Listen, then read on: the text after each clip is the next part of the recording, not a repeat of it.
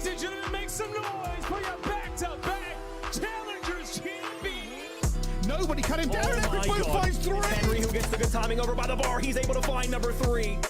Oh, good movement from Mamba. Keeps the killing spree alive. Now down low. Whoa, whoa, whoa. Lost for a minute, but I'm back. Now I'm at the top, and they be asking where I'm at. Ladies and gentlemen, hello and welcome. It is time for Challengers Elite. We are opening up EMEA today with our last day of group games. We'll be saying goodbye to some, but hello to the bracket to others. My name is Bryce, and joining me here for this time, it's Chris Tunn, who may only have one leg. Did you forget who you were for a second? No, I was revising what I was going to say about your leg, and I dismissed a few options before we got to that one. So you thought you'd make a joke rather than just do your job efficiently. Okay, I see how it is, right? That is exactly what I was doing, yes. Very well, though, to answer your question. Yeah, really excited to get into today. Not a day I thought we have as many permutations as we actually do. Again, we'll try not get into the weeds too much on that one, but realistically speaking, it's going to be a fun day to see who does make playoffs, which will start tomorrow. It certainly will. And hey, you're right. I mean, the permutations for this one a while. We kind of called it early last week. We said with some of the results falling this way, we're going to have a potential lot of tiebreakers. Now, we won't get too deep into the weeds with it quite yet as we get through it, but here are the games we've got coming up, and you can kind of make your own choices. Of course, on Alpha in match 1, we're going to have Hybrid Nation versus Rock Esports. Bravo will be Lynn versus OMNiA, and Charlie will be OMITNoir versus Decimate. Only 3 streams today because we don't really have that many games left. Then in our match 2s, we have Noah versus Exceptional on our match 1. And then we have NAJD versus Treaty 1 and Vicious versus Project 7. So all these big games going on. The games we've chosen today to put to Alpha, by the way, are basically the teams in the middle of the pack. Yeah, there's some really interesting ones. There's plenty of people, former champions, that might not make playoffs at this stage. So, yeah, no, we'll delve into things a little bit more. Well, right now, second, actually. Let's get into it. There you go, Group A.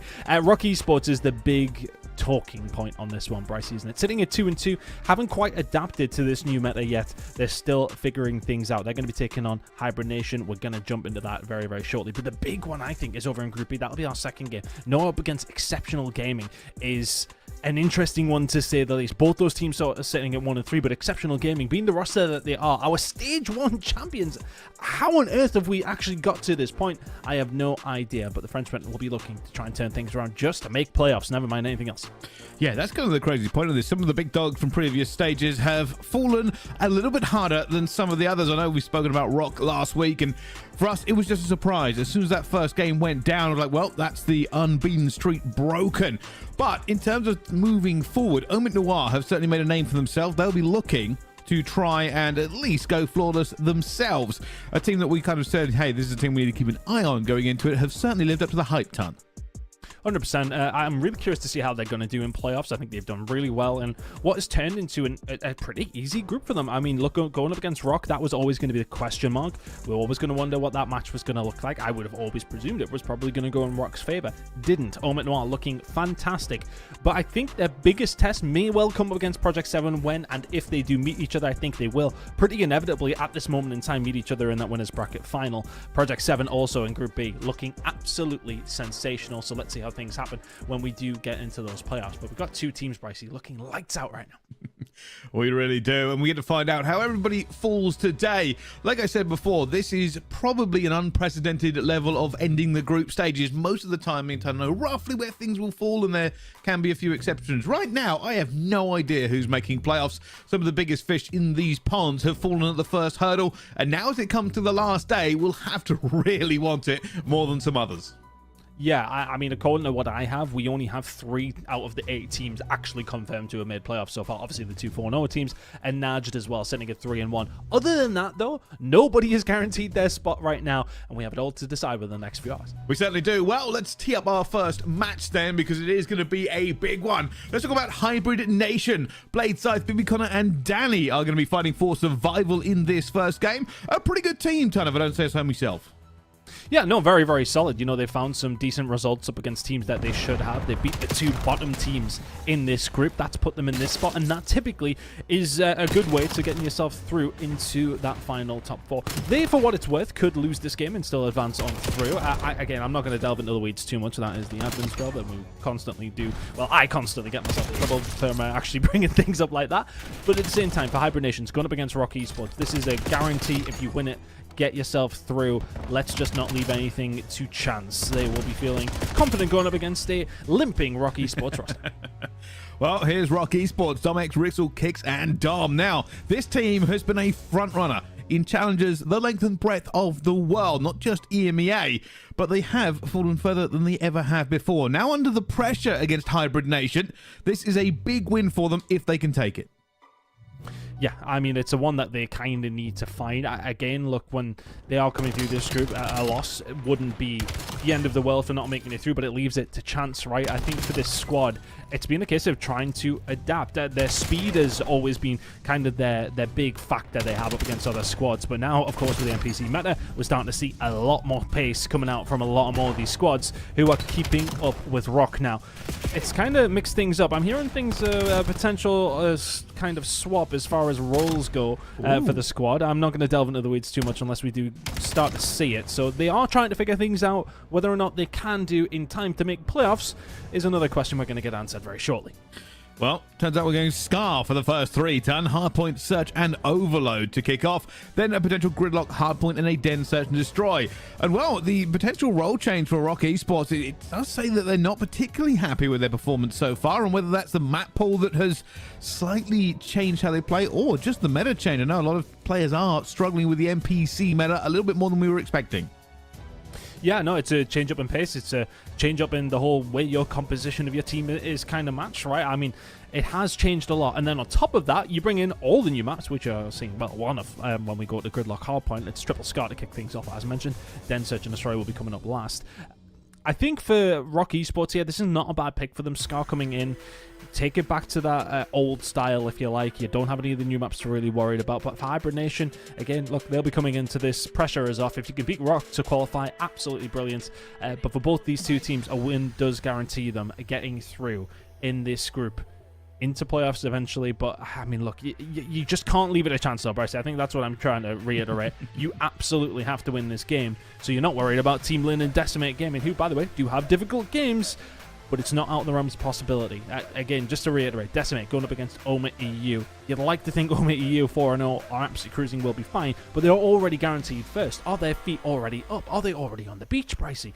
Maybe that is the case. Decimate's still a relatively decent roster. Team Lin going up against OMNiA and INVICTA. OMNiA and INVICTA have kind of been all over the place. They're not through either yet. So, look, there is a lot going on here in Group A. We'll try and keep up with as much of it as we possibly can.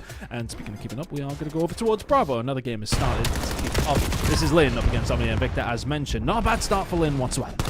No, not at all. I mean, you said these are one of the biggest teams right now as they look to just continue moving forward with how they've been playing in the group so far. But these two teams certainly have shown a little bit of kind of good gameplay over the last couple of weeks here. Lin obviously a little bit more unknown than maybe OMNiA, INVICTA, and we have been seeing them do quite well in the last stage.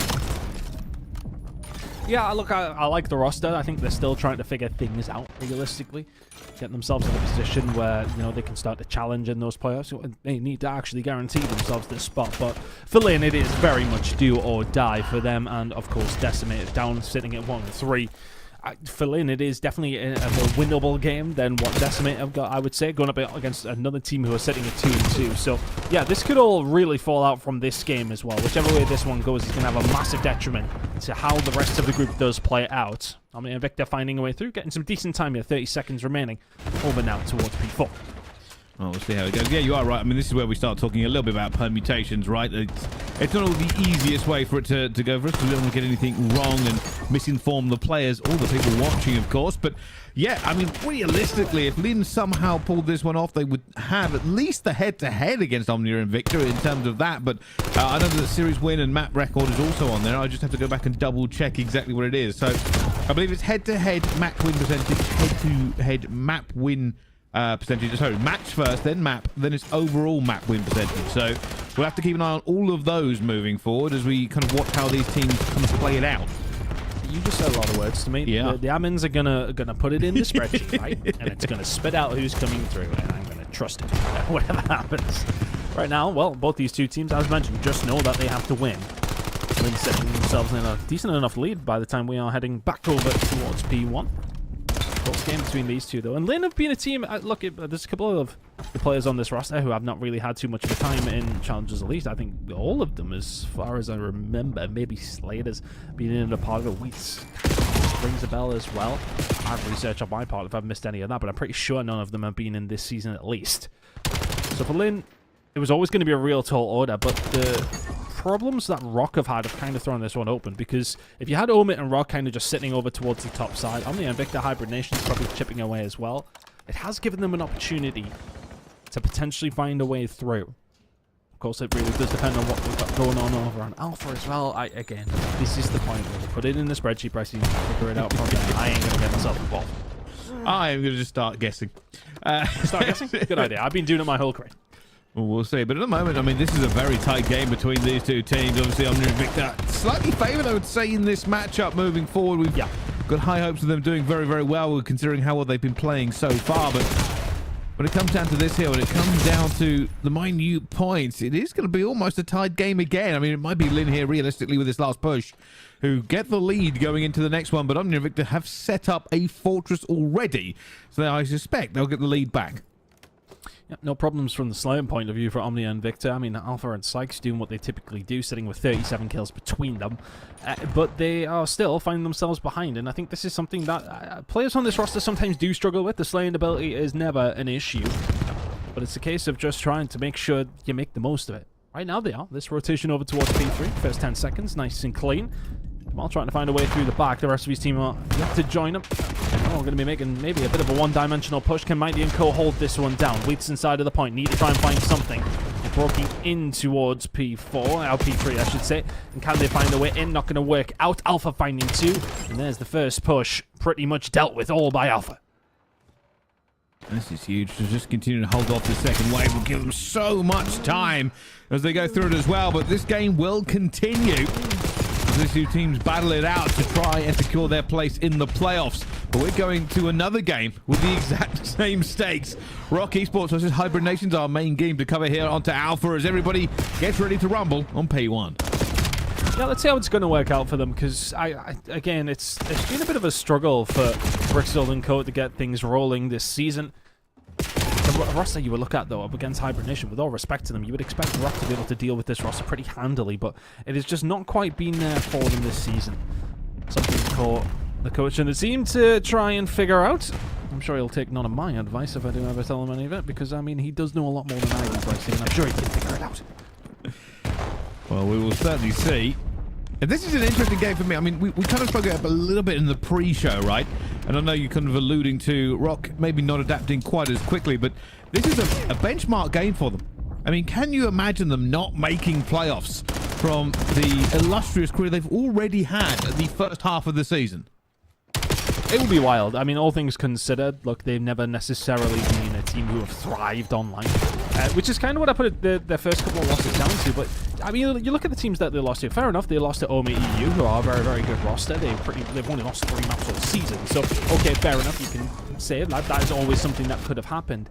But to lose 3-0 to OMNiA and INVICTA is the question mark that I would have. That's not just a squeaky loss, like a 3-2 loss that we do often see Rock kind of run into, usually on the right side of. That's a loss to a team that they would say they would never, ever typically lose to. So for them to take that L has put them in this precarious position. Precarious position, though, that they are dealing with 40 points to the 16 of Hybrid Nation so far. Well, we'll find out as it continues to kind of roll through onto this one. You can see now that Rock Esports ready to set up onto it. Not always the easiest hold, as everybody be fighting to cut this map in half, essentially. But so far, so good. They're just holding them off. You can already see Hybrid Nation going for a split all the way across here.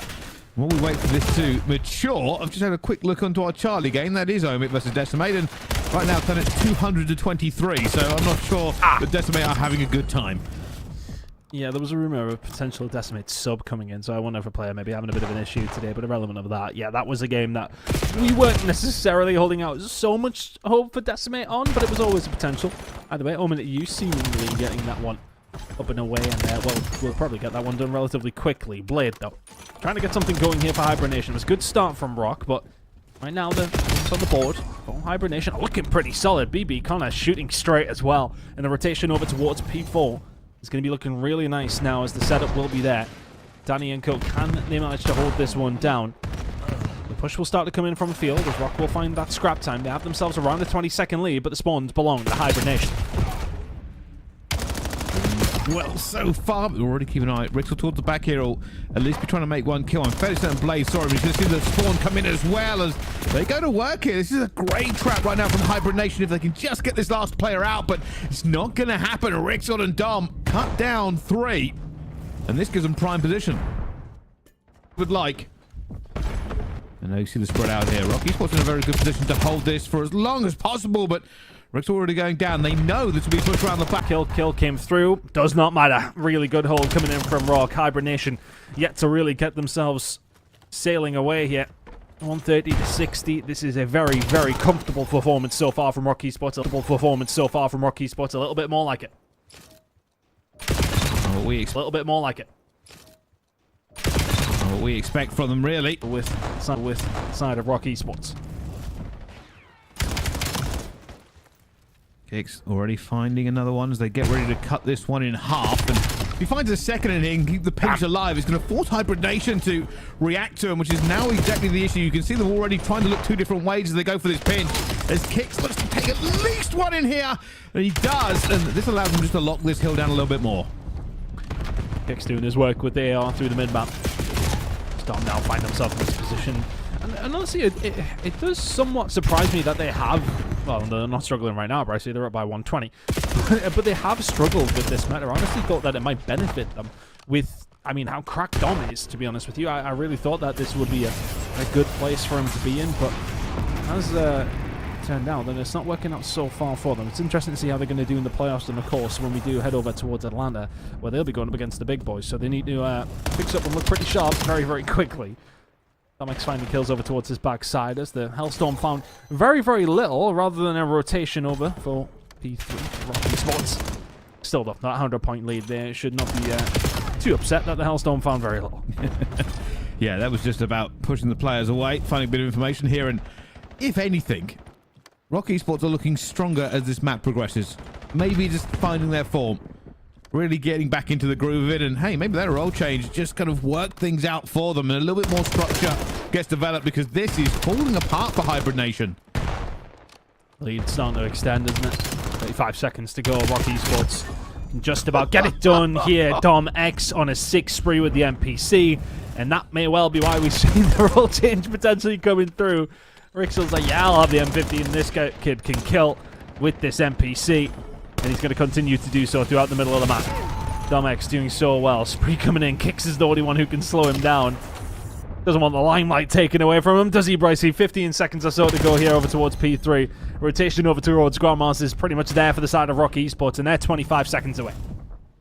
Well, look at this one. I mean, Blade is the key player, and he's fallen very, very quickly before anything else could happen to them. And now Hibernation, a bit of a scramble as they try to get towards this and rescue what has not been a strong opening map for them. It just almost feels a bit casual now for Rock Esports. They can pretty much just trade this one out. Not really much for Hibernation to fight over here. The spawns over towards the backside might allow them a route in.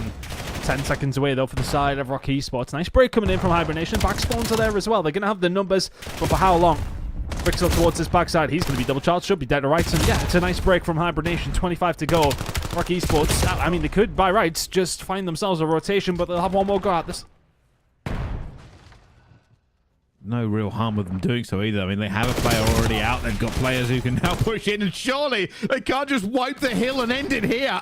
One more player. Danny going to be on the stairs. I think he got the tick as well, so he has at least pushed it to the next hill. Small mercies, realistically, for Hibernation, who truthfully aren't actually making a push to the next hill, if I'm being honest. It looks like they've almost just given up. It seems that way. The pads are down. The game is pretty much done. I don't think you're coming back in that one. I like to see some hope, don't get me wrong. Yeah.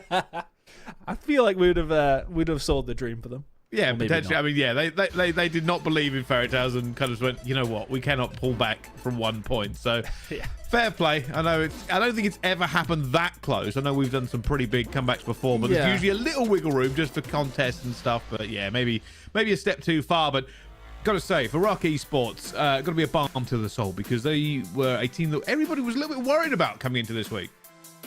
Yeah, I'm never convinced that Rock are out of the weeds until they are actually out, with the way that their series do typically play out. That's a very, very convincing map number 1 win for them, though, and they'll be feeling confident heading into map number 2, Search and Destroy, as things will change up on the host side of things as well. That's always a permutation that they have to deal with, and so does everybody else when they're going up against Rock.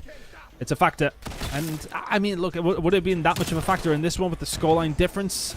I wouldn't like to say, but that was an impressive performance from Rock nonetheless. Kind of for them, it is a case of, okay, yeah, it is a little bit scary to be stuck in this situation. But you want to get yourself to playoff, and how many times have we talked about it? It doesn't necessarily matter how you get into playoffs, as long as you do. Of course, the higher up you find yourself, the easier that things will be. I mean, if you're Rock Esports, you could be going up against P7 in your first round. It's not ideal. But at the same time, great game for us to cast, and also, you're going to come up against some of these best teams anyway. I think if you're Rock Esports, if you want to go on and win it, you're going to have to come up against them at some stage. If you can find that, you might have yourself a nice little route, potentially to that grand final. Well, let's see how things are going to play out. Well, I'm getting ahead of myself here. Rock Esports 1 to the good. They still need to get it done up against Hibernation, as our other games here in Group A will continue to soar on. And yeah, just to re-mention, of course, we are into the 3rd stage, so you should all know by now. But when it does come down to the groups in the final group game, everybody plays their games all at once, and then Group B will play straight after this. But Rock Esports 1 to the good here against Hibernation, and rightfully so, 250 to 116.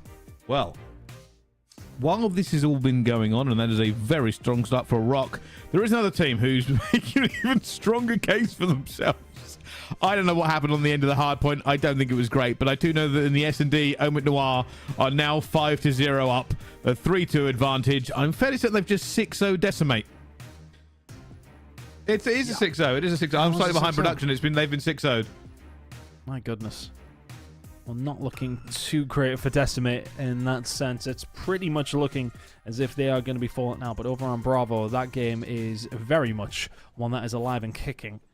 OMNiA and INVICTA find a map number 1. That's a dagger to Lynn. They're 2-0 up here in map number 2. Go back over towards Fringe. Got it out my system last week. I was talking about how old we are and how long ago that this map came out. I think. Hey, I'm actually really enjoying it at the moment. It takes a little bit of readjusting if you're used to playing this way back when, but very much an enjoyable map, I think. I've been playing it more and more in rank play this week. People start interested in these new maps in rank play. Love to see it. Great game from Sykes, by the way. Absolutely shutting them down. And there's 4 in a row from him, and no surprise when he's shooting like that. He's challenging that? Yes, he absolutely is. Alpha is there to pick up the pieces. And now a 1 versus 3 for UH to try and get something done. Not an easy one to do, and potentially winning his first fight. Not going to happen. Already taken down, and, well, some of these games that we've seen today already are looking a bit one-sided. I mean, we're expecting, obviously, the Rock game versus Hibernation to probably go a little bit further than the 3-0. That's why we picked it for our main broadcast. But I mean, OMNiA versus Decimate, I didn't think it'd be as one-sided as it has been, and I expected this one to be maybe a little bit closer. You would have thought so. You would have thought so. I have some information, actually. That was actually a Hibernation host on map number 1. That's bad news for them. It is. That's bad news. Hey, this is, like I said, this is we've had a lot of very mixy results recently over the last couple of weeks. These 3 games that we are currently watching do all seem a bit one-sided. I found out the hard point score, by the way, for that OMIT versus Decimate game was 250 to 37. So, not the greatest time over there for them.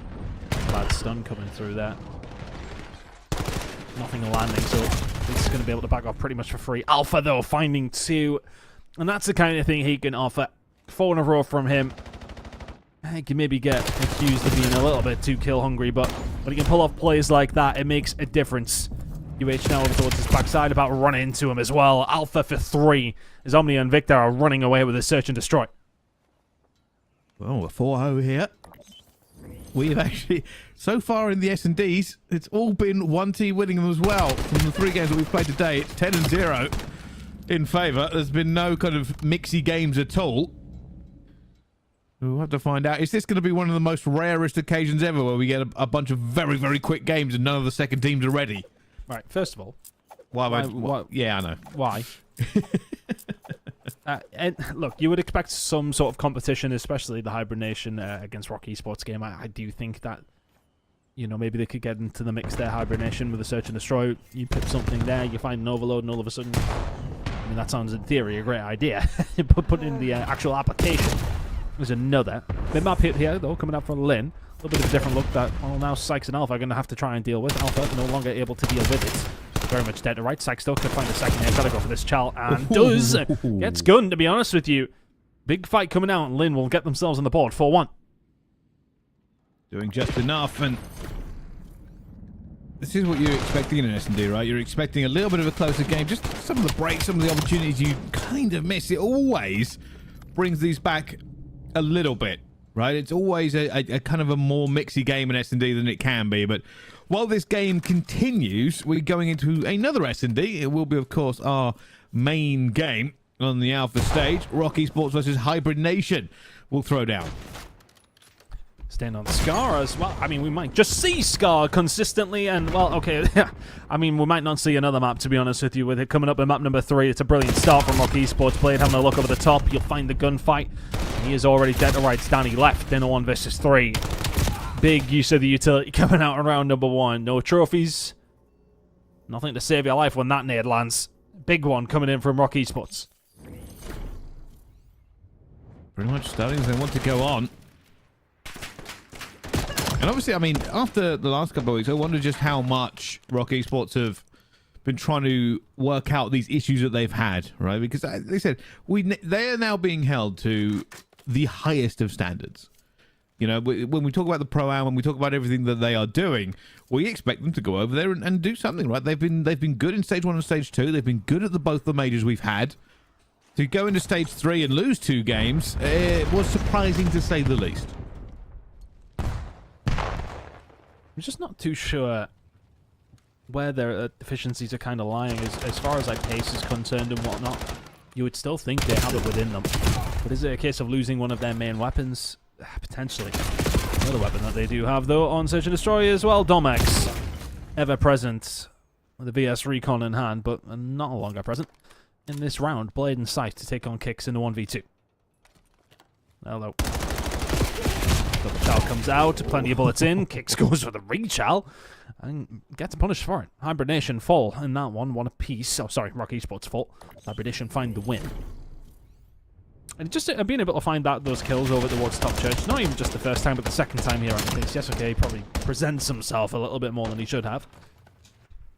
But good gunfights coming through and making the difference here for Hibernation as they find that second round.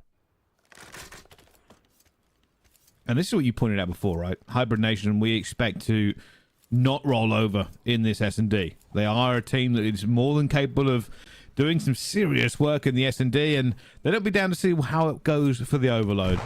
Rock Esports, though, not a team to be messed with. A lot of it kind of, I feel, rests on Domex's shoulders. Yeah, I suppose there is a dependency to a certain degree, but I mean, he's a dependent that you really can rely on. That's the thing. It's so consistent. Currently sitting at 3-1. It's just a right pain for people to deal with. Speaking of a pain, Dom should be able to find the first and not quite the second, but his teammates are there to pick up the pieces. Rock Esports with a rather simple win. And round number 3 for them. Find the opening pick through the middle of the map. Just get aggressive. Dom getting a little bit of time into his shot, but played dead to rights for quite some time there as Domex is there to pick up the pieces.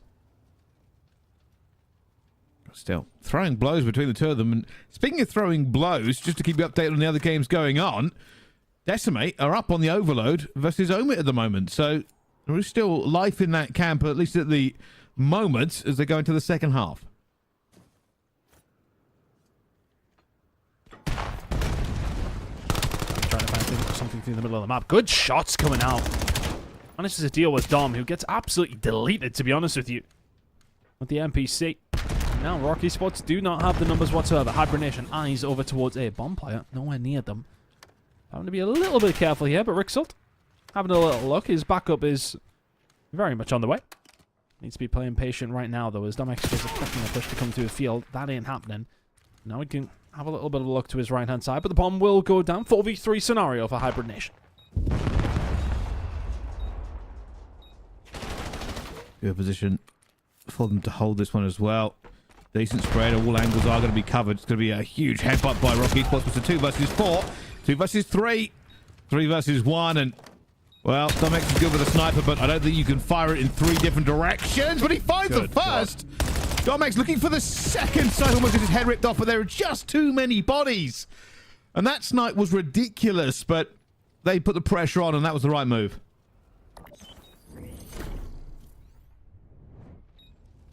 Got aggressive, didn't it? Just trying to sound Domex out, and rightfully so. You do not want to give him the opportunity. He's nearly found sight. First shot on the corner was ridiculous, but not good enough to find the round win. 2-2 now. And the blink of an eye, Hybrid Nation finding their way back into this. The search and destroys might be it. Can you get yourself into a position to put Rock Esports under a little bit of pressure here? Because it is a pressurized game. They know if they lose it, it's not a guarantee. Win it? Yeah, okay, yeah, through. Yeah, chilling. I presume I'm making the right statement, but if they're sitting at 3-2 and there's 2 teams on 1 and 3, that means they are not going. They are going through. I'm pretty determined that I'm not that stupid. You've got it. You've got it.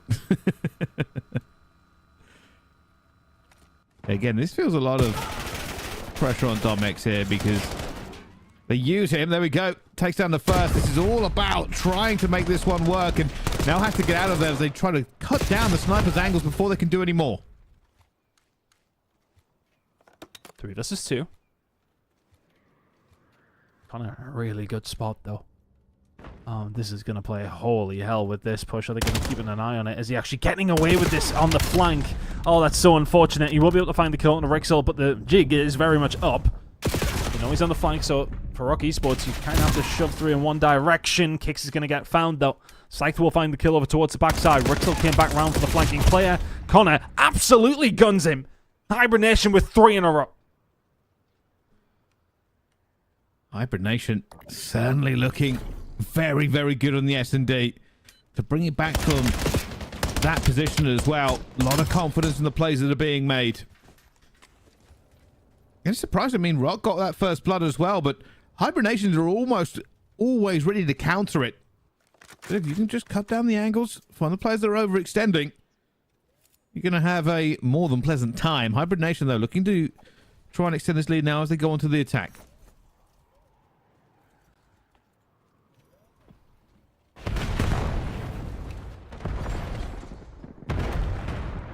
Inside of the shop here. Trying to find something after they will find the opening blood. More kills falling their way, though. 3 versus 2 now. Rock Esports, but a position they were in, and, well, he didn't miss it. Domex did actually miss a pretty easy snipe there. Don't know, I was saying things, Brycey, but typically the easy ones are some of the ones that he does actually miss. It's the hard ones that he finds. Yeah, I mean, the ones where he kind of feels like he has to bend the bullet around the corner, he somehow always manages to get, but fortunately he has the teammates to back him up here. OMNiA Scythe all the way in the back spawn ton is it's a long way. Yeah, it's a rough one. Speaking of rough, Lynn now find themselves 2-0 down. OMNiA and Victor 6-3 on that fringe. Search and destroy. So they're going to have to complete the reverse sweep if they do want to make it through the playoffs. It's not looking likely for them, which is great news. Hybrid Nation Rock Esports, and we're still battling this one out, and very much battling it out. 3-3 here in the search and destroy. OMITNoir confirmed to have beaten Decimate 3-0, 6-2 on the Scar Overload. That one is done. I believe that started 30 minutes ago, Brycey. The series is over. Woof. That may be one of the fastest series that we've seen, especially in Challengers Elite. I think the record for a main CDL game, I think, was 43 minutes because we had it. Oh, did we? Who was it again? Yeah, if you remember correctly, I think it was way back when we remoted in, all the way back, way back, for that one game, that 3-0 that ended in 43 minutes. I think I remember, yes. Hilarious, really. They're just like, write the script, don't let these guys on main broadcast for a while. Yeah, I think that might have been beaten by that one. That was a very, very quick game. Quicker than I was expecting, but sometimes that's the way it goes. Always a pain when Miles does that when he writes the script. Make sure that these two get the quickness. Domx and Kick still. We're going to try and find a quick comeback into this round. Domx hard shots to hit will have to back down. Kicks is not in a terrible position and will find himself a pick. Let's see if he can continue to cause issue. Knows the pressure's going to come in from Top Church, undoubtedly, and it did. The problem is here is map presence, right? Domx and Kicks, they may well have the ability, Bryce, but just the positioning here from Hibernation should be good enough for the round. They're just likely to get traded out. I mean, the corners are being played, but Domx finds one. He will now be traded. Down to a 1 versus 2. Kicks is in a good position, but loses the gunfight. And that was always going to be the issue, right? Rock had to move. They were always going to have to try to take a fight against players who were ready for it.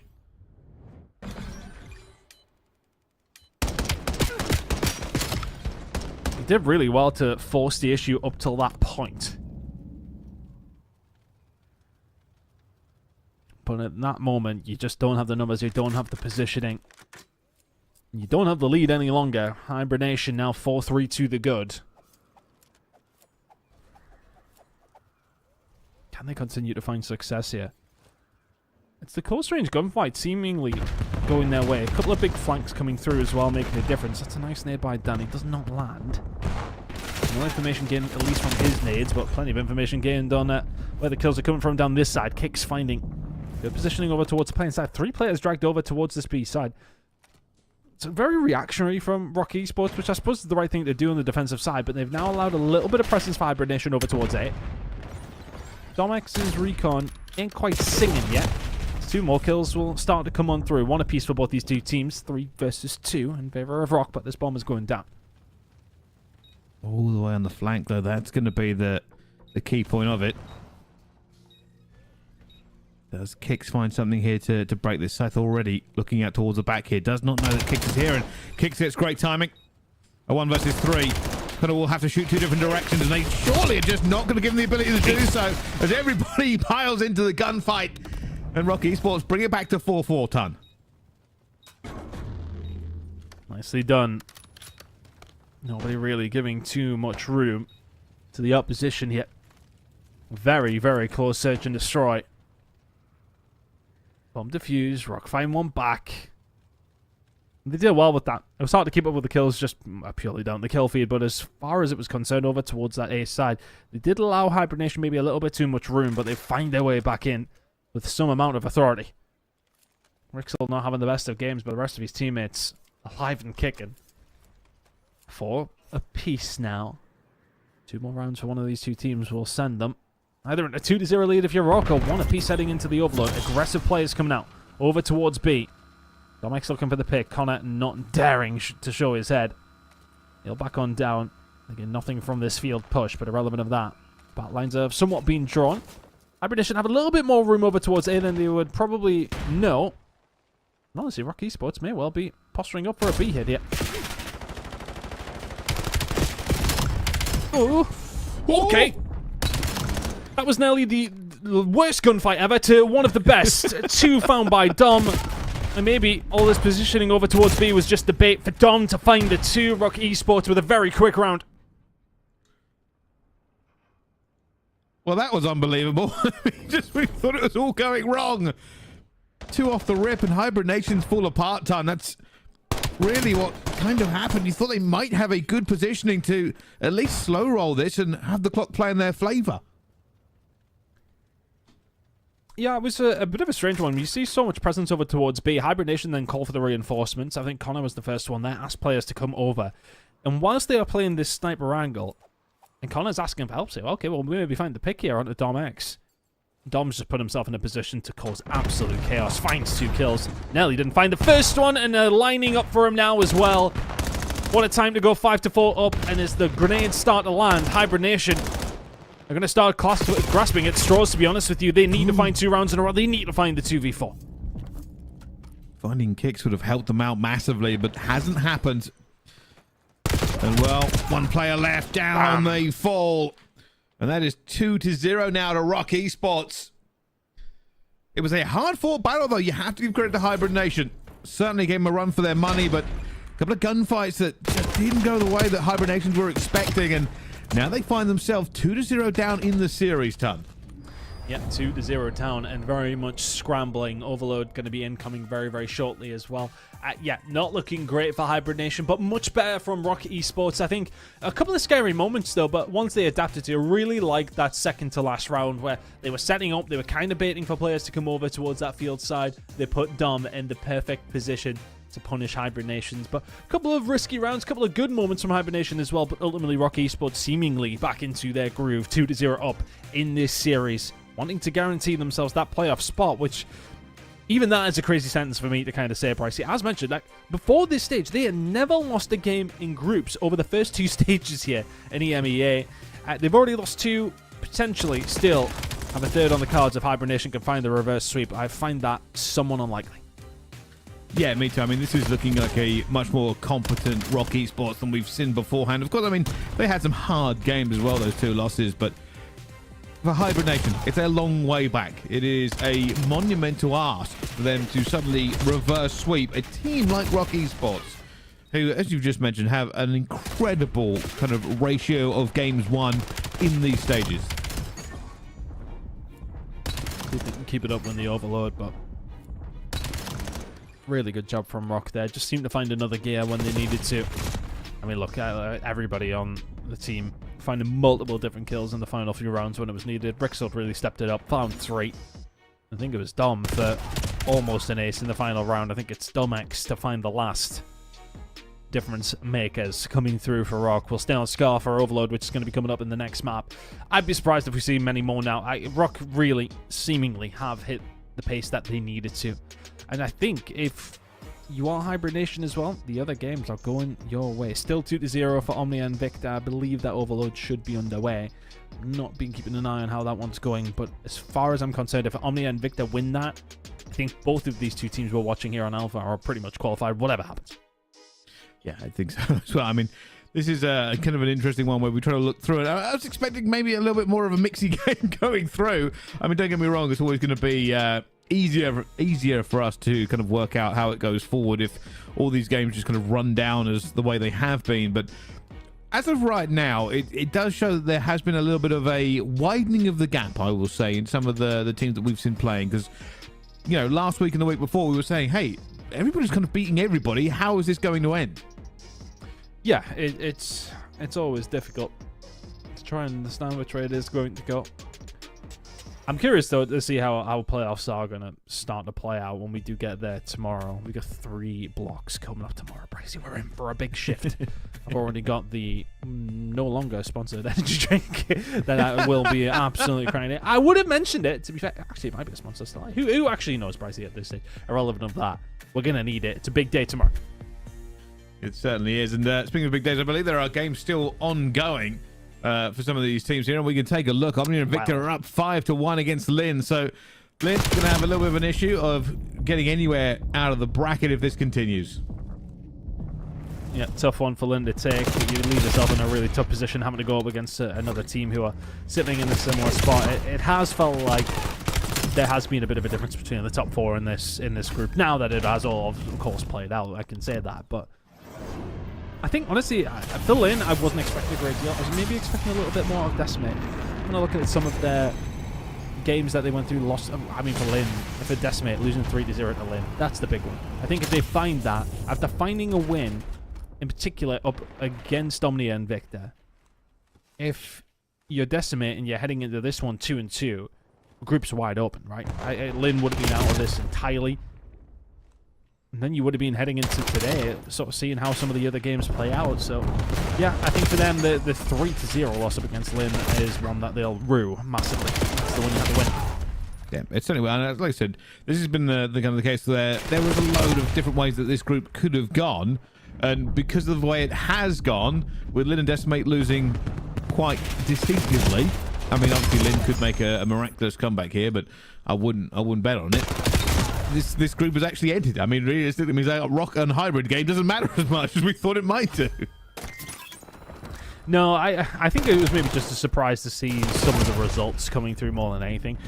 I was never particularly particularly worried, I suppose, about Rock. I want to say. I actually, that's complete lie.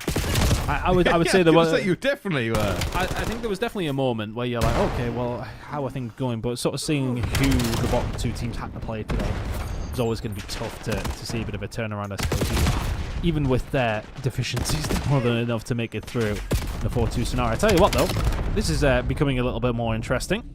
Fortunately for them, it is going to be a spawn over towards the rooftop side. Leonard's going to be able to continue getting these overload points in, but 30 seconds to go. Still along the lines of impossible. Those kills starting to fall through as well, and the trades will be more than enough to get this one over the line. They can't quite do it. Good spin around from Wheats. He's done extremely well. Not going to be able to stop this one. 7-3. That's going to be game. Well, it's been a good run for Lynn in this, and certainly some highlights for him as well. I always say one of the things we enjoy most about the elite stages, seeing these flashes of brilliance and wondering, you know, when these teams work out where they're going, or if they get a little bit better, or fix some issues that we've seen going through, it might be a different story. And hey, I mean, that's played out with OMITNoir, right? We said, you know, we expect to see what DK can do in a different team and everything else, and so far looking brilliant. But speaking of brilliant, this game is in its third, and it's the overload, and right now Ritual has to be better than good.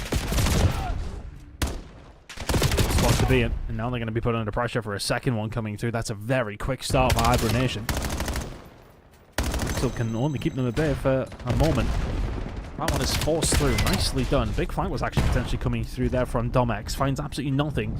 So, I mean, I think for Rock Esports, it's about them trying to figure out Overload a little bit better with this new meta. Is it going to be changing up for them?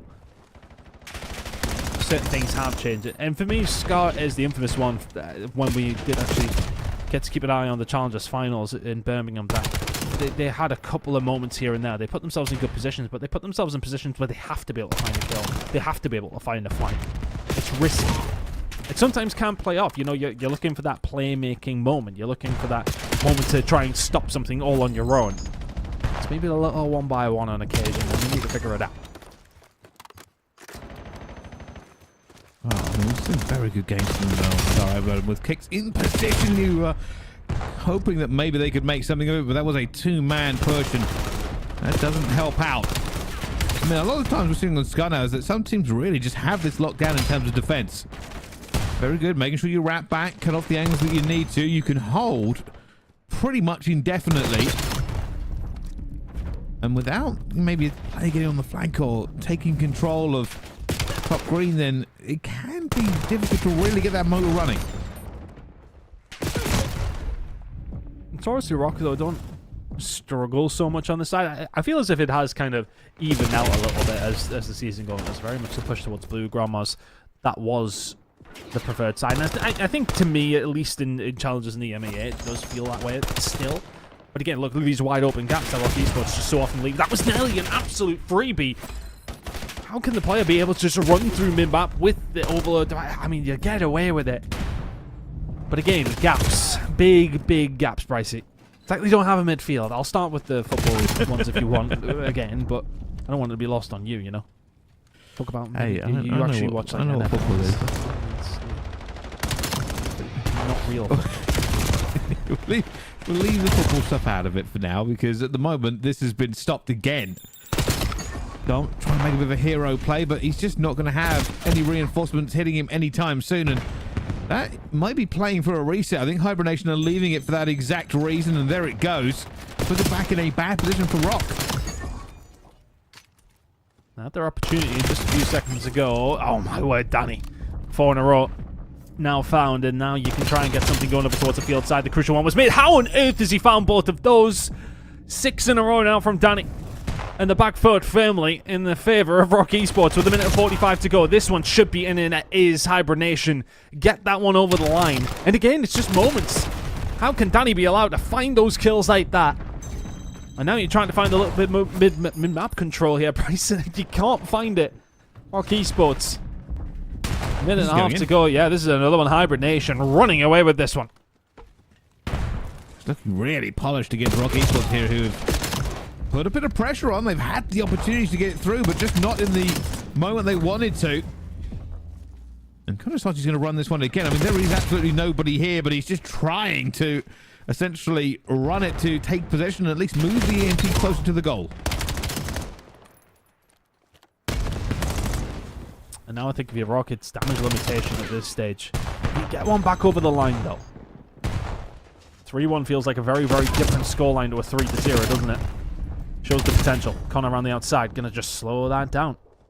And again, look at this overextension, if you like, from Dom-X. Has to find those kills. If he then gets gunned, these team have just got absolutely nothing. But as it goes, he's apparently just running it all on his own. Finds a couple. And now the pressure can start to come in here from Rock. That's those kind of plays, though, Bryce, where he does overextend. He does find himself in a position on his own. If he pulls off the play, it puts you in a fantastic spot. But if he doesn't, it puts you in a terrible spot. It's risky plays from Rock Esports that haven't typically worked out. There you go. Look at how wide open it is. Look at number 4. Look where Dom-X is. He's nowhere to be seen. And that is a big problem for Rock Esports that they have to figure out. You're 100% correct. It does seem a little bit fragmented. It's almost like, I mean, it's worked for them before, but just having a player out there and putting off the hero players done so much wonders for them beforehand. But you've got to give credit to Hibernation. Every time they've allowed a player to flank, they've just moved the EMP. You can't kind of force your way without map control, and you can't really get map control if the EMP is not where you want it. I'd be pulling my hair out if I was on the coaching staff. Pulling it out, Steve-O. Hibernation absolutely cruising here, but again, just opportunities offered. It's just like I feel like sometimes they're trying to fill is it round holes with square pegs, or vice versa. Either way, you know what I mean. It just feels as if they're putting themselves in position. I mean, look, this is a great position. Fantastic. Yeah, it's worked. You've won all your gunfights in the middle of the map. There should be a cap, and it is. But just so many times they put themselves in a spot where they have to make plays rather than just go for the safe one. They're going for this again. I mean, the EMP could take a second to move. Oh, Kicks takes out the teammate. This may have slowed down this push just enough here. It's all in a position. He's actually run out of bullets, but the pistol is more than good enough. Only one player left, and he grabs him as well. They're going back to back here. And maybe they just wanted to be this side. Maybe that is the case. Maybe they just struggle with the other side. Kicks now. Could have done with finding something, but it was always up against him. But that puts a lot of pressure now on the Hibernation. You are 40-0 up. You ended the half early. With a minute gone in the second half, that lead has been cut in half. But now they can start to apply some pressure themselves. 4 in a row here from Scythe. Looking to try and find some more. This may well could be a cap, but unfortunately for them, they've lost the gunfight. And look at this wide open gap now, potentially, for Dom to run through. Scythe may well spawn right next to him. He's not going to find anything.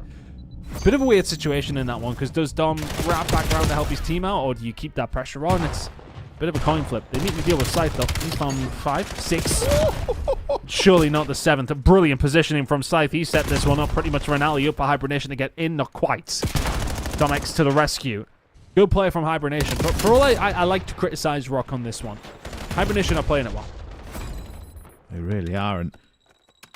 Trying to move this again. That EMP is going to reset. He's going to have to grab it and grab it. He does! And manages to scoop that one into the point before anything else can happen. Hibernation rallying hard against a terrible first minute, but that's going to be 3 down. Rock Esports will now need to move this EMP, but they don't have a ton of time, and the map position will not be in their favor as Hibernation has pulled back up. Need to find something pretty quickly, but they found... Oh, okay. I suppose keep him off the map a little bit longer. Puts yourself in a position to do that as well. Now they can get this. This should be a free one. This should be now back to 5-3. The pressure should not be there. That's a risky angle to take, Dom. I'm not going to lie. If somehow finds one and can keep that pressure on. Anytime someone jumps a little bit higher than they need to, it does concern me a little bit, pricey. It's like, these are very good players you're against here. You can't really afford to just allow them to have free shots, but managed to get it through in the end.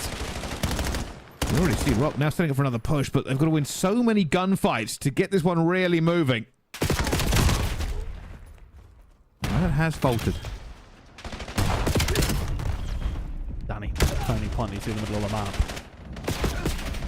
Still only 2 caps needed for Rocky's push. Bear in mind that we could head... How on earth does Rexel won that gunfight against Danny? I'll be scratching what's left of my head. But bear in mind, if they can find one... They may well have another opportunity for a final 30-second push as well. Kicks put himself in an awkward position here. There's just no way that Connor expects this. Can't find the turn and burn. Domx now trying to keep this pressure on. Lost at C, unfortunately, though, and this pressure will start to relent a little bit. Rocky Sports, though, still with a little bit of presence throughout the mid-map. That's now gone. Opportunity for Hibernation to find a push forward. Well, this is where it starts to get a little bit nervous, Ton, because a minute 15 left to go. Rock Esports need to be better. Danny already cutting down this push, already having some issues moving forward. As that time burns, so do Rock Esports' hopes of getting this back into at least a tie game. 53 seconds. Added time there as well. Domco trying to find a way through, but Hibernation are throwing up the walls. And right now, finding the gunfights as well. Mid-map control is there. Hibernation should be home. Pretty dry now, Brycey. Danny 32, 33 and 25. A couple of big moments from him. Inspired Hibernation to this win if they can continue to hold on. This one as well as Danny just plays wonderfully there. Had to get that one out.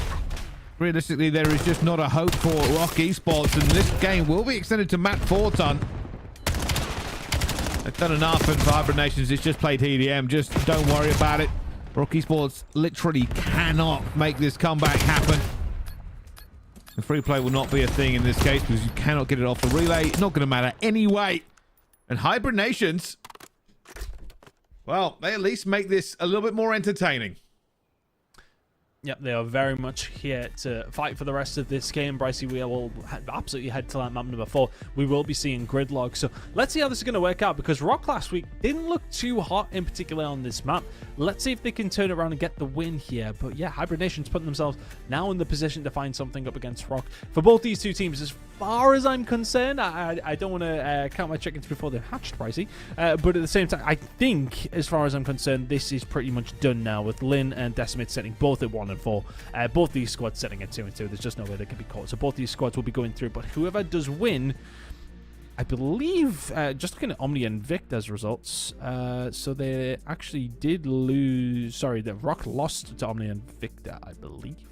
So that would mean that Rock can do his best as third. OMNiA and INVICTA did lose to Hibernations. No, they didn't. They won those games. So OMNiA and INVICTA looking pretty good as far as I'm concerned when it does come down to that second place. But Hibernations, Rock Esports fighting for that third spot now. Well, it's basically play a P7 or don't play a P7. Yeah, that's basically it. I think it's going to be one of those where you don't. We said it before, right? You have to beat every team to win, you know, and that's what you expect. But if you can have an easier game to get higher into the money, because remember, these teams are playing for money, why not take it? You know, you say you beat everyone anyway, and every competitive player will tell you the exact same thing. They expect to win, and that's all they really want to do. But in the real world, you take the easiest route. Absolutely, and the difference could be, instead of going up against P7, you'd be going up against NAJD. So I think, especially for Rock Esports, you'd be going up against some other Saudi Arabian players. You don't necessarily have to worry too much about any connectivity issues and whatnot. That'd be a nice game for them to go into. They'd be feeling confident. NAJD have looked pretty solid across the board, to be honest with you. Interested to see how their day is going to close out. Going up against Treaty 1 Gaming, who are currently sitting at the bottom of their group, but still have an opportunity to try and make it. NAJD and Project 7 are guaranteed playoffs at this stage, but they could end up in different positions. I don't think Project 7 are going to be too worried about their game in particular, but at the same time, look, it's all to come. It's very much all to come. We've got to get this one finished off first, though. Rock Esports still 2-1 to the good. Gridlock hardpoint incoming.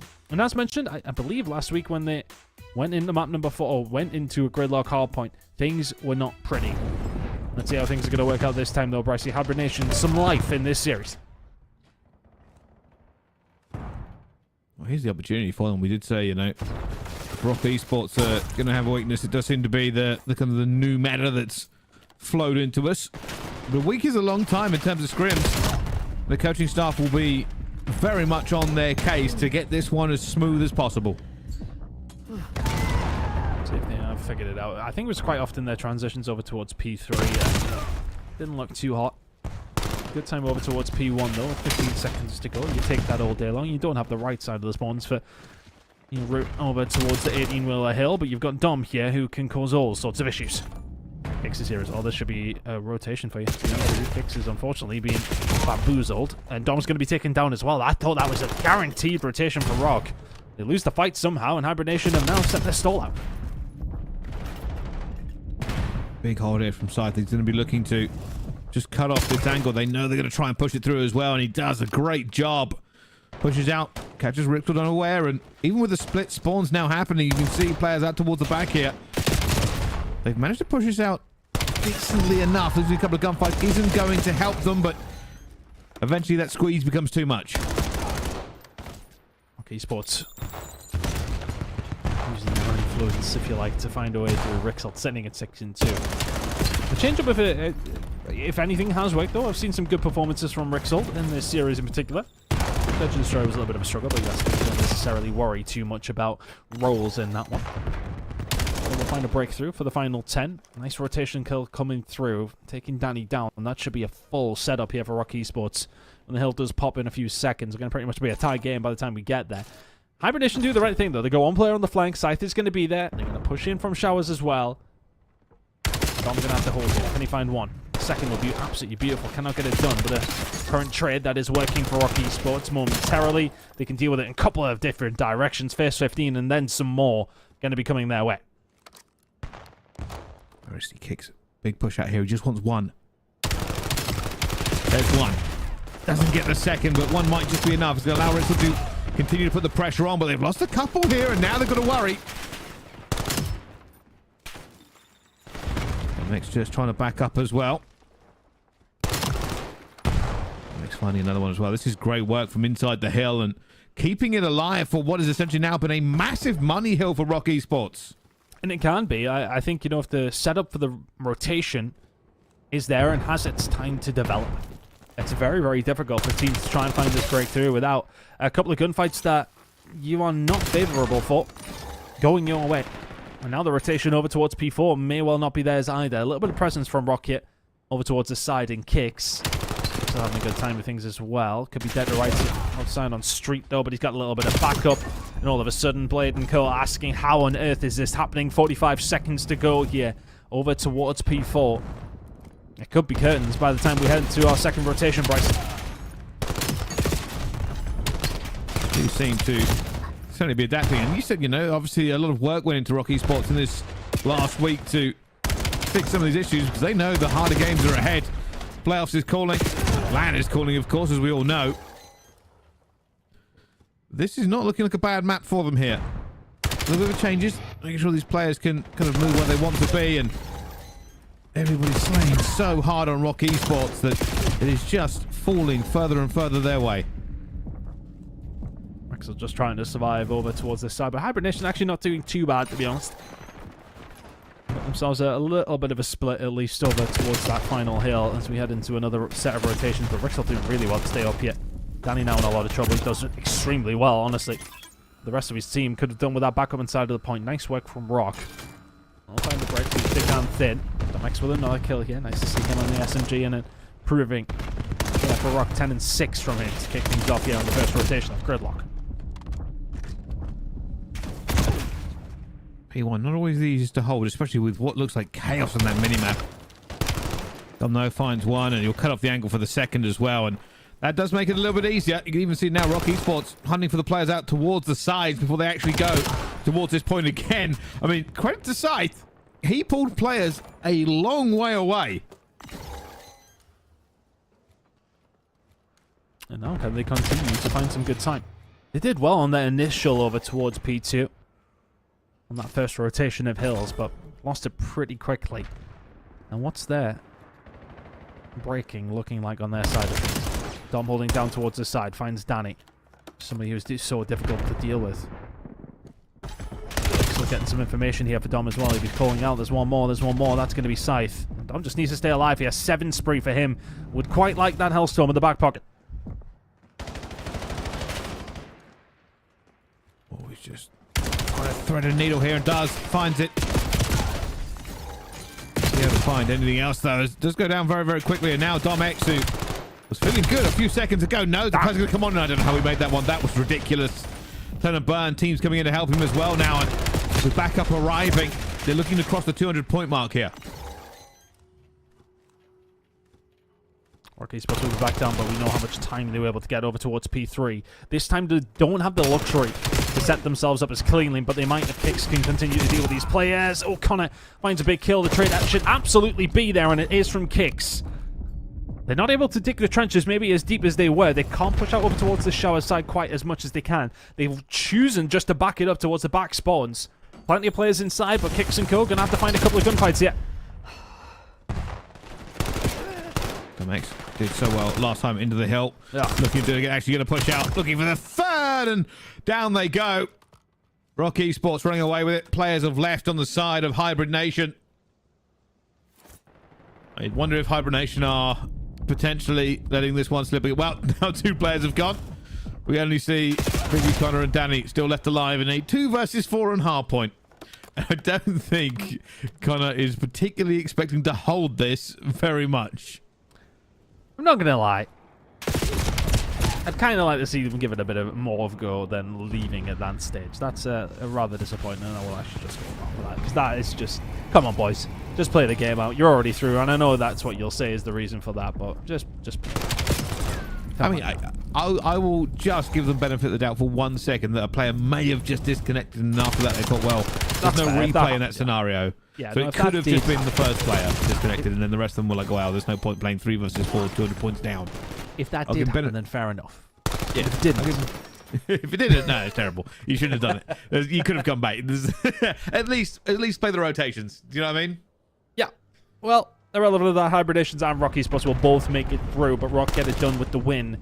I believe that'll put them third. It might put them second, but by my calculations, I believe it will be third. Hibernations out fourth. We'll be having a look at that group, though, just to get it confirmed. Here's me just presuming things as per usual, Brycey. You know what presuming does.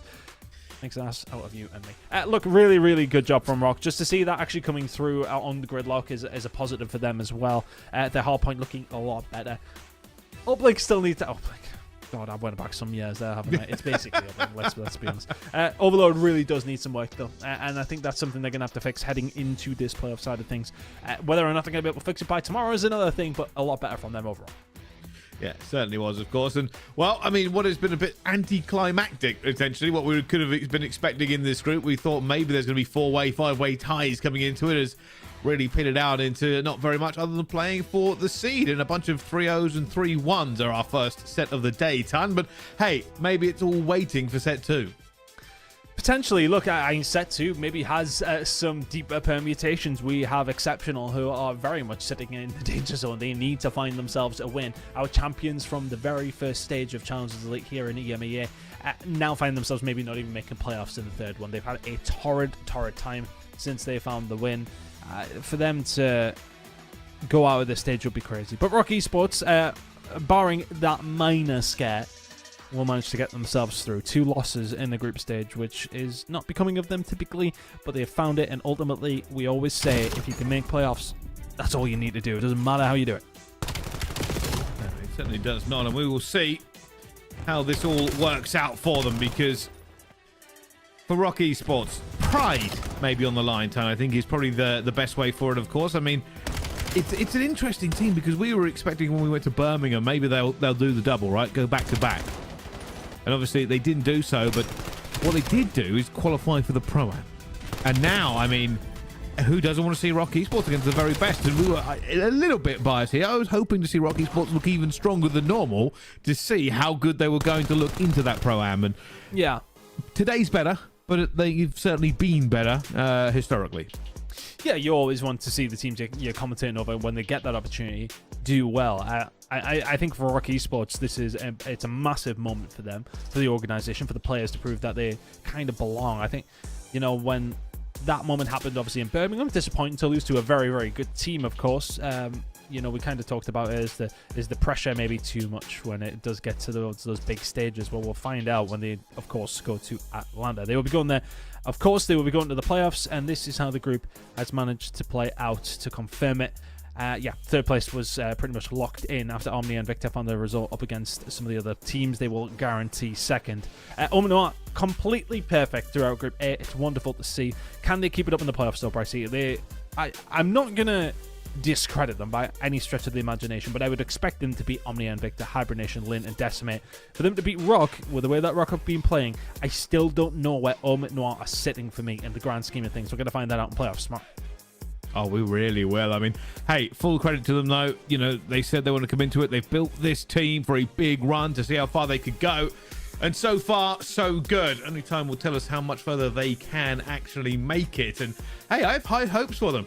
You know, a team that strong and that well-built coming into it. We want to see them tested, though. I think that's the key part here. We want to see just how much they can take and keep moving forward. But you know what? Speaking of moving forward, we have got more games winging away down the pipeline. The second half of the schedule is ready to see just who can make it into the playoffs as well. But before we do that, we're going to get the players in the lobby. So we're going to go to a quick break. Don't go anywhere. We'll see you right after this.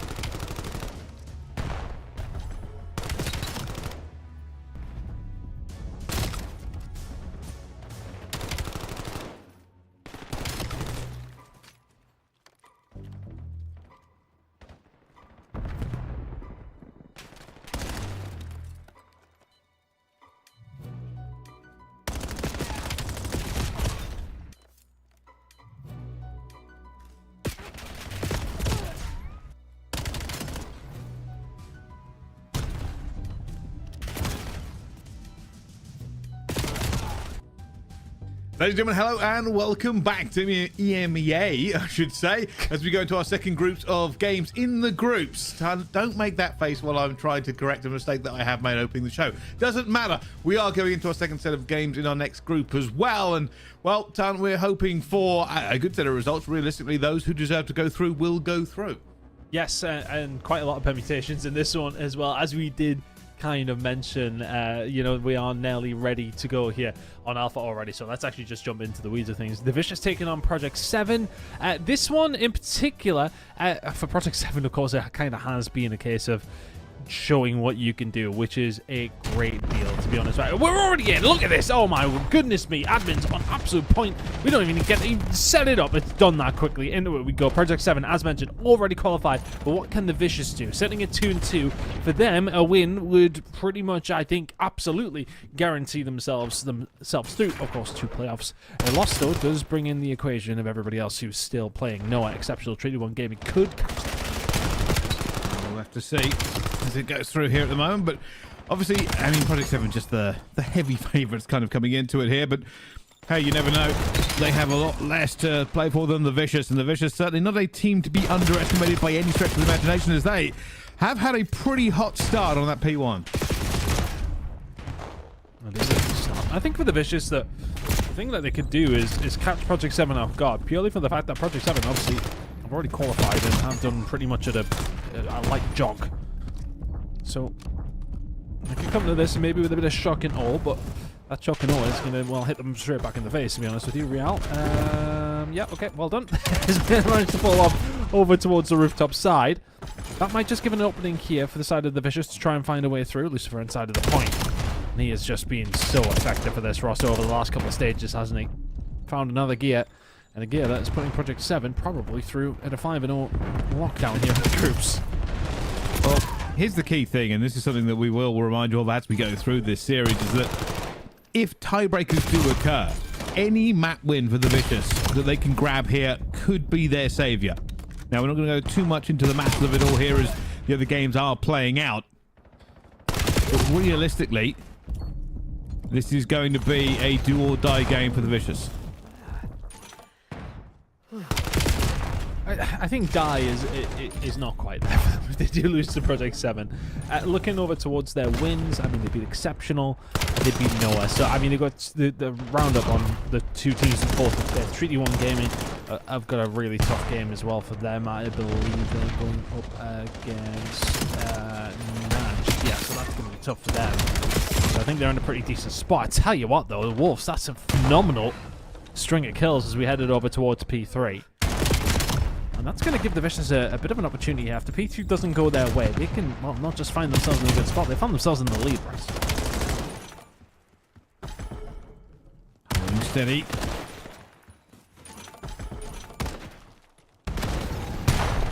I'll be honest with you now, I would panic to reload the main weapon, but I'm not quite as good with the pistol as obviously they usually are, but we can see a bit of a fight still erupting here for this one. And that is a horrible fight to take with NPC with just that many players against you. But this is all about stepping back. Trying to block this spawn and hold it for yourself. They're going to be a little bit worried about that spawn out by Real. And now they've got the outside spawn as well. So this is all defense now for FDOT. FDOT isn't able to find it, but Lucifer there to pick up the pieces.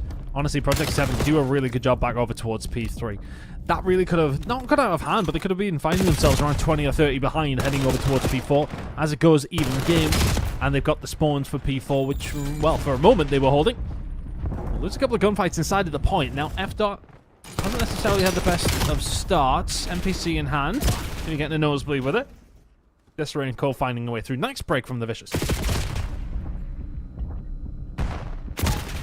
Oh, I was hoping that that cook nade may have helped them for a few seconds more, but they're now flying into this one, looking for another kill on the outside. And I'll tell you something, the NPC, it looks so slick in some of these players' hands, and it really has turned up the tempo in some of these games when we can see the close-range gunfight going through.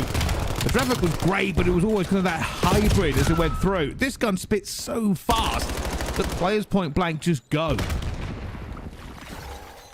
Into a second rotation, though, and ever so slightly P7. Honestly, fair play to the Vicious, though. They've, again, are a team who have mostly stuck together over every single stage. Wolves just about coming in. Basil, Yusuf, and Disarray done well together as a trio. And Wolves is actually performing extremely well. So Vicious putting together a very, very decent roster who is looking more than likely to qualify for playoffs. But for them, it's the next step. How much further can you go in playoffs instead of just celebrating making it, right? Disarray celebrating a three-piece just like that. Oh my word. The Vicious now finding some good time. P2 coming up in 10 seconds or so. Yusuf can find a couple of kills. Maybe just a little bit overzealous with that push. And now can they continue with the second wave? That's now coming on through. Project 7 will find a way through though. Real Lucifer working well. Vicious gets some good time, but Project 7 punch right back. There's certainly a swing from both sides here, but we said before we think the Vicious are a very good team. It's just the way the groups have been so far for, well, basically everybody, apart from like 2 teams, is that it's been a bit more mixy. Nobody really able to kind of put themselves in a super safe position as it goes through. And the Vicious are looking to potentially upset Project 7 here, already still in the lead. Still trading blows for blows all across this map here. They do have the lead in kills, and that has given them a 40-point lead. Done extremely well. Just off the back of that rotation over towards P1 when they find that moment from Disarray. It's been a real catalyst for what has been a good haul of points. But those final 15 now going over towards Project 7, and the spawns are a little awkward for both these two teams to deal with. Ultimately, it's Lucifer. Left only going up against, well, potentially 3 members of the Vicious should be dead to rights here, or at least back down. And it's the latter as the rest of the squad now coming up. It could be a couple of different directions they're going to hit from here. Very, very deep spawn here for Nero Wolves. He's in a phenomenal place to maybe shut this down, or maybe is he just going to get caught off guard? Real can find a way through, finds a kill, does get traded out. So now it's a push from Dojo, going to have to come through from Project 7. Momentarily would have been a 2v2 inside the side, but Yusuf does extremely well. This should be a hold for the Vicious and a healthy lead if they can keep it. Done so well to basically secure every angle they needed to. And now, you see Lucifer's just trying to take pot shots, but he doesn't really want to go in here without the support to really make a bit of a play, but eventually opens it up for F. Real also getting the kills going through, so a life well sacrificed. Bam! Good shots coming in from F, but as you mentioned, I think it's just for very little. Rotation over towards P4 is going to be massive. Real staying alive and keeping the scrap time to himself, not going to happen. And now the pressure can start to come through from the Vicious a little bit sooner than maybe Project 7 would have liked over towards P4. P3 has been a bit of a problem for them though, hasn't it? The Vicious have done well. Can they manage though to find another good glotch of time here over towards P4? Now, the first point of call. He's going to get gun. Disarray is causing all sorts of problems. He's 23 and 17. The Vicious threatening to find a way through. Yusuf pirouetting in the point. Not really going to get much more out of it than a nice dance tune, but so far so good. Project 7 still trying to hold this one back. They've let players out of the hill here, and they need those points, so carry on. F. now going to be on his 5 as well. Real trying to watch the front here. That could be bad timing for him, and it is going to be. The pressure now mounts as the Vicious have the bodies to flip this. F-Dot's going to have to stay alive. Spawns over towards his backside. Momentarily a 2 versus 2 to try and find a breakthrough, but if you're the ones finding the break, you don't have the gunfights. They all go the way of the Vicious, who are having a hell of a time here. Project 7, maybe, as mentioned, have got their feet up. They're already on the beach. They're already into playoffs. And the Vicious are very much kicking the daiquiris out of their hands. Yusuf now trying to find something from top blue. Incredible shots coming in the third as well on top of it. The Vicious are running away with it. And it is a huge clearing out of P1 as well, and now they'll look for the spawn. Disarray continuing to just run rampant around this. He's a player to catch it here. He's going to get that stun going down, but F-Dot's also calling in a missile hit for P1. Project 7 have not been in control of this game like you would have expected from the outset. We thought this one was maybe done and dusted, but the Vicious are putting in way more of a fight than we were expecting. And now when they gain that P1, they lose a little bit of the control of the map. Need to maybe not calm things down. I mean, they can do better than that. There's another 4 dead. Not going to get the spawns from Disarray being that deep. Is going to be a little bit disappointing because we're going over towards P2 and 10. Spawn out over towards Dojo though. Spawn's a little bit all over the place, to be honest with you, and the Elderfish is going to be able to deal with this. Can Project 7 find a way through? It's a winnable scenario now for the Vicious to try and get it done over towards P2. They've got the kills, they've got the spawns. But potentially, something on the cards now with Real finding that kill over towards the backside. Project 7 need to find a breakthrough. Oh, Disarray! Somebody give me his class! For goodness sake! That NPC is ripping faces asunder here, and now the Vicious, they gain control of P2, and, well, this might be the first map done and dusted. Faze will out towards the front, only gets one, though. The rest of the players are going to look to try to push this. Yusef doesn't find any more. They do clear them out the point ton. Need to find a way through, but need to be perfect. That's the problem. Disarray will get dealt with. Just trying to contest. He's going to set it up here for Faisal. The rest of the team are on their way through. The Vicious have come through the front door and punched Project 7 in the face. They're 3 seconds away. The rotation is all they need. They ain't going to get that done because they potentially get to win in P2. Not going to happen. Project 7 live to fight another day. But that day is only a moment. The break will come through and the Vicious will find map number 1 up against Project 7. Well, that is massive for them in this one. I said it's not just about the win. Every map they can grab makes it potentially easier depending on how the rest of the results fall. So just even grabbing that map 1 is massive. We'll be expecting to see just how much more they can do. But yeah, to already come firing out the gate like that is something impressive against Project 7. Yeah, and it means we're going to get to at least see what Project 7 can do from this kind of scenario. I think up until this point, they even lost a map? No, they'd lost 1. They've only lost 2 maps all season long. There's the second one. The Vicious doing incredibly well to find that one. And honestly, it was pretty comfortable.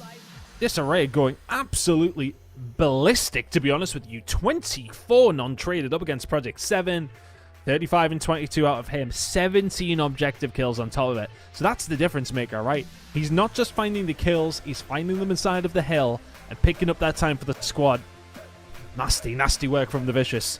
250 to 162 is a very comfortable map number 1 win. Well, they've certainly done a bit of a madness there. See whether or not they can continue it, because I'll tell you something, the only thing better than getting the maps here for them, the tiebreakers, is getting the win. So they may just be able to do enough to really put all these tiebreakers out of our minds, as the rest of the games are also ongoing. We will see, Tom. We will very much see. I mean, Exceptional, Noah, and Treaty 1. Those are the other teams really floating in this pool. And they're all playing right now. Yeah, I think Noah up against Exceptionals is the big one for me. NAJD up against Treaty 1. I'd expect NAJD to be able to deal with that. But if Treaty 1 find a win, I mean, that's a very, very capable roster. And Rush, Whalers, Overlay, and Henry. Put him against NAJD as well. I mean, for NAJD, they're, of course, a team with well-storied Saudi Arabian players, I can say, with a couple of young guns coming through. And they've been pretty solid throughout, sitting in a 3-1 record. Their only loss coming to Project 7. But the Noah against Exceptional Gaming one is a very, very interesting one to keep an eye on. We'll be jumping into that very, very shortly as well. But the Vicious are finding themselves 1-0. Project 7 going to have to find a comeback here. And we have got plenty of the new maps coming in. First time we're going to get to see Plaza Search and Destroy here on the broadcast, at least on the EMEA side of things. See how this one's going to play out between these two teams. But we've got plenty more games to keep an eye on.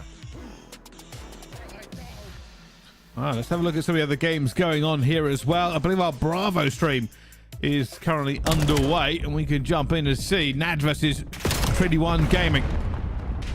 Block's already doing a bit of work here, trying to hold it down, but does fall at that moment here. But this is another one. These two teams will be looking to grab this win if they can.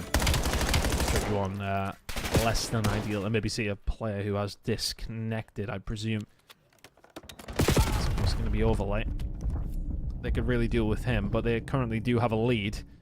And, well, seemingly NAJD were getting put to the sword, but I now have the numbers advantage, and I'm trying to make the most of it. Treaty 1 Gaming, let's see if you can get it done with 3v4.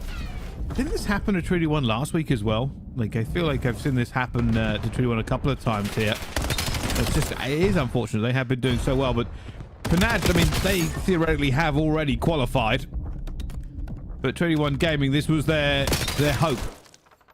Their push to make something of themselves. I mean, obviously, they will get the tiebreaker against NAJD because they'll be too high against them, but as we said before, every map is counting right now.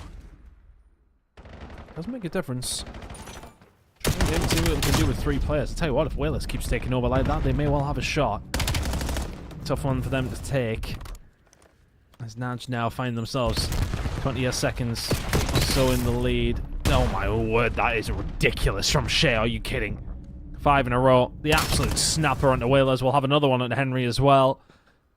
You're not going to be able to find the 4-piece because there's only 3 of them, but that's a tough one to take. NAJD Now finding themselves in a really good spot. Treaty 1 Gaming need a miracle. Is there anything left for them? P1 has popped and, well, it's probably about the slowest P1 you'll ever see. Nobody's actually going to be at this point yet. Eventually the kills do start to flow as everybody tries to get back towards this point as well, but for now this is looking like they're just going to be allowed to win the game. Treaty 1 Gaming trying to keep themselves in it, but so difficult at this level in a 4v3. Not a great deal you can really do. I mean, you may well be able to do this in rank play in the 3v4, but so difficult against a roster like NAJD, who are already going to be a difficult prospect for you to beat. 2 seconds away now, and Treaty 1 Gaming, sadly for them, it looked like they were maybe in control. You had to look at it as far as the kills were going in as such. And NAJD will find themselves quite far behind, but as soon as it went down to that 4 versus 3, always going to be really difficult. So unfortunate situation for Treaty 1 Gaming. Hopefully they can get overlay back in for map number 2. NAJD 1-0 up. Wow, we'll see how that one continues to play out, but you are right. I think Treaty 1 Gaming looked pretty good in that first part of the hard point. They'll be very disappointed to kind of see how it ends. But fortunately, the series doesn't end there, and hope still burns bright. As if they can make 3-1 come back out of it, or even something even kind of going that way, will hopefully mean that they have an opportunity to qualify. Obviously, the permutations do start to come up when we start talking about the tiebreakers in that way, and I don't know. I genuinely don't know when it comes down to it here. We do have the tiebreaker rules ready for us, but we want to just make sure that this kind of is all above board, because it's fine for us to say who's going to qualify, but we don't control the rules. See how things are going to play out. For Treaty 1 Gaming, a must-win game.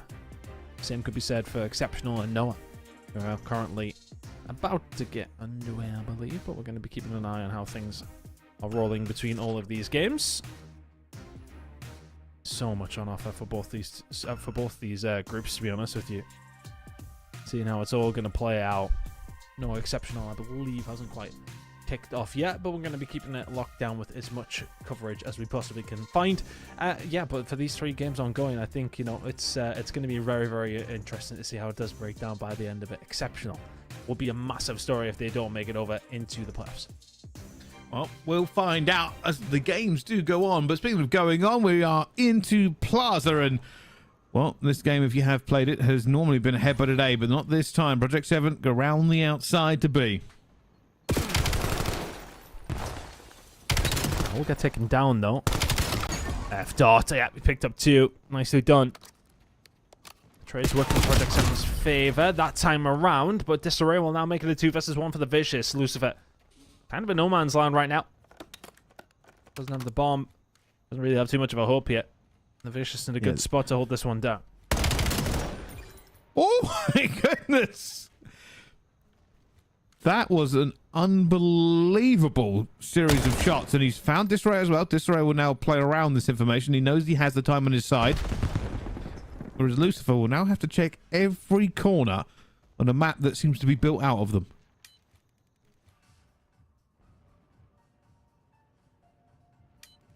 Disarray holding tight. Also going to make his move, seeing the shoulder. He's waiting for Disarray to go for the check, but he doesn't really need to. He can just hold this angle. Now Disarray doesn't really need to chow this.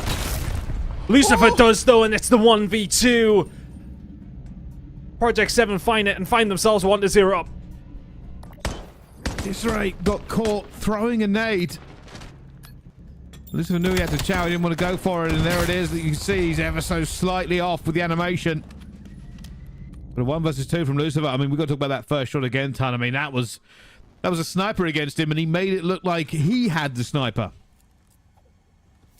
No surprises to see from him, though, is it? At this moment in time. The guy is shooting extremely straight. It's a real shame he's a Liverpool fan. But, you know, other than that, nice lad. I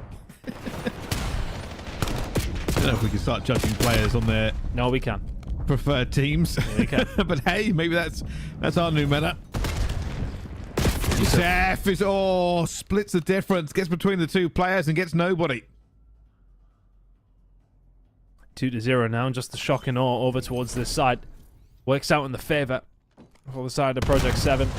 Good nade coming through. Yeah, it's always going to be difficult for Yusuf to get something done channeling the sniper like that, absolutely no problem.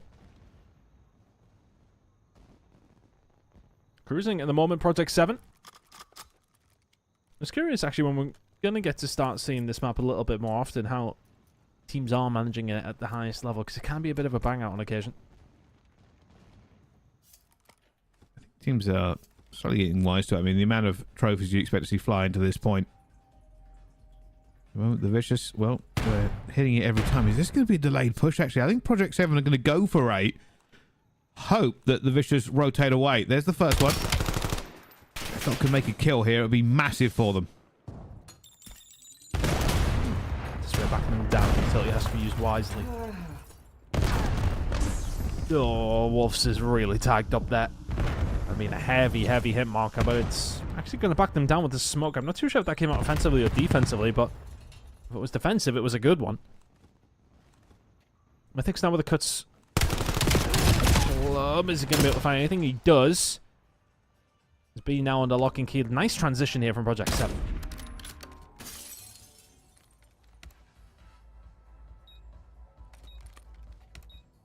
Yourself will be looking for this pick. I mean, this is huge if he can find it, but who will give him the shoulder? That is the question. At the moment, Disarray also finds a player. They need to make a bit of a move here to open up some space from around the site, and, well, Disarray's already damaged. It's more team time that's going to burn, and, well, nothing they could do. Outnumbered, outgunned. Looking very strong in this search and destroy. Straight to the good right now. Can they keep it moving? No. Seems as if the new map practice is coming through. And again, kind of looking towards how this map set did play out. I don't want to say a disrespect from Project 7, but I think they would have looked at the Vicious as a strong opponent that they can test some of these new maps out on. Right now, this one's going pretty well. Yeah, they're having a great time. And one of the key things is they're not really going for the all-out slam into A. I mean, it is the obvious one. I mean, everybody getting there, but Trophy's piling into it as well. And it is a bit of a risk, you know. You get a nade goes wrong, a concussion goes wrong. Also, you just cannot fight back in what is essentially just swinging and spraying. Yusuf on a bit of an angle here. He might find something with timing. Now holding firm. More than holding firm. Currently in the fire spree, but about timing for Mythics. Checked it, then as soon as he gives it up, the Vicious find a push through. This should be a free plant. They start to get aggressive, and Lucifer says, yeah, no problem whatsoever. Disarray and Wolves do the right thing. They didn't expect to come into the laser beam. That is Lucifer's M15. Faze now left in a 1 versus 3. Can find one side. The smoke might help him out. Not quite. Dot sprays him down. 4-0, Project 7. Not even slightly safe. I was like, yeah, to a difficult childhood this smoke, and he just sort of sprays him down. Not even a little bit of hesitation there from F Dot. And that's a 4-0 ton. I mean, this is a very one-sided S&D so far. I mean, just using their numbers so effectively at the moment. And the clutch players coming through when you need it. I mean, you think about that 1v2 that came in from Lucifer. All of a sudden, okay, that you know these rounds start to change around. You look at a very different scoreline.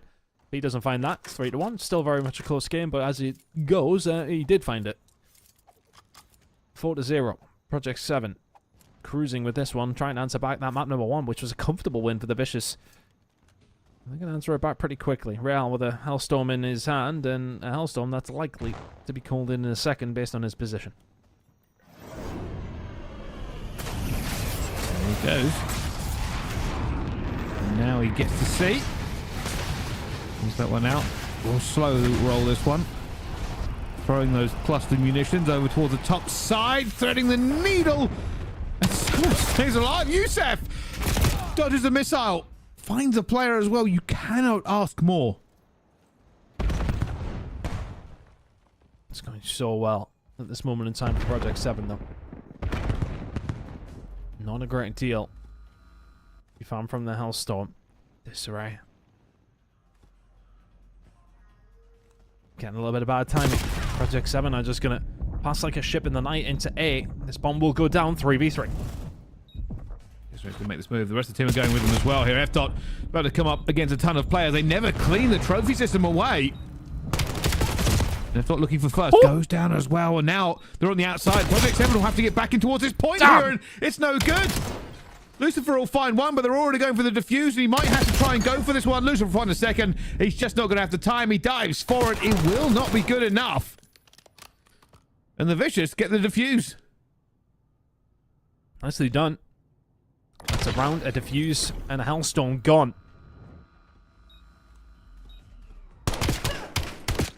It's a big moment now.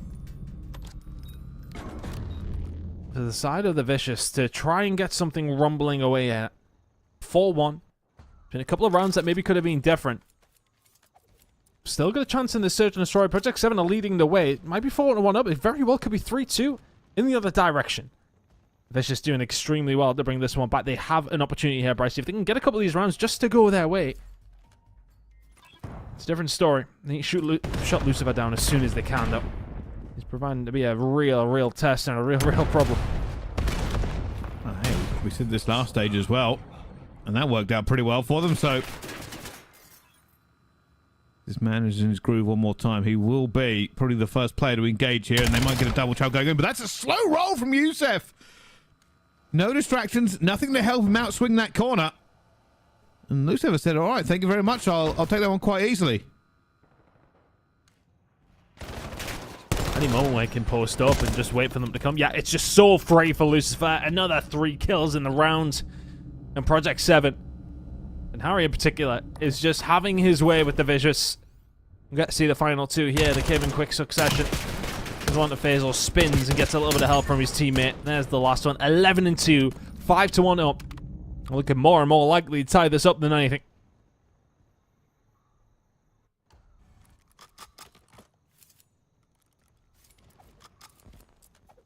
And this might be the final rumble.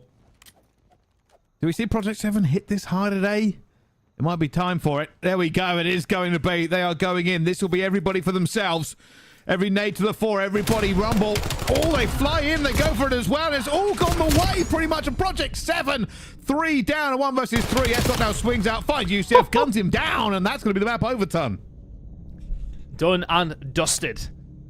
Project 7 find map number 2. Plaza will go their way. And this series is all tied up. Incredible work, F.Co, but the shout out has to go to Lucifer. What a game of Search and Destroy that was from him.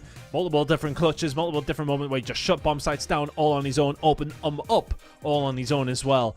Incredible work on Project 7 and looking a little bit more like that team who are sitting at 4-0. Yeah, I mean, they are more than happy with it, really. And for this team, we will see how much further they can continue on, because it has been I was not going to say a roller coaster. It has just been an interesting one for them when it comes to the major events. I mean, they have always looked strong in the Elite Series, and they are looking for a win at one of these major events. And truthfully, they look capable of it. They just got to go the extra distance. I mean, looking at their placements so far, 3rd in Dallas, top 6 in Birmingham. I wouldn't say that. I mean, look, a lot of people say they're going backwards, but that was a really big performance to get over the line there in Dallas, and only losing out to Rock, of course, in the final. For Birmingham, look, I think, you know, they ran into some really tough rosters, but they absolutely have it within them. I'm just actually having a look to see who they did go out to in Birmingham. There was a lot going on, obviously, when we were over there. A lot going on. I'm going to look. Okay, so they lost to Project 7 Notorious, and then went down and got beat up Stallions, actually, to fall out of the tournament. That's a disappointing one for them. Because all things considered, I think they would have looked at that and said, well, okay, well, we definitely have an opportunity if we were going up against Stallions. Didn't get it done. But irrelevant. Look, they're going to have another opportunity when it does come down to it. And just as another reminder, something we probably haven't talked about enough, the winner of this stage, if it isn't Rock, will, of course, now go through to that Pro-Am. They will go in up against the pro team. So the winner of EMEA Challengers Elite and the winner, of course, of North American Challengers Elite will go into as those other 2 teams from the Challenger side of things to compete up against the pros. So there's a big prize on the line for one of these squads. Of course, Rock have already qualified for that, so for them it doesn't particularly matter. I'm not going to presume anything, but I presume the team that finishes 2nd in EMEA will get that spot if Rock do go on and win it. Not looking likely at the moment, mind you. There's a lot on the line for Project 7 in this stage. If they can find that and start to show themselves up against some of the best in the business, those CDL teams, it's a great opportunity. Oh, it's more than a great opportunity. I mean, we always speak about if there's a tipping point at some point for some of these players, like just catching the eye of the right person who's looking or has enough influence to put you in the right position to get taken by a CDL team, right? It happens more often. I mean, people joke about the Friendship League, but sometimes you just need one good advocate in the right place. Say, hey, this player passes the eye test and they've got the results to back it up, and next you know, you're looking at finding a place to play with one of those CDL squads. Let's see how things are going to go down for the squads when they do get there. Who gets there? We're still yet to decide. Scar Overload incoming, and a Sake hardpoint will follow if we need to see it. And we'll see Fringe Search and Destroy. This one has the opportunity to go the distance, to be honest with you. The Vicious looked fantastic in map number 1. The different games are kicking off. We're going to make our way over to Charlie. See how things are going here between Exceptional and Noah. Now, this is a massive, massive game. Exceptional take map number 1. Let's have a little peek at how that one actually went in the 250 to 81 scoreline. Massive moment. Both these two teams sitting in a really precarious spot in 1 and 3. 2 and 3 scoreline should get them through the playoffs. I can hope for that.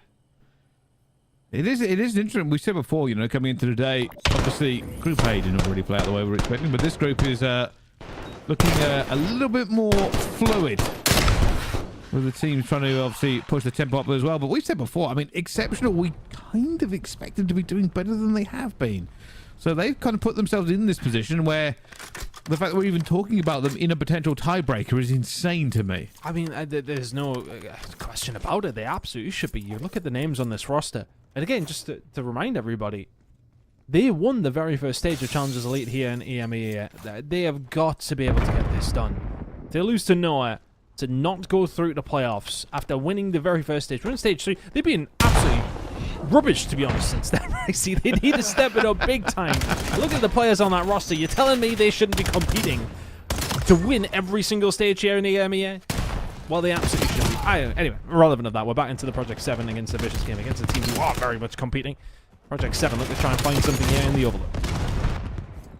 Now, this team has really gone from strength to strength. The fact they even lost that hard point was a little bit of a shock to us, but now we're getting to the Overload here, and the teams have just kind of traded across the map as they now all go for positioning.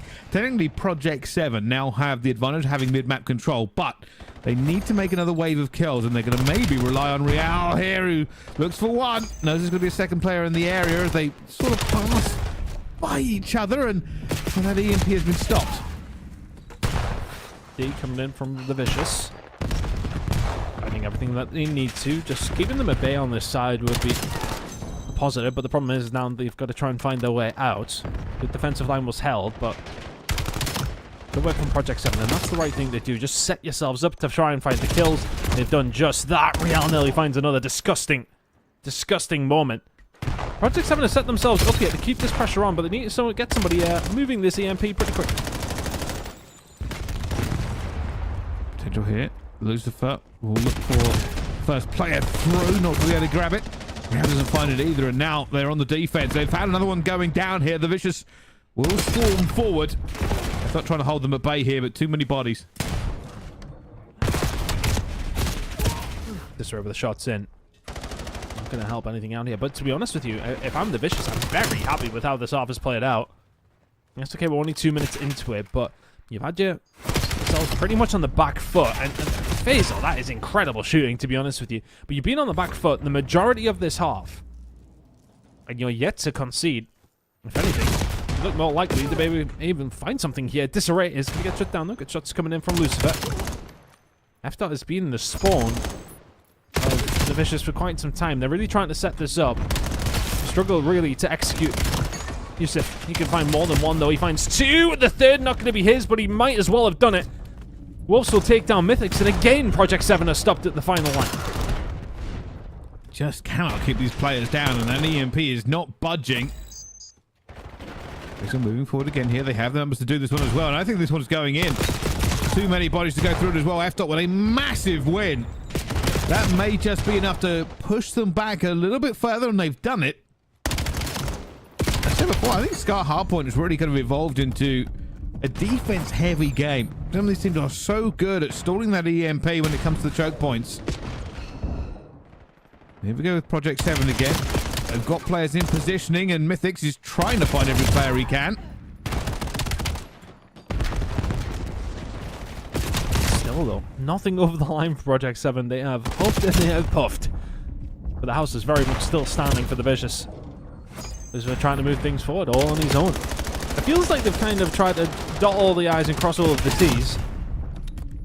And Project 7, trying to wait for that perfect moment, haven't taken any risks, which I mean, I suppose is the way to play it. When when we talk about it so often, the difference between Challengers Overload and CDL Overload. CDL is pure make that tap in potential, you know? You very much get yourself in a position where you get it over the line and you still have control. This may well be one of those moments. Real is moving this one in, and there you go, it's done. Lucifer finds 2. He's that lead blocker, and finally, with 4 minutes gone, Project 7. They've been knocking on the door for quite some time. They've just blew it up.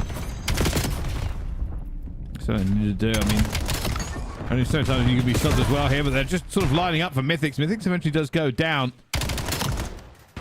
And this is map control again, technically. They'll be looking to try and move it forward, but the EMP's still staying. They're probably going to let it reset. And now playing for kills. Already 2 going down. 3 going down, but the EMP needs to move. Put themselves in positions once again. Slaying has really been on their side, and Lucifer finding a couple and his teammate, and then another as well. Let's see if he can keep this one going. He's the tip of the spear in that sense. Real is there to pick up the pieces, though. F-Dot can find one. It's only Faze in a position to try and defend. He is dead. Project 7 deservedly find themselves 2-0 up. They're going to get this replay, though. They're going to go for it.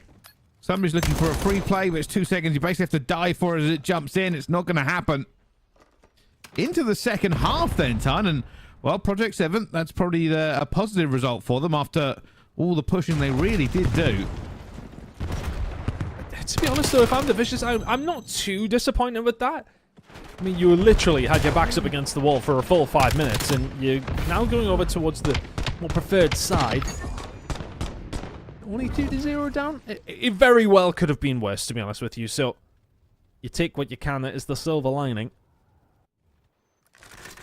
Let's see how it's going to go in this half, though, for them. F-Dot 20 and 12. Mythics 16 and 15. Lucifer 13 and 11. Real currently the only one ever so slightly lagging behind. F-Dot's really the difference, though. 20 and 12 from him. Big scoreline. The Vicious did well to defend. What can they do now on this side? Already trying to take a bit of map control away, but has been traded out both sides. Gotta be careful now if you're Project 7. You can already see the Vicious starting to stack here, ready for the kills. They find them.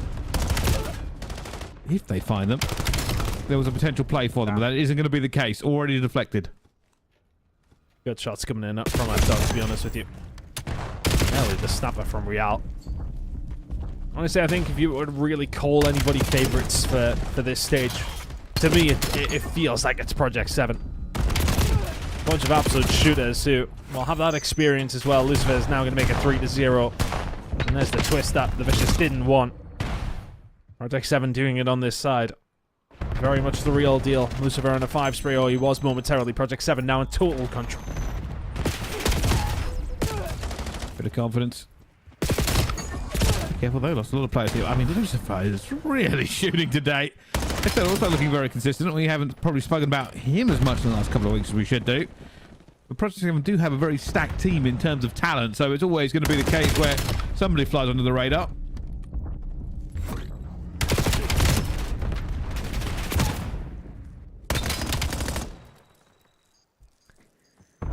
Mythics putting the pressure in. Trying to keep this one rolling. Project 7, Real. Go for the church side. The shots of the pistol from F-Dot are good. They've bamboozled them. This rain core will fall. Faze can't do a great deal, and honestly, it just feels as if they not went into their shell a little bit, but it just feels like it's one of those that, and they have. I feel a bit defeated, the Vicious now. Project 7 running away with this one big time. Since map number 1, they've been lights out. Yeah, I think they decided to maybe take this a little bit more serious. I said, you know, for Project 7, they're feeling very confident in this stage, but maybe a little bit of overconfidence on that first map because the Vicious certainly took advantage of it and looked very good themselves.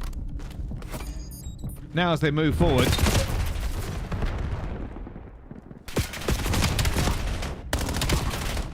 we'll see whether or not they can actually hold this down for the rest of this. I mean, this has been just a very good game by Project 7. For the Vicious as well, I would say, you know, their defense in that first half was sublime.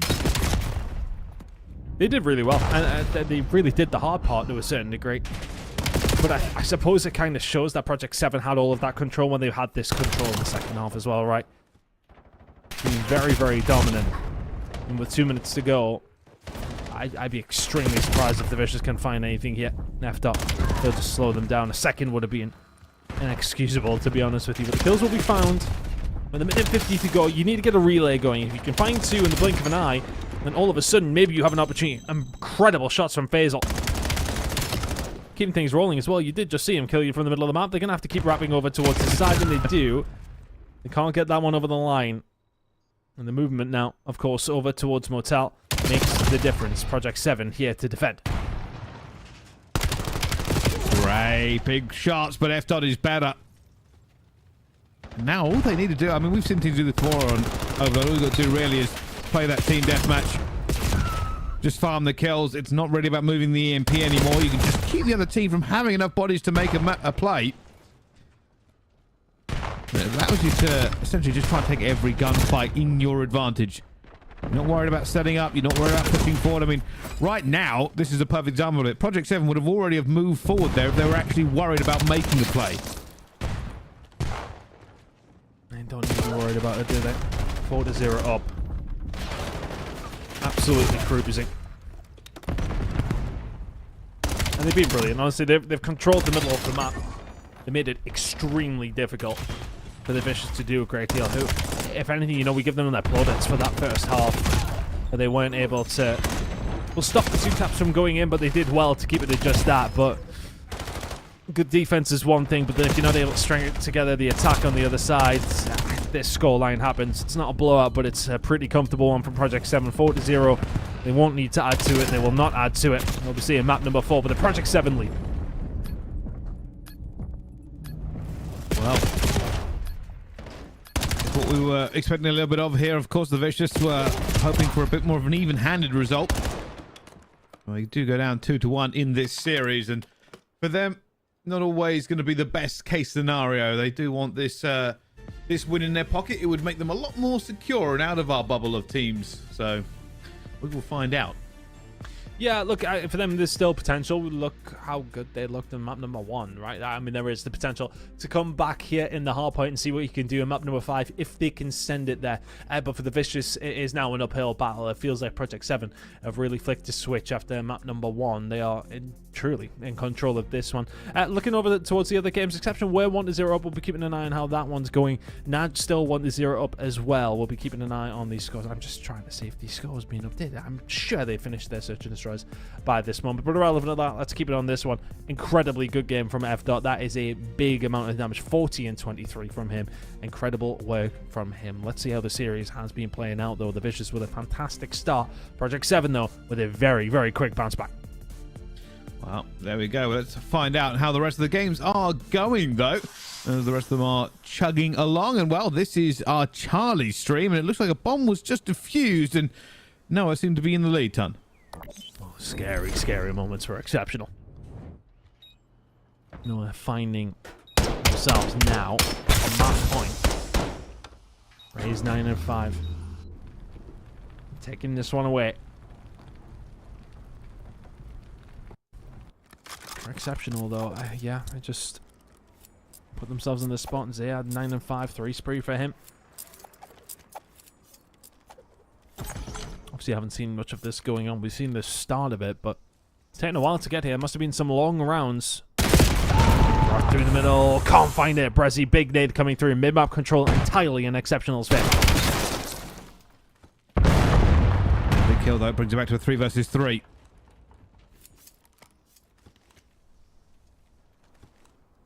And now they're making a play over towards B here. It doesn't mean there's going to be Cobra on the other side of it. Oh, Cobra in a little bit of trouble there with the wall bangs, and They're even going to push this one forward. Mika looking. They're just fighting on the back pedal over and over again. They're trying to push him down.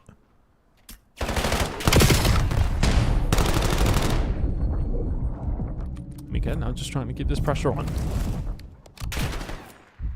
And they got the number advantage.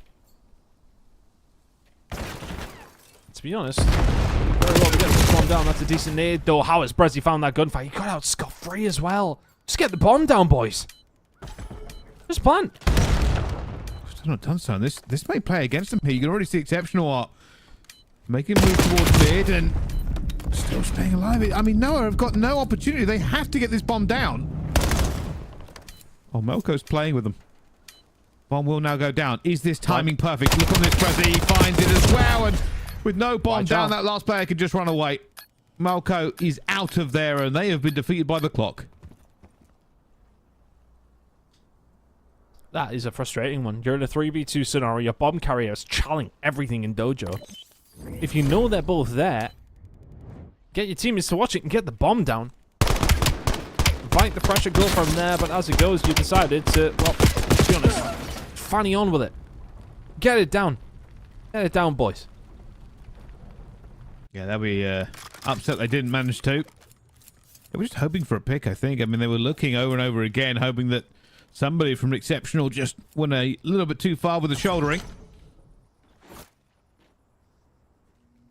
But we can only see. Back and forth with these two. Looks like they're going to make a push here. Exceptional will be going towards 8. They've got 3 bodies stacked. This game will continue on the Charlie stream, but our Alpha stream apparently is ready to go, so we can find out how that one potentially ends on map 4 here. It has all just gone wrong as we left that game. Here we are, the Sake, and now we'll see. The Vicious versus Project 7. Is this over for the Vicious? You still been calling it Sake? Has it been an issue for you this week? Or? You know what? I've started winning it, so now it's Sake again. It's a pretty good time for me. Delicious, delicious Sake. Before, well, I couldn't win it for a week in rank play. It was definitely Sake. It had forsaken me, but it's I'm finding it a lot better now. It's definitely grown on me, this map. I was looking at your P1 flanks the other day, mate. And Okay, I made it. Real and Co, though. Not necessarily the best of starts, but the rotation over towards P2 is deep, to be honest with you. Look at the positioning here from Lucifer. And now push through the front is going to be difficult, although they do have a man left now who can maybe get something going, but Lucifer there just to shut it down time and time again. The flank comes in from Mythic's. Wonderful rotation, wonderful hold so far here from Project 7. Well, here we go. Project 7 already pushed. I mean, this is quite far out from Mythics, and as soon as that kill goes down, they're going to have to deal with him. The rest of the players going around the back here. I don't think they mind, though, because I thought they were maybe going to potentially push for the next hill, but they're going to reach out this spawn close.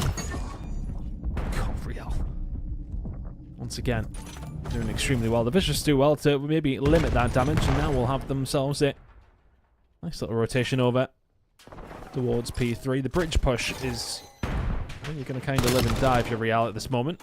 Drops down, finds one.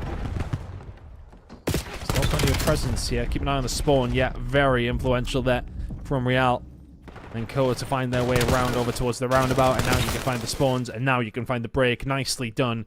Spawn them out and know exactly where they are. Project 7 very much having their way with the Vicious here so far. Slight lead though. See them trying to push this one out a little bit though, but that's the player out towards the side here, and that's a dangerous play to be made in the Vicious. Rip that hill away from Project 7. Huge run for them here to take the rest of this time. Really done a good job at breaking it here, even with the kills going back towards Project 7. The Vicious will take the lead here as we start talking about a potential rotation. How on earth they found their way through? Project 7. A couple of occasions, you know, when we do talk about Sake, it's very, very rotational heavy. First one's there with a decent anchor, get the spawns. You're cooking. Fine. Laughing. The Vicious have found a break on a couple of occasions. They have limited Project 7 to, well, still a lead, but could have been a lot worse than it has been. But I feel like that's the straw I'm grasping at here for the Vicious. They're not doing too bad. They're keeping it close, but Project 7 ultimately still leading. for it as well. I mean, this can be a very hard hill to break. There are just so many places to be. As a player chases down Real with a knife. He's played old knifey gunny before, but this time loses out. You already can tell that the rotation's in the hand of Project 7 here again. Or at the moment, they are just winning every gunfight that lands across their screen as Lucifer, and you'll probably be sick of me saying this by now, tears his player that's under as he is one of the most impactful players that we have seen on Project 7. I think for Real coming into this roster, it's just such a scary prospect. There's so many players to try and deal with. And what do you do when an already a good team just add in an extremely talented SMG player to it? It just feels like Project 7 have been upgrading every stage. This is a perfect opportunity for them to get something done. Real with a pistol in hand could have done probably reloading, but F dot can get it done in half a clip. He'll find 2. And there's the break back. 30 seconds to play it for here. And it's looking good for Project 7 before we head into another rotation, Bryce. What do you do if you're the Vicious? They've kind of been beaten to a lot of these hills where they've been broken far too easily. I don't know what the word is that I'm using for the Vicious. They're resilient, to say the least. But Project 7, when they get that opportunity, seem to just be pulling away every single time. Like I said before, I mean, the Vicious aren't in the worst spot of the teams we've been talking about recently, but they know even one more map might make the difference as we go towards it. Obviously, a win would secure them into the playoffs and certainly upgrade them in terms of the seeding and the prize money.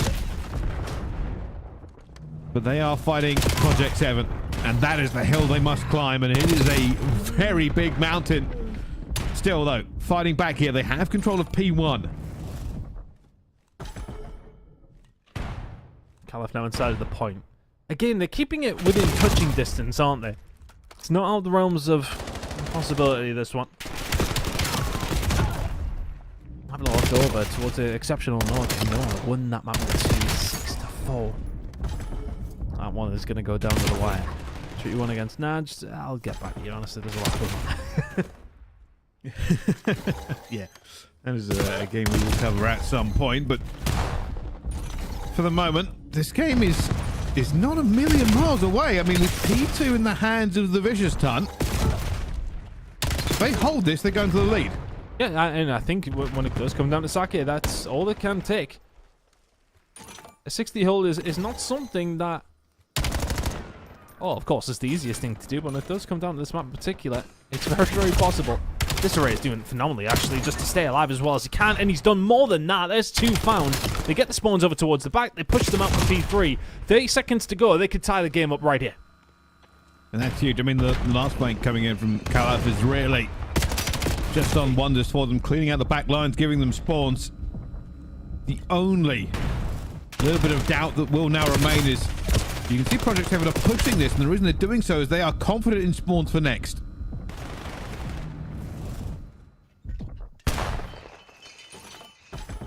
Gonna have to make the most of it, though. They have actually forgone this lead. Oh, just not quite. Of course, the game just screws me like that, but irrelevant on that. Project 7 now over towards P3. Could do with a decent hold after inspired comeback here from the Vicious. To be honest with you, F-Dot shooting absolute lasers as per usual. Real has been the star of the show, though, for Project 7. Yeah, SMGs have been singing. Just for them to get caught off guard. Maybe a bit of an overzealous push there. And Real now going to have to find some work. May well find a couple. There's one, but the team have lost their spawns. They still have F-Dot back here, so they'll try and formulate a push to try and break back off this. For it as well. This all gets a bit mixy as you can see players kind of piling in from everywhere. Project 7 will take this last bit of time, but they'll be worried now. This is a difficult rotation if you have a bit of map control. They are going to have to run the gauntlet because currently they have none. But Lucifer's going to bring this one out. I mean, he needs his teammates to get in a position to capitalize on it. They said they're going to spend the majority of this time just sort of running towards the hill. Gets one coming in off the respawn. It's just going to weaken the Vicious, if only momentarily. I'll tell you what, this array just continues to impress, though, doesn't he? That was a big kill to find in the middle of the map, but Real now setting themselves up. And this is a wonderful spot to find, and one that's difficult the opposition to get you out of unless they can find a little bit of map control. Bad timing. Wolves doesn't see him. Real helps out. Real finds another. And still the hold is here for Project 7.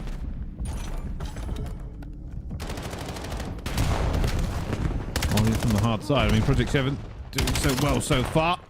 And well, I mean, every time we watch Lucifer, just an absolute laser beam in the right place. Not what happened to Faze.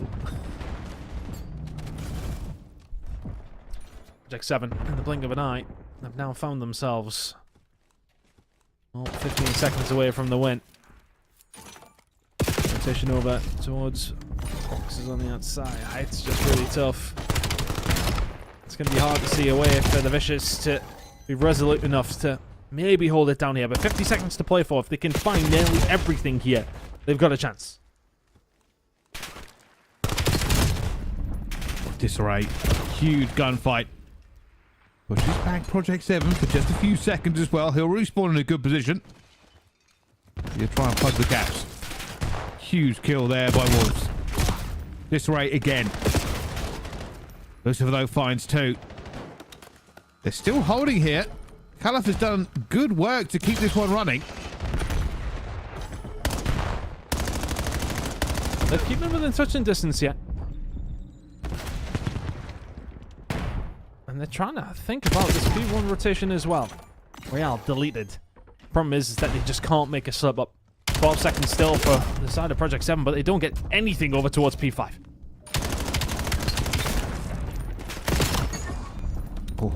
That might be that. I think it is. They're just farming. They're just putting them to the sword, and with 2 seconds left to go, they cannot make it in time. Project 7 take down the Vicious.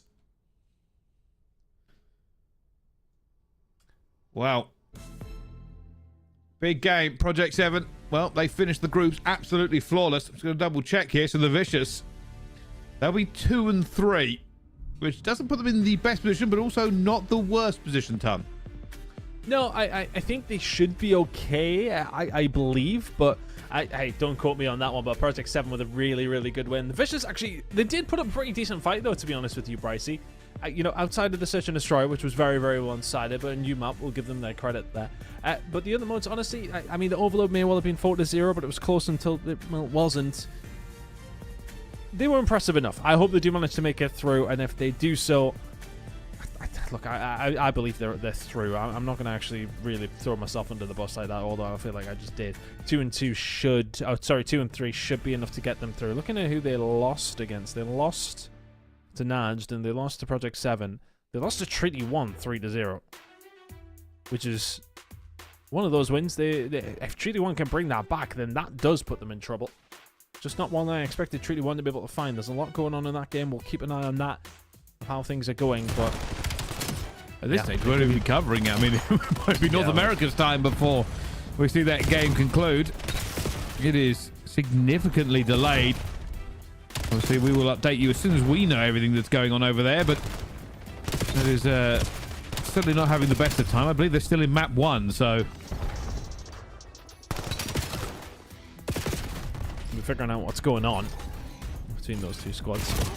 Exceptional up against Noah as well as one apiece. That's the big one for me. Massive, massive game.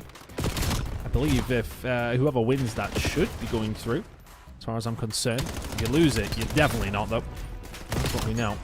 Getting a 1 or 4 is not going to ever be good enough to get you through. Just not possible for the teams to be sitting there and all tied up. But again, just to finally touch on this one, great performance from Project 7. But the Vicious competitive enough that's giving me hope that they can maybe go on a little bit of a run in the playoffs. Yeah, we'll have to see. I mean, it's one of those when we go down that, obviously we kind of talk about it, but yeah, I think the Vicious, just with their map record, everything else moving forward, are probably done enough. But hey, this could all be for nothing, depending on how these last games shake out, right? I mean, I think it all kind of rests on Exceptional right now. If they can make a big fight for their game, then it does throw a little bit of a curveball into the scenario, but who knows? So we're starting to get some updates on the Treaty 1 NAJD game, but we will be keeping an eye on that one. I prefer if we can actually go to Exceptional against Noah if we got anything kicking on there. I'm reading rulings. I am not going to get myself. Yeah, I believe we will get to the Charlie game, Tan. I think probably for the best. I think it's one of those where, as we go into the very last game of the groups, the players are having some emotions. I'm going to put that that way. I think that's the best way for me to put it. It's certainly not going as smoothly in set 2 as everybody is desperately fighting for their place. And hey, sometimes that's the competitive spirit, is you want to make sure that you win or lose fairly enough. And obviously the players, we kind of respect that decision to see just how it does go down to the wire. But with so much on the line for these teams, you can kind of give them a little bit of credit. Yeah, because now that would be, I mean, one of exceptional, or two of exceptional Noah and Treaty One Gaming are going to end up 1-4. So for Treaty One Gaming, I mean, look at that. It could just be one of them ended up 1-4, actually, of course. Exceptional against Noah going up against each other. But Treaty One Gaming, if they can find themselves at 2-3, have an opportunity, that could knock the Vicious down, I think. Look, I'm not going to try and get into it too much, but they need to win, absolutely, Treaty One Gaming. And there's a lot of stuff going on there with the disconnect and whatnot, so we're just trying to find out what's going to go on there. But we'll hopefully get that map 1 concluded again, because I believe it's going to replay, but we'll keep you up to date with that. I believe we're going to go over towards Charlie in just a second, though. Map number 3 should be loading in. For me, this is a massive game, as mentioned. Like, for all of this, Treaty One, Noah, the Vicious, Exceptional, all involved here. The big story is if Exceptional don't make it, that's a massive upset. For them not to be able to get something done, for the fall off that they've had, it'd be incredible to see it if they don't make it. Insane. Yeah, that is. I mean, we highlighted that before we went live. We're like, that is kind of insane. And we, you know, some of the teams have struggled with the new map pools, with the meta change. It has been a lot to deal with. I mean, hey, we've even got a patch coming tomorrow, so we'll see how that kind of throws everything out of whack again here. But this has been one of the most significant updates in like COD comp history. A bunch of new maps, a completely different meta in terms of guns, and hey, teams are trying to adapt as fast as they can. I always remember when we had uplink. What map was it on particular? They changed the goal mid. Yes, you remember that one? Yes. I don't remember the map. I'll be honest with you, but I remember what it looked like, happening. but I can't remember what it was. Yeah, I was gonna hit my brain. Anyway, into Overload we go. Exceptional taking on Noah, and Noah brought it back here in the search and destroy. Exceptional maybe find themselves in the lead. Well, he's a moving EMP, but they're not able to really make a move. The ad is trying to keep it alive as reinforcements do slowly get to his side. There's a switch coming through, but there are no blockers for him. Ray's trying to get something on. Cannot.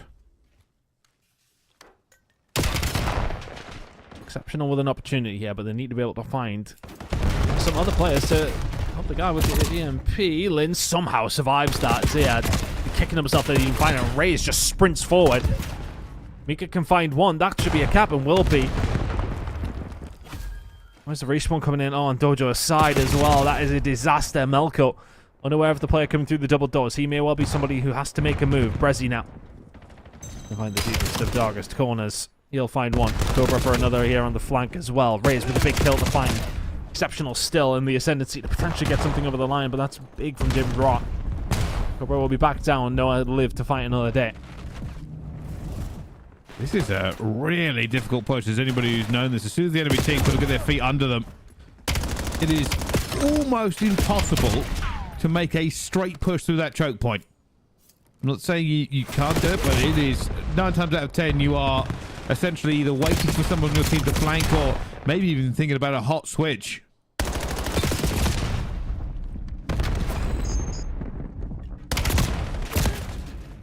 Trying to stay alive. Just feels as if Noah have got their backs up against the wall very consistently yet. But they're defending well. It's a crucial part of it. They'll find one though, and I think they just need to put themselves in a position where they can have some awkward gunfights. Brezzy is about to really punish them though. He finds one. Is that going to open things up here? Raze, he does so well. Not just finding the one, but the two. Trade should be there and is. Cobra took his time. They can keep the pressure on. Here comes the hot switch. Something they needed to do. They just could not break through, and well, they find themselves a little bit flat-footed here. They don't have the position they were expecting. They've been bamboozled. They've gone the wrong way, Ton. The old switch up. How on earth is this being allowed to happen so easily? They've got to wrap through over towards the rooftops very, very quickly, though. They cannot allow the counter to come through. Zayad's going to be the important one. He gets dealt with. And now the rooftops fully belong to Exceptional, and the lead in the series may well do so as well. Lindsay have turned this one around. This should be 3-0.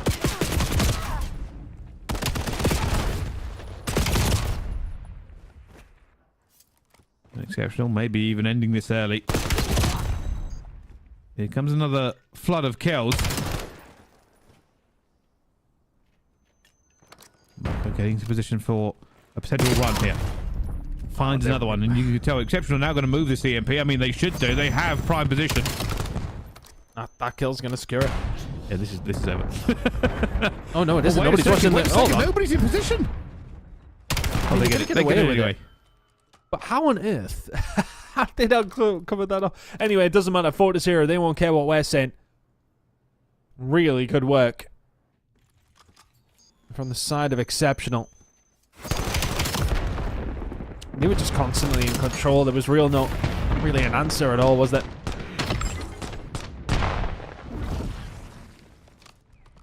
No, I think this is an exceptional game. They've just looked more confident. I mean, you can tell. I mean, they're even really pushing it forward. You saw, like, Melko basically make a move for that EMP to move 25 seconds before it did. And for Noah, they just haven't really answered back.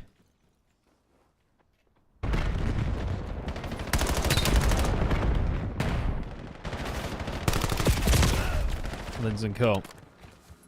in a phenomenal position. I mean, JB sitting at 3 and 15. That is not a great scoreline. And they're probably going to just try and look to get this one done as quickly as they can. 5-0 now. Brazzy and Co can keep this pressure on if he can find another kill here. Spawning over towards Dojo. He'll keep it locked down. His team are on the way. And the relay may well be coming in. Lynn's Hellstorm does nothing but slow them down. Dojo control is here. Exceptional, looking to add further pain to this one. They've found their groove completely. Slaying is on their side. Positioning is on their side. Even now, the EMP is just close enough for them to scoop and give it another go. And I feel confident about them. I mean, that reset is going to come in, but at no point did Noah look like they're in any danger of actually scoring. Exceptional have really put their foot down when they've needed to. Elko finds the kill. Trader's there, though. Brezzy adding further fuel to the fire here. Here's another one coming through. JB is just like, I cannot catch a break, sitting at 5 and 18. These kills in the middle of the map, if they find them, that should be that. Cobra's going to be the lead blocker. Is he going to be able to shut down this player over towards his backside on the balcony? Yes, he can. There's another one. It's coming on through, barring a miracle. Brezzy lands it 6-0. This game, with 3.5 minutes to go, might be done. I mean, we try not to kind of sell the house before the game is fully gone, but Exceptional are light years ahead.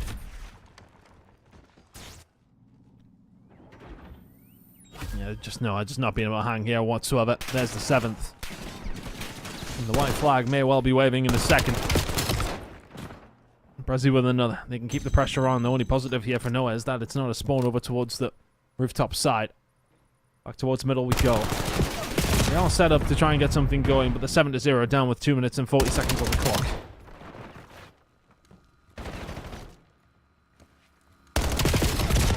Cobra. And with 2 minutes 34 to go, the question is not whether or not Noah can come back. It's whether or not Exceptional will end this 8-0. I'd probably say yes. At this point, if I'm honest. Just get us into map number 4. Keep your guns hot. If I'm Noah, that's all you got to do. But it is very much now do or die for them. They've got to find this hard point coming up next. I'm just trying to play here. And like I said, I think this is some of the best practice you can get. So even when you are being as badly as you are, you keep going. So far, so good. I mean, for Noah, this actually looks a lot more even for them.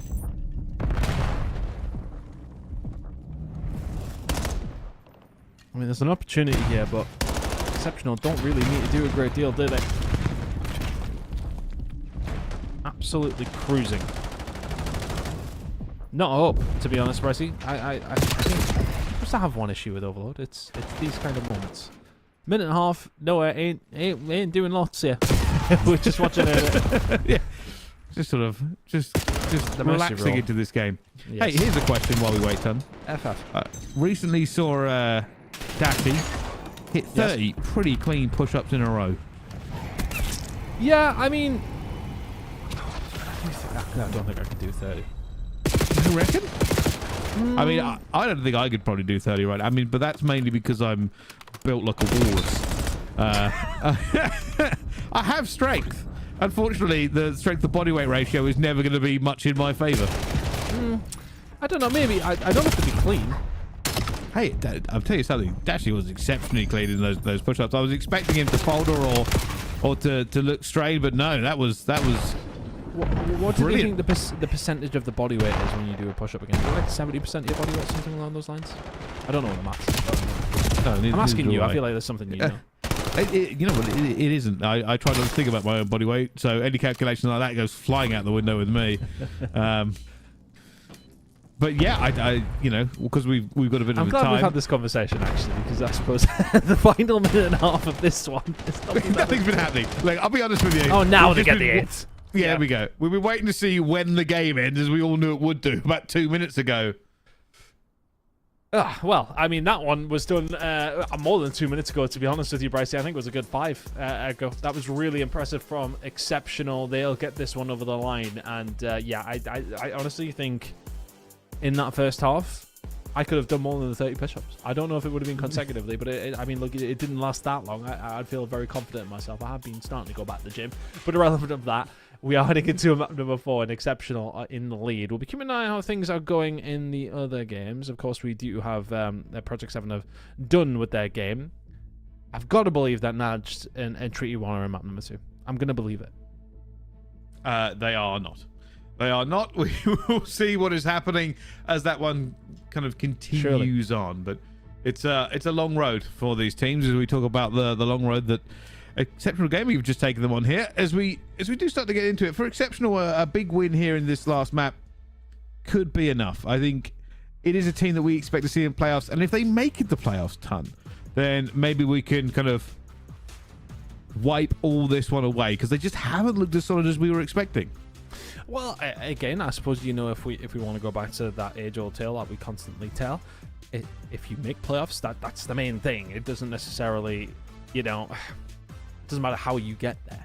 Ultimately, if you make playoffs, that's your opportunity to start to play your best Call of Duty. It's a pattern, isn't it, for Exceptional? It has been. They've really, really struggled. And I don't know what the reason is for that. You look at the names on this roster, and again, I will beat this drum till they either stop making it into elite, stop making playoffs, or stop becoming the players that they are, which is not going to happen. How on earth this team isn't doing better than it is doing blows my mind. I have no clue how things have went so badly for them. As mentioned, in stage 1, they looked sensational. Absolutely brilliant. They looked clean in every single game mode. They beat Rock to the punch, of course. They beat Project 7 to the punch in stage 1 and won the very first one here in Black Ops 7. Since then, I mean, what was their final placement? Let me have a look when it does come down to the current lands that we have had. Dallas, top 12. Birmingham, top 16. Again, I mean, they've won a couple of cups on the way. Great. But, like... anyone who's ever said that they've won a couple of cups on the way, great, as kind of disillusioned as you are just then. I mean, I just don't understand how they're not up and fighting for it. And I would love for them to just... I mean, I can't imagine they'd listen back to us. Most of them don't speak English. They're very, very solid on the French side. I would love for them to tell me why. Because, I mean, maybe they're trying to figure it out on their own. They're very, very good players. Should be doing better than they are. They shouldn't be in this position where they're 1-3, having to win their final game to qualify for playoffs. Never mind anything else. Anyway, we are going to be jumping over towards another game as far as I'm aware, Brycey. Hopefully, we're going into map number 4 here on Charlie as we still continue to figure things out on Bravo. But yeah, this is the opportunity. Exceptional game. Can they get it over the line, or can Noah send us to a map number 5? Well, we will find out so far as the P1 does tumble into it. And will be Noah that kind of grab those first couple of seconds. They win the off-the-break play. he gets something going. It's a really good opportunity to do so. Exceptional. Can they keep up here on this fast-paced map? That's going to be the question for them. They haven't cut. Can they get this one over there and send this to a map number 5? Well, Raze is shooting absolute lasers once again out of his NPC. And that P1 control is going to be there as well as the P2 rotation, which is coming up in 5. This is a good start for Noah. I mean, you could already see them spreading out. I mean, Exceptional really aren't getting much going. They hit a huge flank with 3 players, but this is going to be so easily read. And they managed to get a player slip through it. The fact that they've won their way into this point is insane, by the way. Noah had the better position, and they've just lost the gunfights.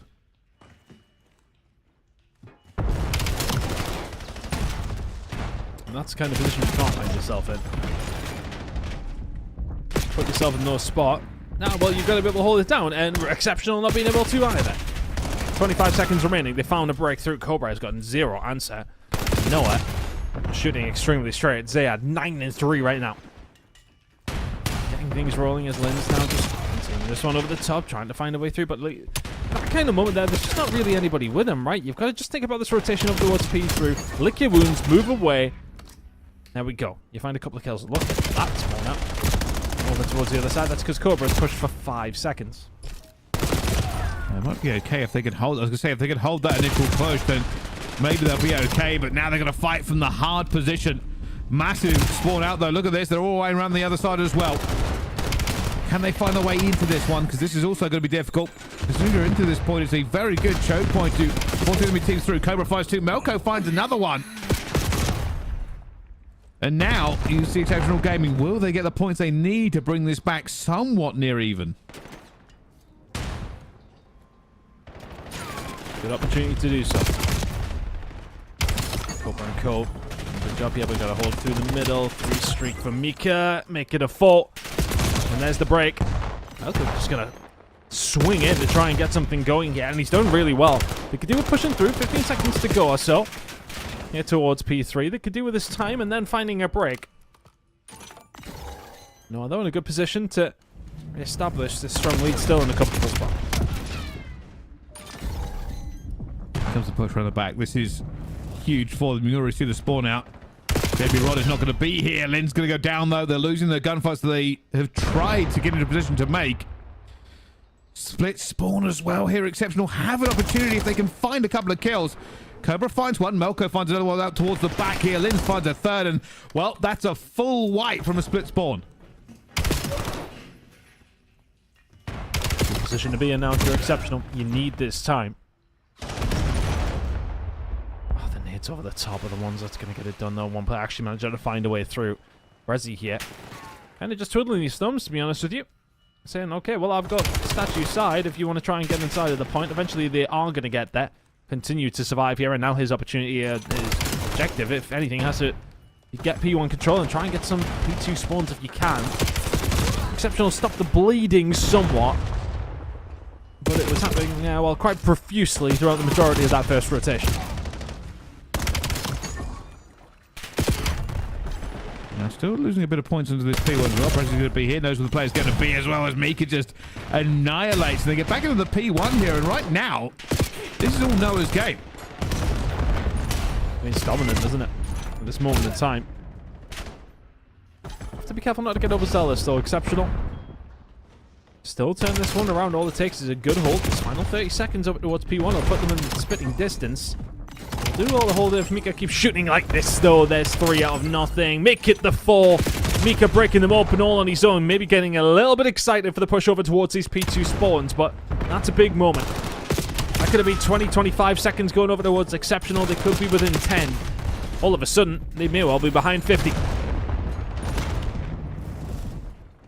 Here comes another big push for them as well. I mean, Lynn's trying to do everything he can, but sort of stranded in the middle map here, and this is the same scenario as last time.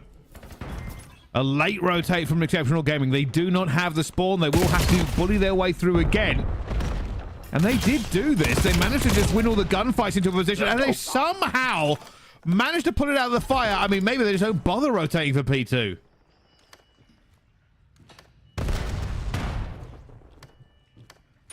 I just honestly, this game bewilders me at times. How exceptional I'm able to just break through like that. Zayad and Co. Just break them immediately back. There's got to be some saying about not being able to hold something here, Bryce. I need to invent that. Well, I wait with bated breath to see how that one goes. Because at the moment, I mean, Exceptional Gaming are fighting from the hard side. Raze finds 2, but still deflected. Massive gunfight for Linz there. That gives them 10 more seconds, but still going to be behind. Mika just destroys them out this rotate. And they are still behind at the moment. This is still looking like a map 5. Noah are really not letting things slip. Mika is being so influential. Raze is the one leading the way, though. And this is why. Absolutely deleting everybody with the NPC. Maybe Rot now finding themselves the spawn ones over towards P4. Linz, though, can find 2. This is still not off the ropes possibility at all. They need a good hold somewhere, though. It's feeling like they're finding a break. Cannot find a hold. Still working on that thing. Oh, I'll tell you something, though. Getting a break and getting these points still counts the same as a rotation hold. Again, everybody just sort of piling in here. There's not really been as cohesive as the teams would like. Exceptional's benefit, they have this rotation. Technically, the spawns are at least theirs, but Raze is still in the area. The rest of the players will pour through P4. And well, I'll tell you something, Exceptional Gaming, they made the early rotate and have not found the kills they need. That's been a problem, though. It's just been knitting everything together. There's been a couple of good moments here from Exceptional, but no, either finding breaks so easily, or I mean, they're always just finding a way to punch through, whether that be spawns or a break. They're always finding a way. Lindsay Co, there you go. We'll find one back. Again. Noah struggling to find holes as well. Exceptional are still making the game of this, but you look at the scoreline. Noah have got themselves a very, very comfortable spot to be in. Just never seem to be in a position to hold it, even with the kills they make here, Exceptional. More push back into it as well. 16 seconds they still need. For Exceptional, they're going to have a little bit cleaner of a P1 and P2. It's been one of the biggest problems that they've had. Now they go wiping the players out as well. They are winning gunfights across this map ton, but it's not translating to as many points as they would like. Noah still holding, still in the lead, 50 points. Can you find a way through if you're Exceptional? Good push and hold into P1. No rotation over towards P2 and an actual hold. Feel like I'm asking for a lot. But they're only 55 points behind. 35 to play for here. Over towards P1. A few more kills need to go their way. Brezzy not reacting in time. Linz up top. Can't find it. JB Rot will find it, but the trades will follow. Zayad, Raze, they will get their way through. And this is 25 big seconds if Noah can hold on to it. Raze with another. And that could be game. That's a huge, huge moment. P2 spawns are there for Exceptional, but I mean, if the past is anything to go by, nobody's going to hold on to anything over here. I would have liked that scrap time. Really would have desperately wanted it here because this puts them in such a bad spot. They mess this up. They mess up next, and it'll be over. Malco already needs to just make these kills. He knows his teammates will spawn closer if he can hold it, but already falling down at the first hurdle. Reggie's all the way across the map here for the split. They did have the block there for a second as it was going to be Melko in towards the back spawn. With this money hill, they need to be paid. And they've shut them out. They can hold down the rest of this time. They are not far away. Raze is 36 and 23 if they can keep him away. Linz is not here to help just yet. Bressy's found one, trying to back them down. Linz is not going to be able to help from the mid-map. He was waiting for the push and came in from behind him. Mika finds one. Melko has to go massive. Cannot get it done. Mika finds 2, but Linz with the spawn over towards the backside. Can he go huge? Swans are still there for Exceptional, but Noah find a way through. Still piling in. Still trying to keep this one alive. Every single second of scrap time is massive, but Cobra holds it. This time Exceptional here. Oh, Raze! Just deleted him! Not even a bit of a hesitation. Not even a bullet missed here, and Raze can now end this. He's just on the cusp of a 40 bomb as well. Going for the contest, he will fall eventually. And Exceptional now in the driving seat.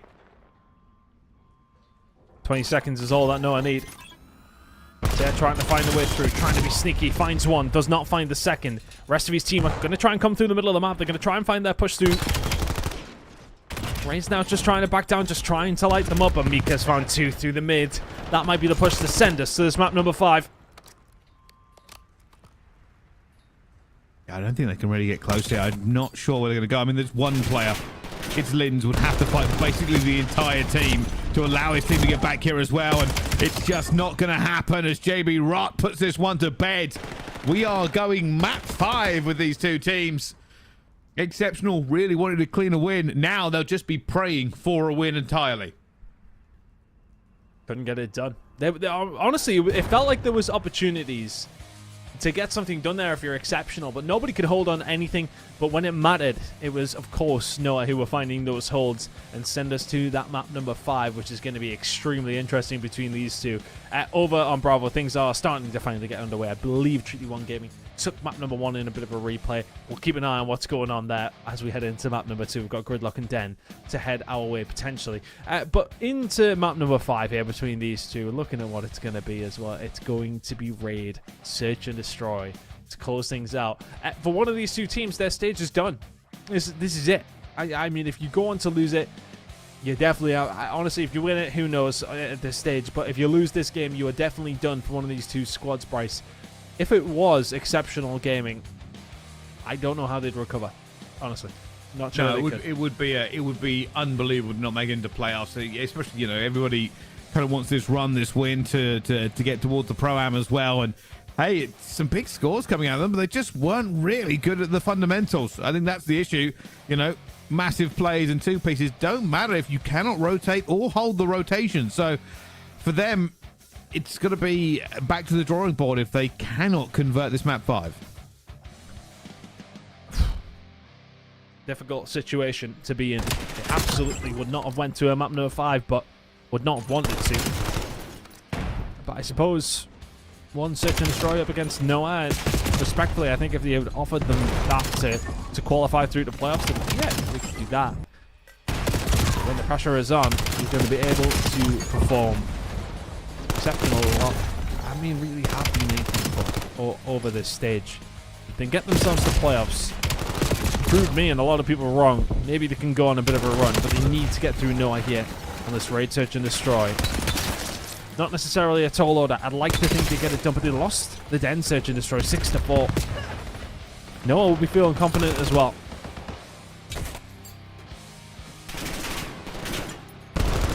It's just one of those games where when you put everything on the line and you accept, I still can't go over the fact, I mean, we thought Exceptional would be almost a guarantee, right? In playoffs at least, right? At least in playoffs. Right now, I'm not confident. I think Exceptional, is to go to this point is mind-blowing. A map 5 just for the opportunity to potentially be in the tiebreaker is insanity. I mean, I look at that group, and again, respectfully, Project 7, yeah, I would add them top all day. All day long. No question about that whatsoever. But NAJD, okay, they've got a decent roster. I mean, you looked at how things did work out for that squad and who they have on that roster. Very, very solid. Okay, second, I could definitely see it. But should Exceptional be able to beat the Vicious, Noah, and Treaty 1 Gaming? Yes, they should. On paper, at least. It should absolutely work out for them. They should easily have third, maybe even second sewn up here in this group on paper. It's not a notoriously difficult group. Should absolutely be at least comfortably finishing top 3. For them to find themselves in this situation now, where it heads to a map number 5, if they don't win it, they don't qualify for playoffs, is insanity to me. I don't get it. Well, I tell you something, only time will tell, because these teams are getting ready for their map 5. I believe our other game is also getting underway, he says, with bated breath. I mean, realistically, we'll see how that one goes. But more than a few issues with NAJD versus Treaty 1, so hopefully they can get moving a little bit quicker. And if you do know the players, tell them to get a move on, because North America will be sort of banging down our door very shortly. Yes, it will be, but we're going to be jumping in to Bravo very, very shortly to see how things are going on over there. I believe there was a bit of a replay, of course, when we joined in Treaty 1 Gaming. Well, I'm not even going to actually make the joke that Brody made in the Discord. I'm not going to take any credit for it. Treaty minus one was what he said. I'll give him his credit. Overlay wasn't there for him. They went for the replay. They got the job done. Into map number 2. This series started an hour and a half ago. Yeah, a little bit of frustration, I think, from everyone involved. This comes down to a 1 versus 1 in the first round. Abodi versus Whalers. Oh, Abodi didn't see him. I thought Abodi saw him, but no. They both just passed out of this area. Nobody has any idea. And now it's kind of all gone back to square here because Whalers won't know, and neither will Abodi. Awkward situation for both. There's Abodi now. Trying to get NAJD back up and running. Oh my word, the timing. The timing is absolutely terrible. Whalers cannot get away. NAJD will find the first round.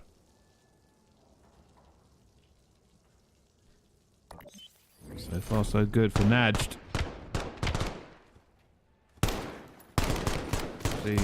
They have a slightly better position, technically, than Treaty 1.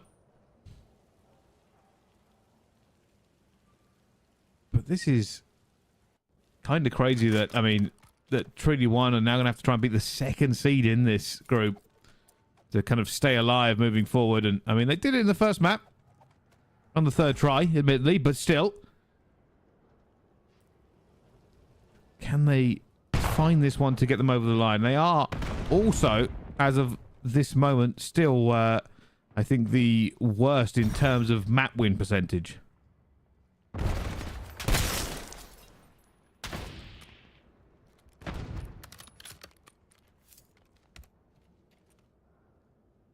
I'll play over towards this back side.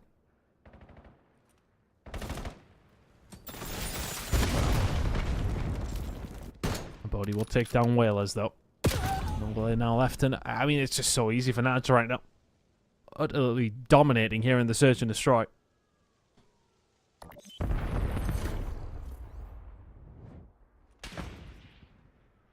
It'd only be right that the game with delay goes all the way to map 5. That's what I was thinking. Why would you do that?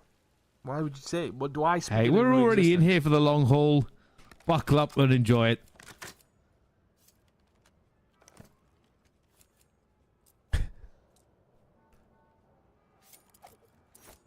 I mean, if anything positive is to come out of this is that if NA is delayed because of this game, Brody will not be going to sleep till 6 AM.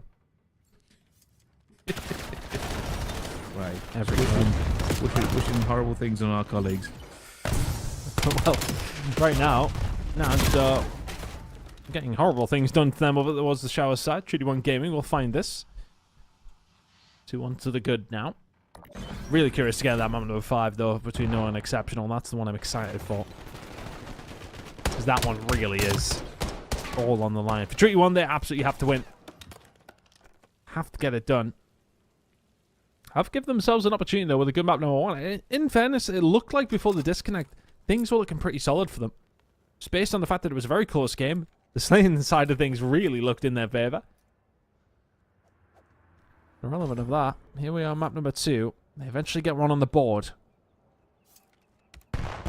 Now to still find themselves in the lead, though. Overlay over towards this B side, trying to find himself a pick. Attack has been difficult for Treaty 1 so far. Overlay just looking to see what he can find. We'll call this one out, and wow, that's a little bit long there for General. He allows himself to get kind of taken out with a very slow peak. Bodie coming under a lot of trouble, though. Managed to get one. They know he's going to be here. Will go down to the trade as well. Clock's jumping out for his, but no! Sniper Overwatch takes him down, and now a 1 versus 3. Let's play back into this for Treaty 1 Gaming. She's now in the middle of a 1v3, mixing a 1v2. Caught here by Henry. He just knew where he was. 23 HP in a dream, though.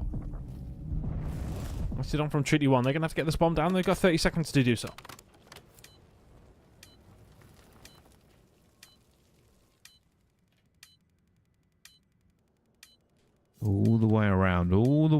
map here, and Shay will know there's nobody here, so better get moving.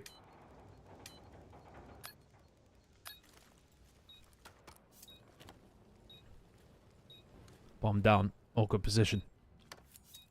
And just a very, very tight setup from Trinity One Gaming. And a hard gunfight to take. Information gained. Henry, don't bite the bait. Jay just going to try and keep a little bit of cover. Whalers. Tagged up. Expecting a flank, but not getting it just yet. He's just trying to isolate as best as he can, but he's not going to be offered too much of an opportunity here by Trinity One Gaming, surely. This push through. Henry backing down. Oh, they are playing their time so well. Yeah, nicely done from Trinity One Gaming. Impossible. Yeah, I've got to give credit to Waders there. He was moving differently. That was probably one of the hardest shots you're ever going to see. The player knew he had to make a quick kill on the Waders to try and take the second, but Waders would not give him anything. And that puts Trinity One back in the driving seat. Momentum slowly behind them.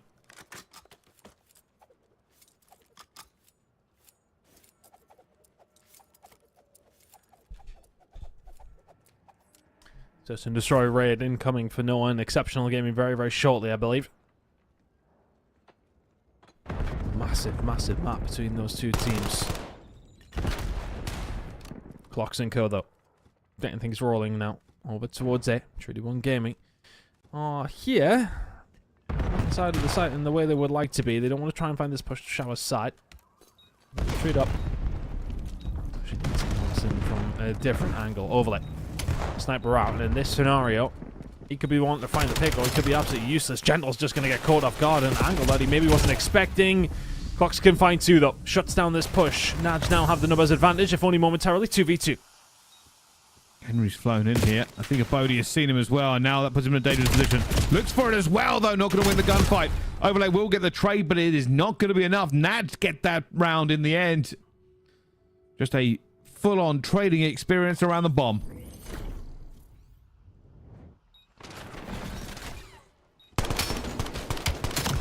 Fox does really well. I think he finds 2 or 3, including that final kill.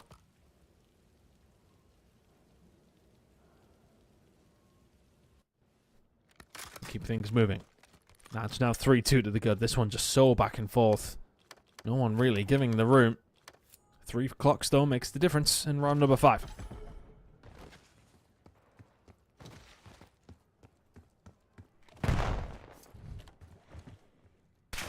Overlay, we'll see Shay finds that first blood as well. Rest of the team just swinging in off the back of that one, fully confident with the first blood going down. You already see Rush putting this one in as well. Trinity One Gaming seem pretty confident about this post plant. And he gets a snap. Had some help from his teammates. Clocks will fall. And again, it's just really hard for these teams to retake over towards the site. Najd, they'll leak another round. Trinity One find one back. 3-3. So back and forth here. The attack was a bit of a struggle for Trinity One Gaming for some time. They seem to be getting it underneath their belts now, though. 3-3.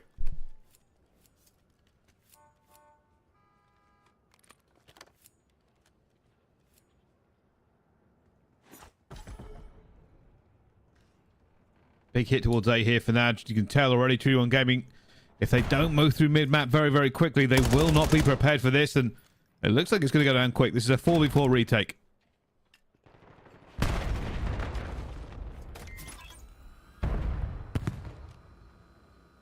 How's this retake going to work out? These two teams just offering these bomb sites up, and that is a nade that Whalers quite clearly wasn't expecting. Late in the round to still have that utility. And to use it aggressively inside of the site is not an expectation. 2v2 though. The fights have started to ring out, and Shane Clocks. Live Clocks is a dangerous man here, but Overlay can deal with him. Shay's there for the trades, but not for that one, as Overlay will find another. The break comes through. Trinity One Gaming, 4-3 to the good. And this is also, you know, potentially for him getting even closer and closer to that hellstorm. Trinity One Gaming take the lead in the S&D ton, and 2 rounds to go, and they could be 2-0 up in this series. With a hot Overlay, maybe, just maybe that's on the cards.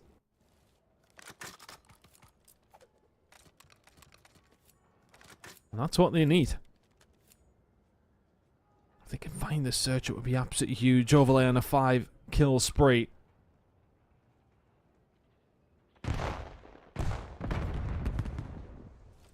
A hit.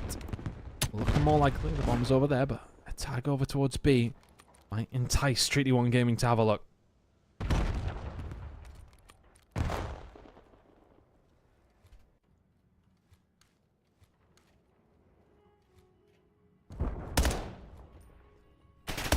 Trying to find a pick. A Bodie Charles it and well assist. Thank you very much. That's A wide open. NAJD are being pushed and pulled across the map, and it's not worked out in their favor at all. Treaty 1 Gaming could go 5-3 up here. Overlay with a big snipe. Cuts it down the flank here as well. Henry's close. Henry's going to look for one as well, but that's not gone the way they wanted it to. A 3 versus 3. They're backing off. They're flying into the point as well. Shay gets into a great position, but Overlay locks it down before it can get worse. And now Treaty 1 Gaming 5-3. Overlay is just doing everything. He's absolutely flying at 14-5. Trying to drag Treaty 1 over the line. Just out of context, that challenge is insane. Pistol versus that heady. And obviously the player was weak, but my goodness. 7 streak now for Overlay. No sniper, M15. Hellstorm in the back pocket. A wonderful place to be for Treaty 1. They can get aggressive through the middle of the map. They may use this Hellstorm just to retake. Yep, Overlay's thinking about calling it in. And here it comes. Straight into the onsen it goes. Get the towels wrapped around your waist, boys. It's about to get hot and steamy in here. Treaty 1 Gaming now just waiting for the push to come through. The Hellstorm may not find a great deal. Is he going to be able to bend it in at all? No, the rest of the team haven't really pushed with it either. Henry now on his way through will find it. The information was gained. Overlay will find one. 4v2. Treaty 1 Gaming. 3v2. Clocks in general tie it up. 1v2. They get it done. Overlay's on a 9 streak to end it. 16-5. Treaty 1 Gaming. A slow start, but an unbelievable finish as Overlay has gone to work. Big map win for Treaty 1. Den Overload is all that separates them from a win that may well put them in a position to get themselves over the line at the final moment. They've been pretty much bottom the entirety of this group stage, and now they may have that opportunity at the final time of asking to get themselves over the line. Honestly, I don't know who it works out for. I'm not even going to go into those permutations because that's going to mix things up. Obviously, it depends on what happens in Exceptional against Nowhere as well. So many permutations, Brycey. But again, I'm not going to try and delve into it too much. We're going to try and keep an eye on how things are going. We're going to get a line from the admins of what happens if Treaty 1 Gaming 3-0 NAJD. They're 2 to the good. That's what they wanted. They've been fighting hard for it. Overlay has been putting in a shift in that S&D. Permutations will start to populate as we work out what's going on. Of course, we're still waiting for that map 5. Noah versus Exceptional Gaming has been on the button. Maybe they're just building anticipation. I think it was about 16, 17 minutes ago they finished, and somehow we're not in it yet. Wait, I say that, and it arrives.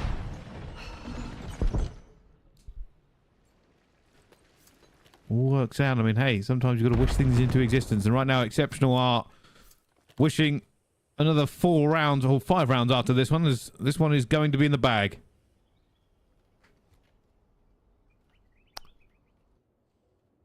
With Reyes now left in a 1 versus 4. Not sure what sitting back garage was going to do for him necessarily, but well, let's see if he can give it a go. Exceptional start to kick into gear, and Linz will fall. But Exceptional Gaming having a very good run. I believe it was Melko with 3. It's a good way to start your search and destroy. Get your resources all into one player. Melko will now be quite healthily working his way up to that hilltop.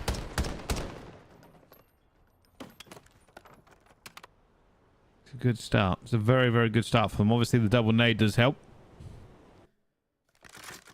But there is certainly tension between these two teams. We have said before, this is one of the games we were looking for at the start of the day. A potential playoff game. I don't think we had it down as a map 5.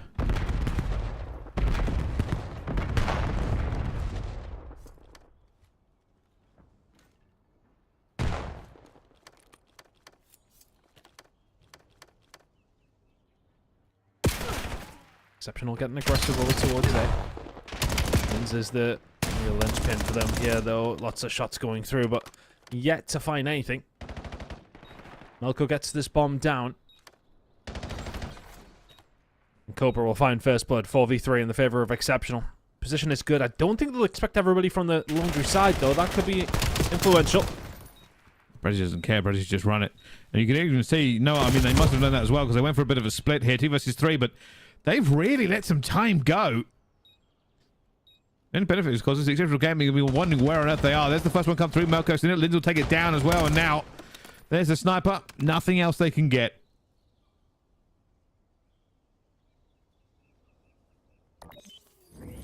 Exceptional. Looking pretty solid here in the search and destroy so far. It's like a very passive game at the moment from Noah. It's not working out for them.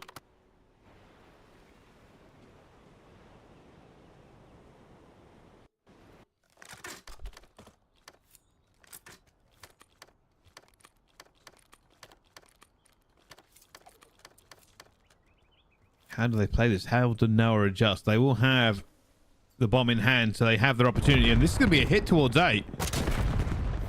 Oh, it's a bad hit. Cobra's nailed JB Rock before they can get further in. And that's been a couple of occasions where the nades have really worked out in the favor of Exceptional. Melko finds 2.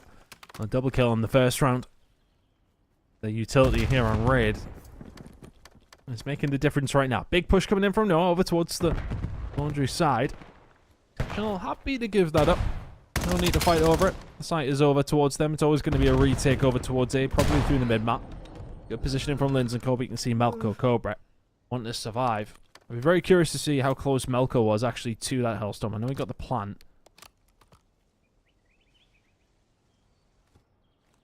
Cobra a little ways off. But that bomb's going to go down over towards A. And you'd like Melko or Cobra to survive this one so they can go for the defuse, but let's make sure we get it either way.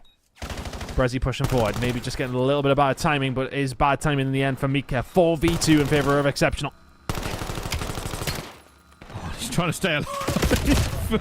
All the way around. What? Raze finds 2. That is unbelievable. Bring this back to a 1 versus 2. Wrong side. Oh, I don't think he's got the time, unfortunately. It's a tight. good effort. Oh, it's going to be milliseconds, but has to get away from the chow. I'll tell you something. That was closer than I thought it was going to be.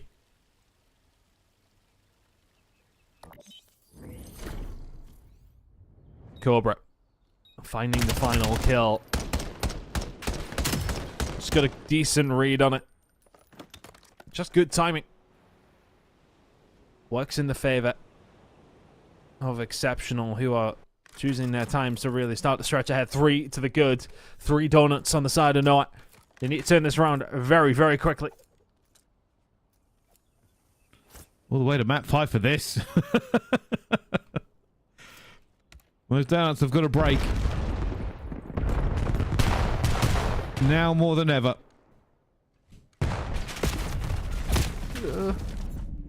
Mika managing to stay alive. That's big. They've got to have the bodies for this retake. A better position for them as well. They've got mid-map control. At some point, Exceptional will look to put this one down. And when they do, either you strike or you get in position for a big retake. Sees it. It's going to be good, but it's going to be late either way. Melko gets out. Cobra's still sitting at 4-0 here, by the way. Never mind. Absolutely ripped. Melko will find one on the Raze, though. Lin's on a 3 spree. Is he going to be there for the trade? Not quite. 3v2 in the favor of Noah. We're going to have to use these numbers very, very quickly. And Lin's lines them up. JB Rott now left on his own. One's being taken down, but can he find the next? He cannot. An Exceptional can do no wrong. 4 to the good.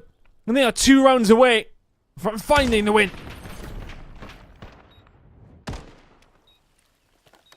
This has been an anticlimax of an S&D all the way to a map 5 for Exceptional to just completely take over. Even when it comes down to 1 versus 1, they had a 2 versus 3 advantage.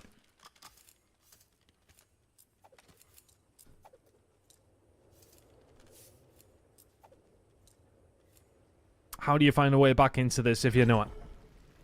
How? It's a difficult ask, to say the least, because, I mean, a couple of these rounds have been relatively close, but exceptional for the most part. I've been very, very comfortable.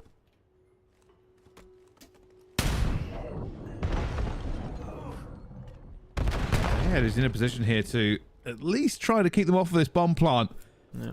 But the rest of the team will have to make a move forward. That is the issue. Oh, if you weren't stand up, you would have liked to think that shot lands. A lot of pressure coming in. Zayad needs to find some... Oh, he's in so much trouble. Gonna have to back on down, retaking space. Or exceptional gaming. They're squeezing and squeezing extremely hard. Linz will find 2 more, make it 7-2 from him. Zayad trying to get something going here from Tiki. Dead. Raise now. I mean, it's not a real load he can do. NPC up top bedroom. Usually spells disaster. Exceptional are running away with this one. Well, well, well. I mean, they had some control, but Linz just broke it open. They just did not have stairs control, and it all fell apart so quickly. One more round for Exceptional. We'll give them the win that they so desperately crave. It's not particularly great. 5 rounds there for Noah and 8 kills.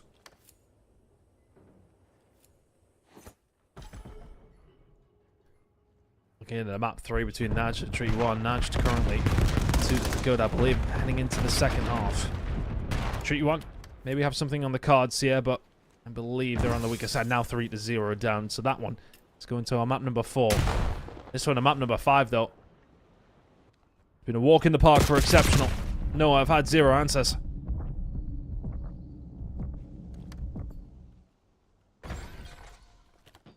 That's a huge pick. Baby Rot gets 2, and hey, maybe this is just the start of a comeback. Full sail, map 5. Hey, it would be a poetic way to end. CABAL brings it back to a 2 versus 3, though. Linz brings it back to a 2 versus 2, and How?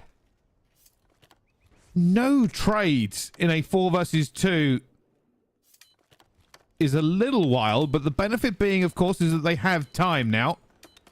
Cobra might get caught. They might actually catch him. Cobra goes out and will be taken down. Linz goes for the fly, but gets picked out of the sky. And that round is not a cautionary tale. Noah do get it.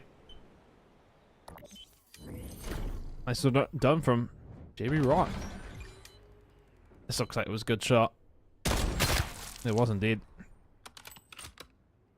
You'll find it close out the round. That was at least the 2, maybe even the 3 for him. How's it going to play out now, though? Exceptional's momentum has been momentarily halted. How's it going to play out now in round number 7? Exceptional. Need to close this out, I would say. You don't want things to get nervy. JB Rot looking through the glass, hoping for a pixel of potential. I do know Zayad's going to be here, though. They get the stun check in.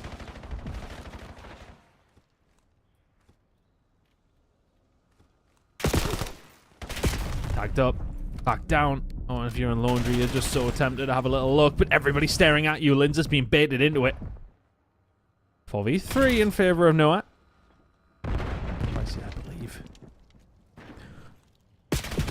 Still not easy. Noah will need to get this bomb down, and they do not have positioning to do it comfortably yet. With Exceptional backing off again, this is the perfect opportunity to get this bomb down. They've got to do it now. JB Rod in towards the middle, finds one as well. A 2 versus 4. Oh! 1 versus 4. JB Rod is alive. Does not get that kill. Does not need to either. That bomb is down. The bodies are enough. One more round for Noah. Bringing things into the realms of possibility.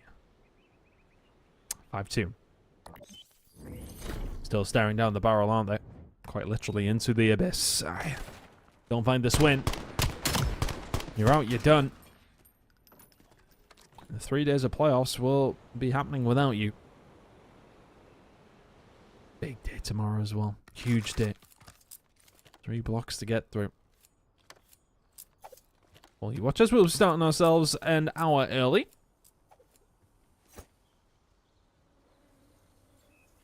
Hopefully you can all join us when things go down tomorrow in the playoffs. Mika, can he be the one to maybe continue something? Honestly, JB Rott has kind of been that guy with the sniper. That's what's made the difference. Big Nate. Oh, there's the first blood that could be the beginning of the end. JB Rott was hoping for a target-rich environment, but nobody's home.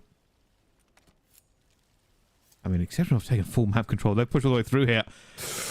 I don't think he saw anybody. Well, that's the transition they momentarily got away with. Trade, technically. 3v2.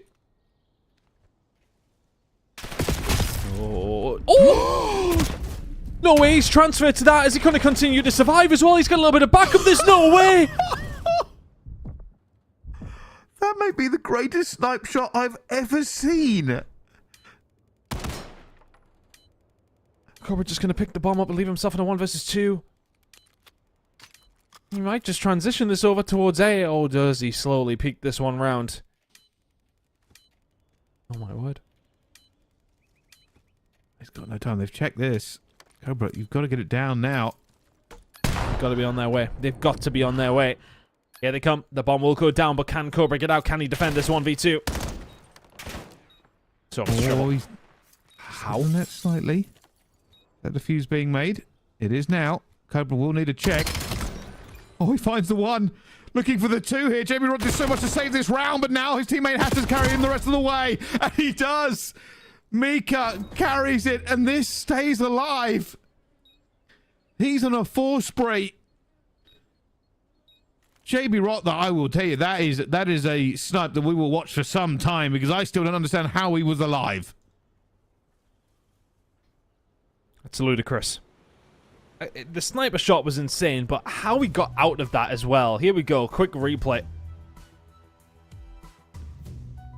So he sees Melko, I think, dipping away, from money. And just sees Brezzy out the corner, and it's just a bat. Oh, my word. And that's difficult to do at the best of times, but to then get the stun off to get out as well. Inspired plays. That's 3 in a row now from Noah. All I would say, it would be very exceptional gaming to lose your qualification match for playoffs via a full sale. Very on brand. You've wished them some serious pain there, but no, I haven't. I'm saying Why they do you need to hate lock them? in. I don't hate them. They just should be a lot better than they are. I have too much hope for them. That's the problem. Bomb going down here. Mika will stretch this. Melko has no answer. Map control is very much there for Exceptional, though. Noah, tight. It's going to be down the stairs, but this time Exceptional are not going to get the easy pick. They don't get it. Zad already finds Brezzy. Zad looking for the second, trying to stay alive here as everybody's got smokes down as well. Oh, no, Lins finds 2. A 2 versus 3. They have the position. Raze knows he has to pick his moment. Looking for it as well. Down he goes. 1 versus 3 for them now as well. Finds the 1. He's going to run out of this one at the same time, and down they fall. A stretch too far for Noah. Lins, the key player in that scenario, finds the kills they desperately need. And that ends 6-3. Exceptional get it done. We were threatening the idea of the full sale potentially coming through, but Lins calls a game. 10 non-traded in that game of Search and Destroy. Insane work, honestly. Did really, really well, and Exceptional will get their win. I don't want to say for certain that they definitely make it through, because I know there's different permutations to go into here. But that is a massive win for them to find. That was scary for a second. It got real scary. 5-0 up. Absolutely flying. Had Noah found that round, oh my. Stressful times. Yeah, I mean, and they have the advantage as well. I mean, realistically, they got the first blood. Just a slight miss there as Lins basically just dived through the smoke and managed to find the second player who had to back off. Maybe if Raze had found one, it's a potential, but numbers matter. Because this was a thrill and spill kind of S&D that could have been over 6-0. Wild game. Wild series. Just for exceptional to have to go down to this moment. Maybe it will be the sort of thing that gives them a little bit of hope to do it in this manner. Maybe just gives you the kick up the backside that you needed. Can they get something going here in playoffs? If they do make it, of course. I'm not calling anything before the end of Treaty 1 up against NAJD, which I believe is going to a map number 4. NAJD found the map number 3. The Gridlock hardpoint will be incoming. Who has been practicing the new maps? That's a question we're going to find the answer to very, very shortly between those two teams. North America is nearly ready to go as far as I'm concerned as well, Bryce. I have no... if we even have time to cover what is going on in what is potentially the longest series of all time. But this one was long as well. But it's exceptional who come out on top. Brilliant work from them. They will get themselves that win. And as I said, it should put them in a good position to go through. But I'm not 100% sure yet. Not 100% sure. There's a bunch of it flying around here. Hey, I'll throw some in here. I mean, I've got the Pit EU, who we always kind of harp on about in these streams, but he's put out here. So essentially, we've had exceptional just win. So if T1 wins, which is Treaty 1, that means Vicious and Noah are eliminated. But if NAJD defeat Treaty 1, then it's going to be Noah and Treaty 1 defeat. So it seems like it really is just who wins this game. Okay. That's the way I'm reading that. But of course, you know, Compops have got their calculations and everything else going through, so we'll wait for the official one. But that seems to be the most simplified as we jump into the map to find out. Well, here we go. Treaty 1 Gaming. If they can find this, let's see how things are going to go. I'm not calling anything, honestly. I'm letting the Amens deal with these kind of things, but a huge moment for Treaty 1 if they can find it. Really good start here on Gridlock as well.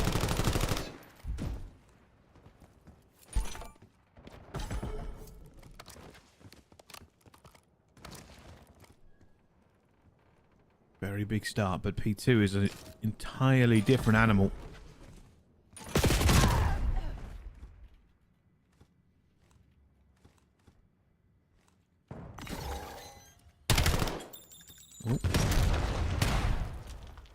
Gotta be careful. Henry looking for a way through, and that's a lot of bullets that should have got his way, really, but the rest of the team now moving in. Who knows, this player is still going to be around here as well and continues to push forward. Big wipe out of this one and a lot of time, Ton. A lot of time.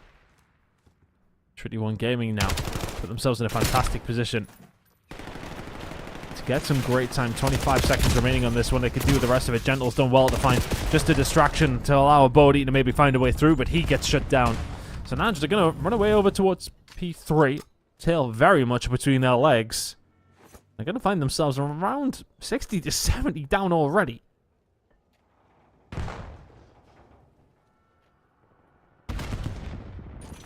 This rotation really does matter for NAJD. But Rush already in a pretty good position for this one, if he can find the kill, and he does. Already the squeeze now under NAJD, and are they going to be pushed straight over a hill again? There's no way. It's happening far too easily. Treaty 1 not looking like a team who currently only had one win to their name. Overlay. Doesn't find another. Henry. How has he found that snapper? Clock's deleted. And Henry stayed alive long enough the rest of the team to come in and off the respawn. They're now inside of the point. Can they continue to find stuff? Yeah. Gentle kind of with a trade across the board. But all this time, Treaty 1 Gaming on the ones getting it. I mean, they are moving with some speed.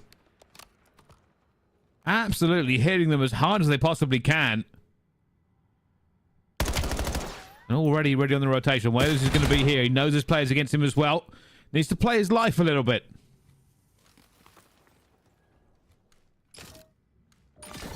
So I believe basically if Treaty 1 win it, they go through. If they don't, well, if Treaty 1 win, they're going through instead of Vicious. Of course, we already know OMNiTNoir have dropped out. That is for certain. But Trinity 1 right this second, if they can find this game, which they are 100 points up in, will be knocking Vicious out of the groups. And they'll be making their way to playoffs with a 2-3 record. Oh.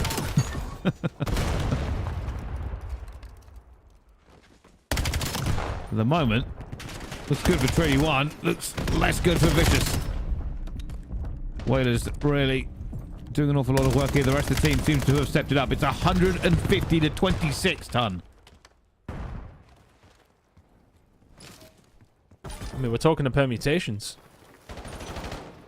I'm not seeing this come back again.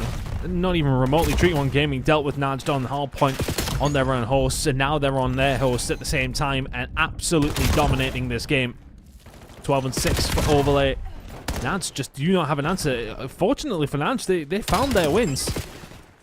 It's been a crazy group, but like kind of so many different teams beating each other. There's been no real coherence to it. But right now, Trinity 1 Gaming are 130 up and are about to punch their ticket into playoffs. Well, they've been fighting for it. I mean, this is everything we said about the pressure. And Trinity 1 Gaming have risen to it. Just taking them a little bit of time to get that proof rising so they can finally cook, but so far so good. Already you can see, though, NAJD are a little bit back into this game. They have control of P2. They gained some time on P1. It's still a massive deficit. Yeah, it ain't over until the fat lady sings, and she ain't quite singing yet, but she may well be warming the vocal cords up. It's a 100-point difference. P2 rotation, they could do with finding a break here, could NAJD. They did have that rotation, but a long flank round came through from Trinity 1. They get their way through. Kills have got to go their way. Clocks can't find it. Henry for another 2. Close Spawn's going to come in here for the side of NAJD. Even just prevention here is okay. The time on the board would be better. You've got to find a rotation over towards P3, though. That's where your money can be made, but there's still 25 seconds over towards P2.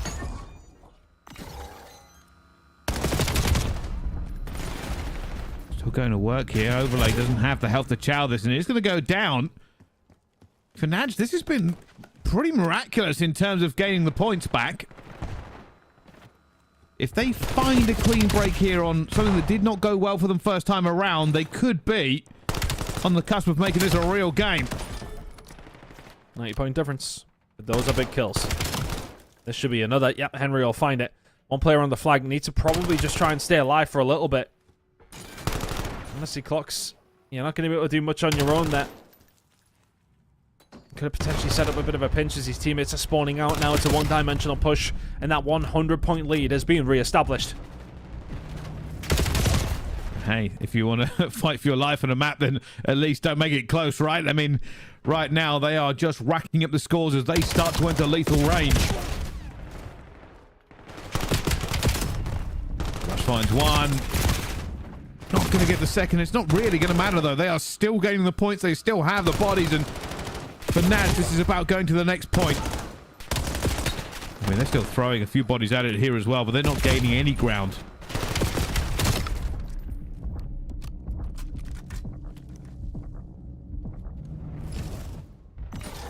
It's been an utter decimation, to be honest with you.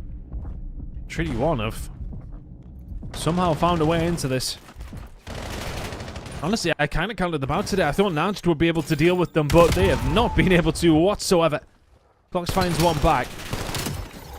It's somehow still going to be doable for NAJD, but they need to find something, and they found very little throughout the first couple of rotations of hills here, Bryce. Bodhi will find one back.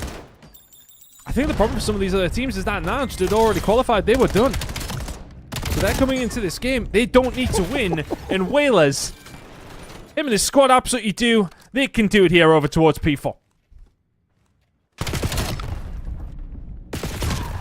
And this game is all but done, and it has been an absolute bloodbath. Trinity 1 Gaming, 250 to probably 96 at this point. They're not going to get the tick, and they are going to get it. Never mind. Not even going to be contested. Wow. Game over. 100-point club for NAJD. Trinity 1 put themselves in a wonderful position, but it has very much changed how this could have ended. The tiebreakers have come through. We've been told how this will go and who it knocks out, Ton, but that is unbelievable. A surprising win. Honestly, they've went through it the hard way, as so often teams do tend to do. Looking at how they actually got on over their season, of course, finding themselves one win. That was up against, I'm just having a look through, they actually managed to find that last week up against the Vicious. So for the Vicious, that's the one that does them in. I believe they're going to be falling out in 5th after Treaty 1 find the victory up against NAJD. Bearing in mind, NAJD only lost to Project 7 up until this point, and now they lose to Treaty 1.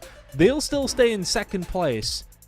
That's actually going to bump Exceptional up to 3rd, as Treaty 1 will come in 4th, and Noah and, of course, the Vicious will fall out into, well, no man's land, realistically.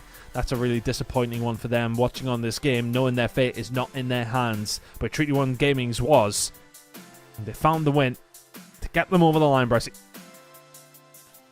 And what a way to do it as well. Doubts were thrown. It could have been a completely different way, but in the end, Treaty 1 Gaming, a team that we said we thought should really be doing better than they have been, put it out of the bag in the very last game of groups. At the very last moment, just before North America starts. My word. Someday. As you said, the first block of games absolutely breezed by. The second one, not so much. But we got there in the end. An exciting conclusion, for the most part, at least anyway. 250 to 96 was the score line. Well done to Treaty 1 Gaming to get it over the line. Well, it has been a bit of a thrill ride here with teams just not being in control of their own fate, but that's kind of maybe the difference that goes all the way. If you don't perform, if you don't get the points in the maps, then what can you do? Not a great deal. We're just getting everything confirmed and double checked. And we'll get that final group confirmation. I'm pretty sure we're there, Brycey. My word, what a day. Honestly, I think some days when we do come to this 3rd day of groups, it can be that time where, you know, you see some teams kind of roll over, it's already done with, but we haven't seen that whatsoever today. Okay, maybe in Group A we did, but Group A was maybe a little bit more clear-cut. We had our expectations and they were fulfilled somewhat. This one, we really didn't know what was going to happen. For Exceptional to come out and just about get it done in a map number 5 was probably on brand. But for Treaty 1 Gaming to come back and find the win up against NAJD, that's not something I expected at all. I really thought they were in a lot of trouble, but they get it over the line and get themselves through, Brycey. What can they do in playoffs? Let's see. Oh, that's the key. We did say it's not about every game you play, but it is about your final placing. And for Treaty 1 Gaming, they had to wait to the very last moment to find out whether or not they can make it through into playoffs. And hey, sometimes that's just the way it goes. Here they had a rough ride throughout the groups, but chance for redemption is only ever a playoff bracket away. Yeah, absolutely. It depends how things play out for them, but I believe they'll be coming in 4th, so that means they're going up against OMIT, I would presume. So that's not necessarily ideal from their point of view. Honestly, actually, things might have played out a little bit different, but we are just working things out as far as the seeds and whatnot goes. But yeah, I'm pretty sure that it's the Vicious dropping out. Pretty sure it's Noah dropping out, but we'll be keeping an eye on how things have worked. But incredible day, to be honest with you, to see some of these games and how it kind of went down. Again, we're just double checking things. We're just waiting to confirm the results of the groups, and here they are, as mentioned, the Vicious and Noah dropping out. Treaty 1 at the last breath, getting that one over the line. They were last for quite some time, and they managed to finish 4th. Exceptional into 3rd. NAJD, of course, 2nd. Project 7 very much 1st. Same with OMNiTNoir, always going to be there. Rock Esports actually finishing 2nd. There was a slight miscalculation when we did finish up Group A. So that for Rock Esports means a game up against Exceptional straight out of the gate. That'll be interesting. Yeah, that will be interesting. But yeah, I think for Hibernation Treaty 1, you are not being tracked to a very easy game to kick things off, Bryce. No, I mean, hey, sometimes this is the way it does go, and we had a lot of thrill and spell rise. In fact, it's probably one of the most entertaining finishes to a group stage we've ever had in terms of how this has gone. But Like all good things, that has come to an end, but fortunately, better things ahead. Playoffs tomorrow in EMEA and more action from North America. This will be all from us tonight. We are ready to take it across the pond to see how they get on in their final games as well. So don't go anywhere for more COD, but we will see you next time.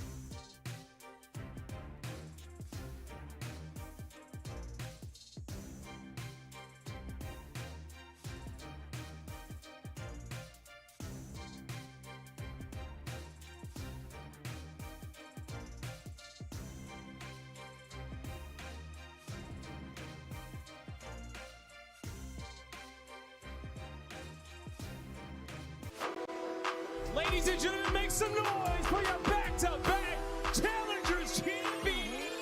Nobody cut him down. Oh my Everyone God. finds 3. Henry, who gets the good timing over by the bar. He's able to find number 3. Oh, good movement from Mamba. Keeps the killing spree alive. Down low. Whoa, whoa, whoa. Lost for a minute, but I'm back. Now I'm at the top, and baby, at where I'm at. This is where the fun begins. It's time for the end of the group stages here. This is Call of Duty Challengers Elite. This is North America for Stage 3 of the 2026 season. My name's Infinity. I'll be casting tonight's action alongside my good friend over on the other side of the pond. It's Proper. How are we doing, mate? Doing pretty good, man. I mean, I figure we might as well get at least one North American on for one of these two stages for today. Got 2 Americans coming on tomorrow, but to answer your question, bro, I'm doing fantastic. It's been the weather's been getting beautiful over here in America. I hope it's the same over there for you. Yeah, it is. Actually, it is. Already, I'm surprised. Normally, it's raining constantly here in the UK. It's getting real hot. I've got the flip-flops out. We're feeling pretty good over here in the UK, all right? It is actually kind of hot right now, and it's going to heat up tonight here in Call of Duty Challengers, because as I said, it's the final day of the group stages. Anything can happen. Well, not anything in a way. We'll talk about that when we talk about the groups here in just a second. Here's what's ahead of us, though, tonight. So as we said, considering it's the final day of the group stages, there are less matches to be played tonight, less matches per block, per se. So we're only going to have 3 going on at any one time, Proper. Yeah, only 3, and I mean, as we do have things kind of just oriented across the screen. Group A to start off the day, Group B to close out the day. Got a lot to dive into, permutations as they may be. It feels like we just started this entire stage as far as Elite is concerned, and we find ourselves with a lot of teams already looking over the edge. It's real weird, isn't it? It's always so funny when you get towards the end of week number 1 and you're like, hey, group stages are already pretty much over. Yeah, there's a lot I think we got to talk about here. Let's already get into that conversation then. Let's start talking about the groups then ahead of us for tonight, because things are going to get mixy, baby. Group A, maybe not so much. Start the conversation very briefly here. Group A is pretty much settled. Huntsmen for Fun, FC Stallions, and Torn, I believe, more or less have pretty much locked their places in towards playoffs. But I mean, just looking off the rip here, Huntsmen 4-0 profit. That's huge. Yeah, absolutely. And I genuinely don't think that many people have the Huntsmen doing what they are currently doing as far as Challengers Elite Stage 3 is concerned. Even if you ask them a few moments before they loaded into their first one. Only losing 2 maps along the way is so unheard of, very difficult to do. P7 Notorious and the opposite side are doing that much, but just a little bit better, given that they haven't lost a single map. But Group A, BitterSweet, Orchid, they're already out. Sayonara, better luck qualifying for the next stage. FC Stallions and For Fun Esports, we're focusing on them first because that's realistically where the only battle for Group A still resides, is for that 2nd seed. Yeah, Group B, however, is not easy whatsoever. It is going to be a cluster F of a group because P7 Notorious, they're 4-0, they're like 12-0, 16-0, I don't know, whatever maps, 12-0. In map count, they are flawless through Group B. Everybody else has been battling out in the pit for a spot in playoffs and, of course, to keep their hopes and dreams alive of being one of the 2 teams qualifying, or one of the teams, excuse me, qualifying for the Pro-Am out of North American Stage 3. 2nd through 6th, proper. All of them can still qualify. They absolutely can, right? I mean, there's a lot of permutations that are on the line. And as we were talking about, P7 Notorious 4-0 to the good. Only team that's solidified to make playoffs out of Group B, and why would you bet in anything else considering that they're flawless? Even from the roster change from Snoopy coming to the mix after getting called up into Boston Breach. This team really hasn't skipped a single beat ever since winning the Birmingham Open. They find themselves playing up against Faze Falcons today. Faze Falcons would really like to be able to get that win for the immediate permutation that is the Telluride Bush Gaming. Your Elite Season champions of previous. They find themselves with the backs against the wall. They're playing out of the mud today, and that's not just for the battle to truly get out of the mud for both of those 2 teams, but you gotta hope that P7 Notorious beat the brakes off of Faze Falcons. Telluride Bush also need to beat Out the Mud. If Out the Mud want to make it into playoffs, well, they have to do so in a way that they have to not only beat Telluride Bush, but then OMIT also have to beat CABAL, and Faze Falcons have to beat P7 Notorious. There are permutations all over the place. Group B is an absolute mess. And given how many star-studded players are on the star-studded rosters still left over in that group, anything could happen today, man. I literally have no idea how this is going to go. This is the beauty of the final day. I'm so glad that this is the day we get to do, honestly, because it's the beauty of these kind of days of action. I remember doing this like a few years ago when we get to the final day of the group stage of the challenges, there'd always be some wacky permutations. I'd stay up until really late, like basically the night of the first week, just to work out what kind of permutations we were going to be looking at. I love it so much. So it is going to be a bit of mayhem as we get into the second slots. As we already said, though, we are going to start today with the first slot of the day. That's going to be Group A, and things are significantly more solidified here. We know which 4 teams are going to be making it towards playoffs, I believe, anyway. I'm pretty sure those 4 teams are locked in. So really, at this point, we're looking for the fight for seeding. And as we talk about our first matchup coming up here proper, it's For Fun versus Stallions Esports. This is a matchup for the second seed, and Stallions here coming into this one.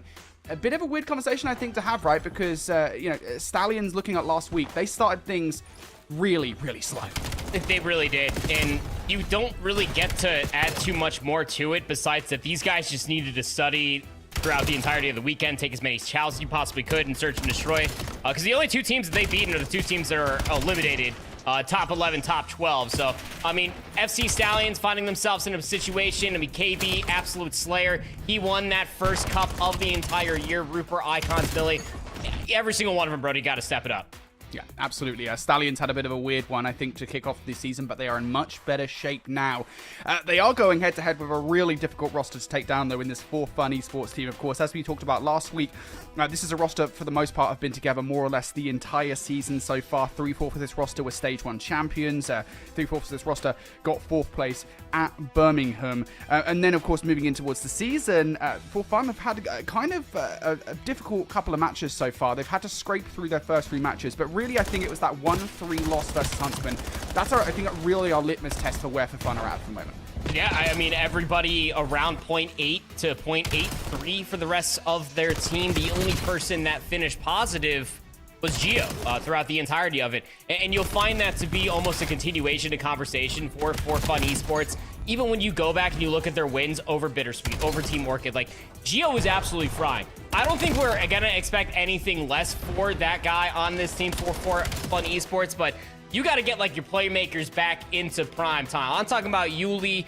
Mac has looked a little bit crazy at certain points in time as well. Just to be able to get your slaying SMGs back on par. And the same thing could probably be throwing a little extra for Awakening. He can only do so much. Sometimes he's just getting run over by this NPC meta. But as far as the maps are concerned, you're going to have a really good opportunity to be able to do all of that if you're looking at it from For Fun Esports perspective, Brody, because you are starting off on that Scar hardpoint. You got a raid search and destroy, which you know Mac is going to be challenge P5 every time.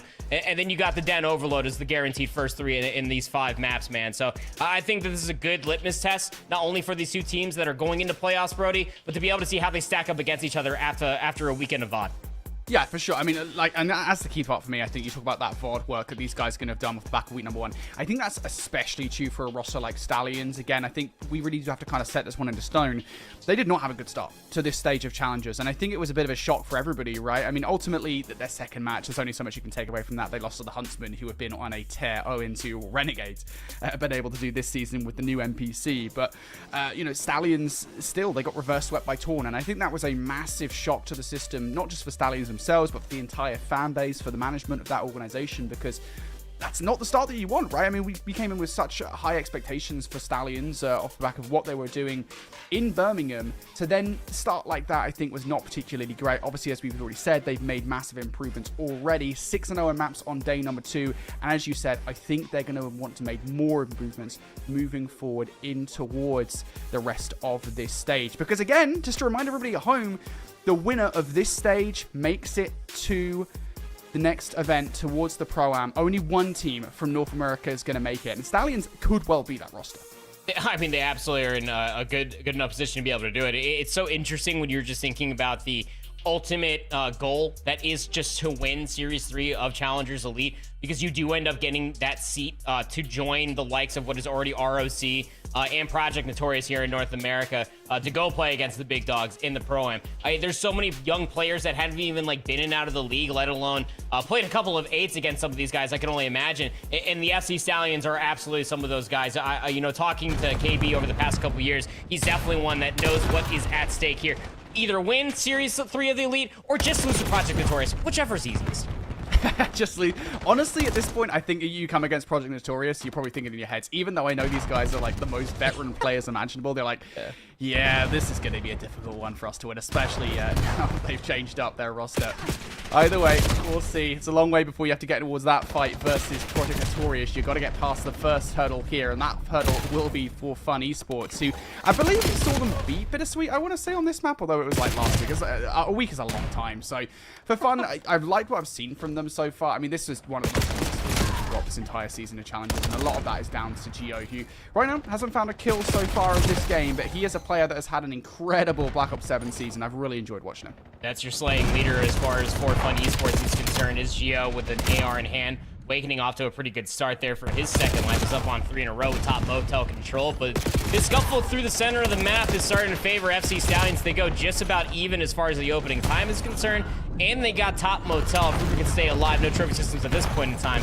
Team hits are all dying around him, but I think that the Scar hardpoint is going to be a much more focal point for Fun Esports. This was the map 4 that they did lose versus Huntsmen, and FC Stallions are starting to showcase why. Yeah, I was going to say, Rupert played his life pretty much perfectly there, right? I mean, you talk about the fact that he's top, so he needs to play his life for as long as humanly possible. You kind of presume that he's going to go down, but him preserving his life for about 5 more seconds or so basically opens the door for Stallions to get back towards the hard point, and then, of course, the fact that Icons is able to find a couple of kills. Geo comes through, though, for a triple off the back. 15 seconds of time, really trying to bottleneck Stallions back towards the scrap time, even if Geo falls here, which isn't necessarily ideal. He's done his job perfectly. He's kept those guys in that halfway. Everybody's on an island now as far as this break is concerned. FC Stallions just kind of bull rush all the way through mid-cut. That's where they found that kill on a Geo. You had one top plane, one pushing back boat, and then Yuli was still lurking over the backside of green. So finally they're able to dust off what was that break attempt out of FC Stallions. They forced him to spawn in the backside of green. Might be able to Esports. They've got all the players in the right areas. Wake and Yuli going to get cut down though.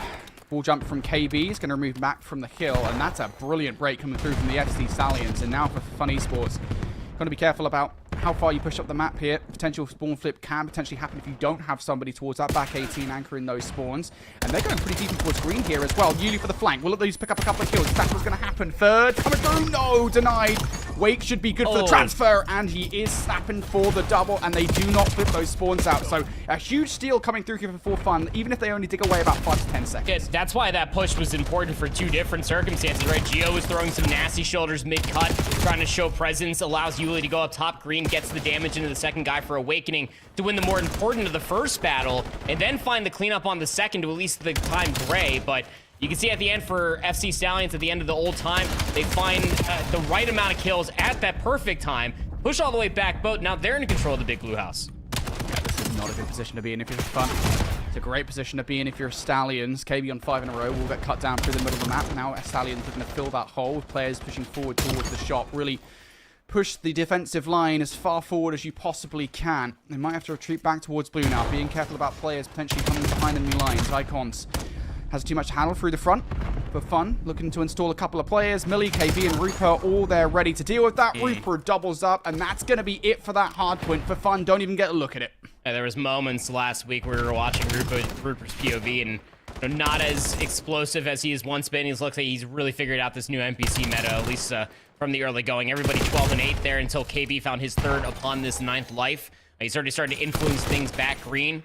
And for Fun Esports, I mean, they played that 3-4 rotation pretty damn spot on, even from 2 to 3 in my humblest opinion. But, I mean, FC Stallions, great as ever. Gatebe's going to get teammated off of his own streak, but the damage is so well done. They got the back spawns. They're just going to keep flooding the numbers. It's been working. Yeah, good effort there from Geo to try to get through towards the hard point. For Fun, feel a little bit individual at the moment. I think they're kind of scarfing for hard point time, and that's sometimes what happens when you are down 100 points. You can get yourself in a bad position and make things even worse. The Fun do not want to give away this last 25 seconds. Flanking play from Yuli. It's going to find KB. Millie now isolated towards the time. Big 15 if he can grab it. Again, it just digs the hole even deeper for Fun. Millie almost perfectly transfers on towards the third. Makes Mac real weak. That nade from Icons might well finish him off. No, looks like it will save him here for the moment. Icons digging in towards the scrap time, trying as he might steal more time away from Fun. This does not paint a pretty picture, does it, though, for Fun roster? You're 100 points down coming into the second set. You got split spawns coming through before P1 even spawned, like Yuli all the way back blue, Rupert spawn all the way back green. It's just so awkward across the map. So these are pretty important gunfight wins for Fun Esports. They're trying to influence. They know that one player is probably still back blue, and it's Icon. So he's conceded the space to put himself in the situation. All the pink arrows on the minimap looking across the way, trying to assist over by back blue. And FC Stallions, I mean, through the entirety of that first set, you take that back 20 or the past 20 seconds, it just transpired on P1, finding where they have the most amount of numbers, and then just influencing that point of ingress where they're nearest to. That's how they broke the majority of those kills within that first set, and why they have a 100+ point lead. Icons is being pretty damn nasty here in this game. Stallions continue to grow their lead. For Fun, at this point, I think if for Fun, I've just got to try and get some kind of rotation, a full 60 and back in this game. You need to rotate, you need to hold early, and well, so far that's just not happening. You've really lost your advanced player in Geo towards the radar side. KB doing damage and weakens up Awakening. He has no choice now to back away, because if he chows that corner, he is dead to rights. Instead now needs to rely on the players coming fresh at the spawn from the blue side. Wake can now play a different position, try and play a distraction, deal with the respawning players, does exactly that for one, trades towards the hard point. Yuli, Geo, good for it, pinstripe kill free through, but ultimately it is still Stallions in control here for the moment, and for Fun, they are not getting that time that they wanted. Which is even a big difference as far as these double kills are concerned. You see KB converting a lot of them. He's up to 22 and 17 off of that kill, or that death, excuse me. Millie was also doing it. Icons upon the exit of the previous set of hard points. And honestly, for Fun Esports are just kind of missing that. Awakening's the first one to step up in such a cause. He finds himself 5 up on this life and continues to get Mixie in towards the time. Has Yuli to watch his cross. What is a late resurging moment as far as the opening first handful of hard points. Going over towards P3 for the second time, and for Fun Esports might just getting their bearing straight. Ooh, Geo, I was going to say, he's already got a couple of big kills through the middle of the map. Transfers himself for a third. Now they've got to turn their attention here. Yuli trying to play distraction. That might open the door for players on the other side. He doesn't last long enough for that to be the case. So Wake now needs to create some big swings. And again, every single second that you waste here, sitting, pre-aiming, waiting for this flanking play from Geo to come through, is more time you're giving away to Stallions. Geo now going to be able to activate, though. Good for the first. Transfers in for the second. Last player laying down towards the hard point. Geo takes the headshot and the gunfight. That's a brilliant break for Fun, but they're still now not on the right side of the hard point for the Rototanu. Yeah, but they already have the read. The spawn's back blue from that push off of Geo. Awakening gets the softening up for Yuli to set up for that next handful of kills, and now they can start surging forward. But are they going to know that KB's still back here? Gives up his red dot, can't even stay alive for that 2-piece. So spawns flip at the almost perfect time. The problem is you just need to try to convert this in a whole 60. It's just that easy, right? Just do it. Geo has been the root man for Fun.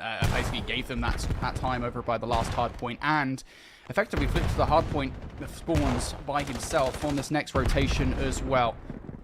He's doing a brilliant job at keeping Fun in the conversation here on Scar. How much more damage can he do? Trying to keep control of these spawns. A lot to do around the backline. Good for one, but now this spawn's going to flip out, especially as those kills, the kill feed lights up white. Matt get overwhelmed towards the backline, and there's the spawn flip coming through for the Stallions. He didn't have the pressure already. Here it comes. You can very much so close things out here. They will indeed get the tick. So for Fun Esports, not only need the break, they have to be able to do it convincingly, then rotate over towards 5, damn near cleanly as well. You still got Icons inside the time, soaking things up. Steps off, it goes great, so we got to rotate new, but FC Stallions might have just put it away with that one break alone. You're not going to be able to finish things here on this hard point. You're going to get that last 10 seconds. It's going to put you about 9 away from the victory. For Fun, cannot put a foot wrong here on this one. They've already identified where the push is coming from. Effectively in a 2 versus 3, unless Yuli can assist in time. KB throws a stun at the wrong time, gets tagged up. Back spawns will now be locked on by the Stallions. Rupert for the trade, trying to get green control. Will be now looking for a distraction around the front, maybe time it with the push coming from the back line. It's not going to happen. Icons is 2 out of the fight, but he will pick up a kill on 5 in a row. Not there to turn for the second, so the hold is good here for the moment for Fun. Yep, for the time being. Got to keep those spawns trying to be anchored. KB, even from pistol at distance, finds himself a pair. Yuli's got to find 2 on the cross, and he does. More players starting to sprint across the plane side, and they should get wiped off the map. That's going to offset spawns, but Rupert stays alive, finds the kills. Now that you can break if you're Stallions. Yep, brute force your way through the front. That's the play call. Rupert, shaky shots, but he gets it done for Fun. Can they do anything 3 down in the feed. Yuli, you gotta touch the hard point. You gotta do it right about now. The stun comes through. It's gonna be the hit. Yuli doubles up. They've managed to break their way through. Oh my God. Now just one player towards the middle of the hard point. Yuli for 3. Millie gets tagged down. For fun, they've broken through towards P1. Yeah, Yuli's on 4 in a row here. Starting to read maybe this split spawn. Gio's playing for it up top. Wasn't ready for it, but neither was Rupert. Gio just wins the gunfight. And all these straight gunfights are calling out for Icons to get the Hellstorm missile, get them the heck off of this point, and find the easy dub here. You just need 4. Just need the last remaining player. Icon's gonna do it. Even transfers for the last player. One last twist of the knife here at the end of map number 1 as Stallions dominate things here on Scar. For fun, they looked like they'd found their footing towards the back half of that game, but by that point, it was too late. Yeah, just a little bit too far gone. I mean, for me, it's one of those things like, if you're already about 70, 80, 100-point differential, even on Scar, like, you gotta be playing some pretty good and clean hardpoint. That one was just a little bit too far out of reach from, like, the P3 to P4 rotation within the first set, in my humblest opinion, Brody. I mean, like, you're putting a lot of time and emphasis on these flanks, which, to be fair, like, you saw the Geo break come through there on that P3 to P4 in the second set. Really beneficial for them in that moment of time. But they were always playing off the back foot. There was a moment in time where I was looking from left to right at the top of the screen, and things weren't really too far gone. But as things started to continue on through that second set, like, you're starting to see the discrepancy as far as these two pieces are concerned. Icons win 34 and 23, 31 and 26 out of KB. They had a combined 25, make that 38 assists. Make that even more, 41 if you or 51, excuse me, including Rupert. Like, all the team shots that are coming through are absolutely filthy as far as FC Stallions are concerned. They're just running together and taking over the map, and it's putting players like Mac in quite a precarious position, who likes to play that cutoff in brute force SMG. He only finishes 17 and 33 with 17 assists, so I mean, he's still laying down the damage, but he's just not able to finesse his life. He just cannot get away with how blitzkrieg this meta is right now. It's just difficult because he's not getting any coverage, right? I mean, you can see here, he's got 90 seconds inside the hard point. Ultimately, he's still kind of doing his job. It's just that the slaying isn't there for it. He's, you know, 0.5 KD more or less isn't going to help you in any situation. I did feel somewhat bad for Gio. I think without him, towards the back half of that game, the scoreline would look significantly more dominant in favor of Stallions. I mean, we talked about it, right? In some of the flanks that Gio is putting together in the last, like, 2 or 3 hard points, almost single-handedly guaranteeing time for the Stallions. I mean, look at this. It's a 213 to 110 scoreline. For fun, scrape back about, 40 to 50 points towards the end of that game to make it close. But again, you don't get that without Gio, and we're probably looking down the barrel of a 100-point club without him. So massive, massive props to this Stallions roster. And this is what I wanted to see, by the way. I was gutted when I saw these guys, because they absolutely dismantled Torn in the first couple of maps of that fated best of 5, which they got reverse swept. But then they did get reverse swept, and I think a lot of people kind of had their heads in their hands like, this is not the Stallions that we've come to know and love off the back of the Birmingham performance. This is that Stallions, and I think if we're talking about a roster that, hey, this is one of the teams that could make it to Atlanta, can make it to the Pro-Am, this is that Stallions. They are now playing much, much better. Yeah, made the Bosch more than worried as well. I'm sure that Zuma probably wasn't very happy to be able to watch his team get reverse swept by Torn Esports, a team relatively outside of, after some deep dive and studying for the community, as another ex-Fortnite pro playing for that roster, just absolutely putting them in the dirt as far as that latter half of the series is concerned. But yeah, man, I mean, I think this FC Stallions team does deserve its own conversation within its own right. Let's not forget that, like, you go back to the beginning of the season, people were ready just to sing the pants off of both Icons and KB, because they were on that original team that won Cup #1. Everybody's like, yo, these guys are gross, man. It's about to be their year. And then they just kind of, like, fell back into the rafters ever so slightly, and they're just, like, on a backup for a lot of these different rosters that never really got them into the front running. But back behind the Stallions, they find this new set of rosters to be playing around, and especially for the pack-a-punch that is Millie. That guy's not afraid to get mixy even with the best of them, and you're absolutely right, Brody. I mean, I think that FC Stallions, with what they have behind them, Coach Attach included, I could definitely see this team having at least the locker room to get them closer towards that line of what is going to be the Pro-Am. It's been exciting. It's been exciting for sure, I think, to see the changes, I guess the path that this roster has been on so far, even through the first 3 days of Challengers Elite in Series 3.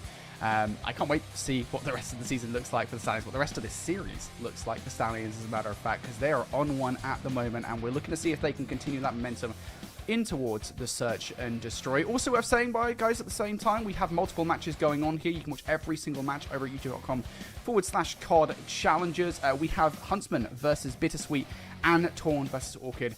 Although it is worth saying, as we've already said, both for Orchid and BitterSweet, we believe at least, I hope I'm not making this cool, this is what at least is on the Gamepedia, so I don't know, maybe the Gamepedia says it, I generally speaking trust it, but apparently for both of those teams the season is already over. But if you want to watch two really interesting storylines, those matches are going on right now. I guess while we've got time, we're waiting for the next map to get underway here proper.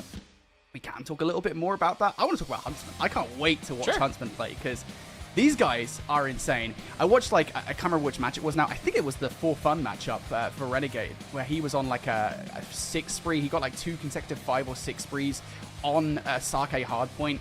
Renegade with the NPC, it feels like Jesus Christ Reborn. Like, he is insane at the moment, and Huntsmen, they are benefiting for it. It's been so fun to watch that roster rejuvenated. Yeah, I think it's kind of interesting just as a long-term conversation. You know, that entire team is being kind of benched around, like, we got to get some vets on this roster to play alongside Renegade, show them the ropes and stuff like that. You can go back to, like, stage 1, man. Like, that roster is surrounded by Renegade, Neum, Kips on that team.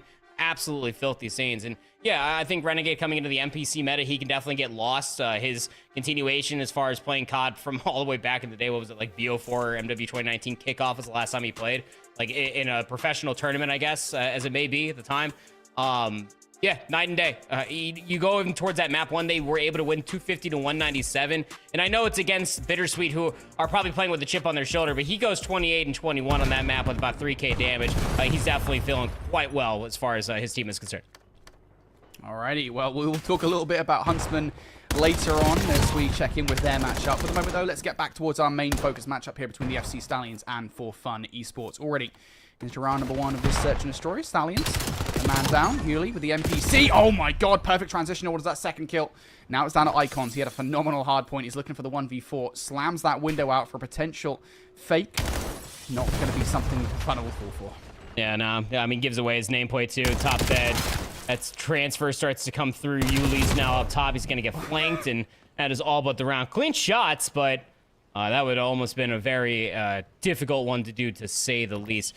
Raid Search and Destroy is going to be an interesting conversation point. I feel like as far as For Fun Esports is concerned, we saw them play it last week, Brody. You and I did, and like sometimes they just seemingly get lost on the map to where they're like their enemies have no idea where the heck Mr. Mackenzie Melts is gone. And like I'm personally really excited to be able to see it. Yuli gets the ace in that round, just casual stuff. To be able to see like if their gunnies are hot, especially coming off of that previous round, previous map, excuse me, a Scar. I have to see if Yuli can continuously get activated and if Matt can follow suit. Ace for Yuli in round number 1. Just a casual Yuli performance. For Fun, feeling themselves. That's exactly the start they needed to bounce back. Yuli wants to carry that momentum in towards round number 2.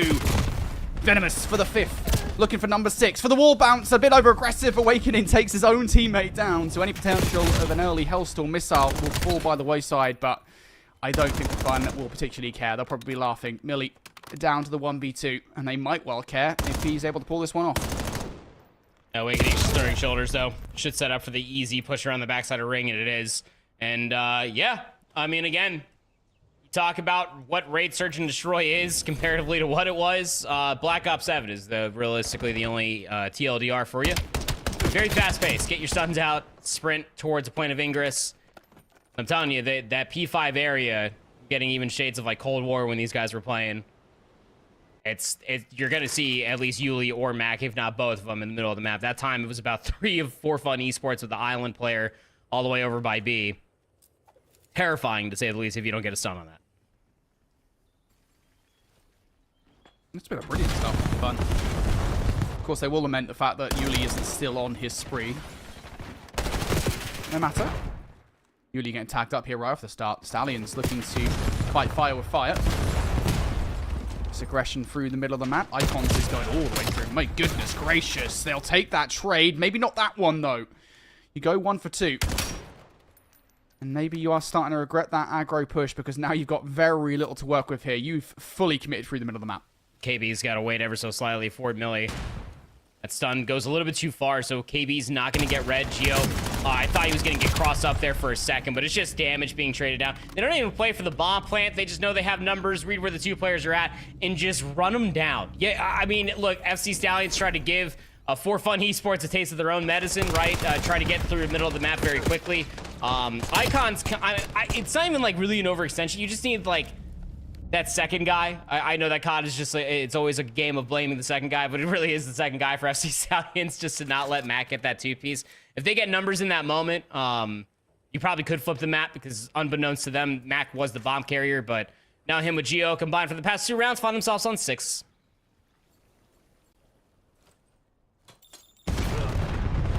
This has been Stallions. They really did take a gamble, rolled the dice on the last round, didn't they? And it fell apart this time, doing something almost exactly similar. A straight aggression right to the face of For Fun. This time, will they come off better for it? Slide out, double chow, 1 for 1 they go, and it's the exact same situation. You go 1 for 2 on the trades. You exit now down a man, and you've got very little map control to work with. Bomb's just trapped, waiting for a timing for Millie to maybe clean up something over by open stairs. KB doesn't see a single person. He's able to find the first, but not able to take the chow quick enough before getting flanked all the way from kitchen. And I mean, For Fun Esports just have every single possible read. And even when FC Stallions fall back to yield faithful, just trying to take through mid and just use your numbers to brute force, kind of like how they were bringing a lot of those hard points on Scar. They just get completely collapsed on and route speed running until the round's end. Yeah, I think the strategy's certainly got to change for Stallions sooner rather than later, because there's back-to-back rounds where you've just basically full hit through the middle of the map. You've lost those initial trades, and you're kind of stuck alone with no backup plan. I wonder how deep the playbook is here on Raid. Fun. Just going to play this one slow to begin with here. Survey the land before making a move forwards. Familiar seeing this play. The call will now be made, and this will be the reaction coming through from Stallions. It's going to be a very quick hit towards the flank. All gonna hit through open stairs too. Oh, the timing just needed to be better, but Yuli makes it all for himself. Oh, a little 3-piece through the open stairs. You gotta check the tight corner. If not, better hope to have your trade there immediately. Yuli finds 3 in the round, gets himself up to 10-2. It's looking like a trailer here. Yeah, that's just one of those ones where it's just like, you know, I got to give Stallions some credit because they more or less did the right thing. They reacted in time to what was happening, right? The call was being made by Icons like, hey, these guys are coming over here. Rest of the roster, let's get your butts moving. And then you just get pieced up. You just get U-lead, I think it is, right? I mean, you got an ace back in round number 1. This is now a second big round coming out from U-lead. 5-0. What a response this has been here on Raid Search and Destroy. Silence about to fall. Stallions here. Mac gets that first kill, gets the hell out of dodge. Preemptive stun over the top. Max should be able to hit the reset here towards 100 HP, and he has help from the supporting cast as well. Millie will trade for the 1. Now just down to 1 last player, and it is donezo. How about that for the quickest raid you have ever seen, Stallions? No fun being had there. Yeah, I believe all the fun was reserved for Yuli. I want to say so. I mean, at least he shared it with a couple of his teammates at the very least, but yeah, I imagine that Yuli probably had the most fun as far as that raid search and destroy is concerned. A 6-0 search. I'm excited to see the scoreboard because I imagine that it was probably under 7 minutes we spent as far as that map 2 is concerned. Oh, my bad. Yeah. Should have $1'd it. My bad, Bob Barker. 3 minutes, 30-second raid search and destroy. If that doesn't tell you how fast like rounds can truly go on raid now comparatively to where it was, like, I don't even know like what that average time is per round, but 11-2 out of Yuli, man. 8 non-traded, 1,000 damage. Before Awakening he could even sniff a gunfight, Yuli just melted everybody. Come on. Yeah, that was just the Yuli show. I mean, and granted, there were a couple of times where some of those kills just kind of fell into his lap, right? Yeah. I think specifically looking towards those 3 on the stairs. This 3. Look at this, man. This is tough. You see the first couple of kills, but like Yuli is just, is himothy through the search and destroy. It's actually 3 later on in the search and destroy that we see. But it's just like, dude is just hitting with the NPC. I know the NPC is that gun right now, but like Yuli is not missing a single bullet. When he gets given kills like that, he is going to take them all day long. And again, I think it has to be said, I don't think Stallions necessarily did anything wrong there, right? Like, I think fundamentally speaking, most of what they were doing was pretty much the right call. I think especially, like I said, this play right here on round number 5, where it's just like, yeah, all right, let's do something they're not necessarily going to expect. I think maybe, if anything, it was just a tad too individual. A couple of players chilling there on the stairwell where you probably want to go a little bit more aggressively than that. Outside of, like, minute little kind of timing things, I don't think there was anything necessarily massively wrong for the play calls there from Stallions. I think they just got gunned, honestly. And sometimes that happens. You go 6-0 down in search and destroy. Sometimes you got to rush that off, just like, yeah, I'm not gonna lie, guys, we kind of got pieced in that one. Let's just move on. Yeah, live or die by the blitz, right? Word to twin. Like, I don't know, man. Like, you just, like, sometimes either you run all the routes and find all the success, or you just get routed on. So, like, it's just one of those things for me personally that I just think that Yuli just had the better understanding of the timing of the map. He was exploiting quite a bit just from his own teammates' perspective. But yeah, gonna let that one just marinate ever so slightly. Guaranteed for a Colossus map 4 between Stallions and for fun. Now we get to take a look at the Huntsmen as they are beating the brakes off of BitterSweet. Map number 1 was a Huntsman victory. That was a Sake hard point, 250 to 197. I got to imagine Renegade was doing his usual Renegade things on that. Hey, they're right. Huntsman already doing pretty damn well here on the search and destroy as well. Down to a few less to score in round number 6. A siege trying to make a flank happen. Not going to happen. And another one on the other side as well. Good effort there from BitterSweet. Last couple of players. You're in a 2v4 against a Huntsman, a roster that is renowned for playing, at least from the last few days that we've seen him, very well as a team. The best thing you can possibly do is try to work off the element of surprise, but it just completely lost it. So I don't know if there's much of a way to get around the Huntsman there. If you want to see the conclusion, if not the continuation of what is the Huntsman versus BitterSweet, please go check out youtube.com/COD Challengers. We got that plus Orchid and Esports maneuvering through their map too. But our main matchup is ready to get back underway. These guys not wasting any time. You got to appreciate that. FC Stallions and a swing map mode combination of Dent Overload versus For Fun. Well, I don't even know how this is going to go. We had a pretty dominant hard point for Stallions back in map number 1, and then a very definitively dominant search and destroy for fun. So I think expectations have been totally reset here, coming in towards map number 3. Stallions now starting to put some kills together, though. Yeah, you've got the lead blocker in towards Icons. Millie just needs to get past servers, and Icons should be able to do all the work here. Good for the first. Doesn't even really need to get the seconds, because Millie's going to slide on through. Rupa looking to almost immediately transition here to do some damage. Maybe clear out some space towards that Dojo side. At the very least, be enough of a distraction here that Stallions could be good for the reset. Yeah, but that gunfight, that Awakening one, wasn't an easy one. But Ruper's still in cheeks right now. He's finally going to get traded up. That was about to be a rallying moment. You can see the device carrier of Icon says, hold on 1 second. We lost our guy deep. Let's just go ahead and concede the space. Play off of what Millie's starting to produce over by Red. Doesn't check the deep corner. What? Almost had the turnaround and did, in fact. I don't know how Mac lost that one, but now the pressure's starting to surmount to going into Dragon. Can I get the replay from Millie's point of view there or something? I gotta see that. Millie just spun. I wrote it off. Mac Rupa gets the read for the block. Icon's gonna get the glimpse towards server. That is most certainly a cap, and Rupa Oh my is God. flying at the moment. 4 in a row for Rupa. These guys are pissed. 5 will be denied, but job's done, right? Rupa gets those 4 kills. Second one through. The fundamentals right now for Overload for Stallions, pretty much on point. They've almost always got a lead blocker ahead. These guys are furious, man. Maybe get me into that map 3 versus these guys in pink, dude. I'm gonna smear the absolute rooftops with them. The pace is insane. Ruper's 10-4, hip fires good right there. Had a good read on a Yuli.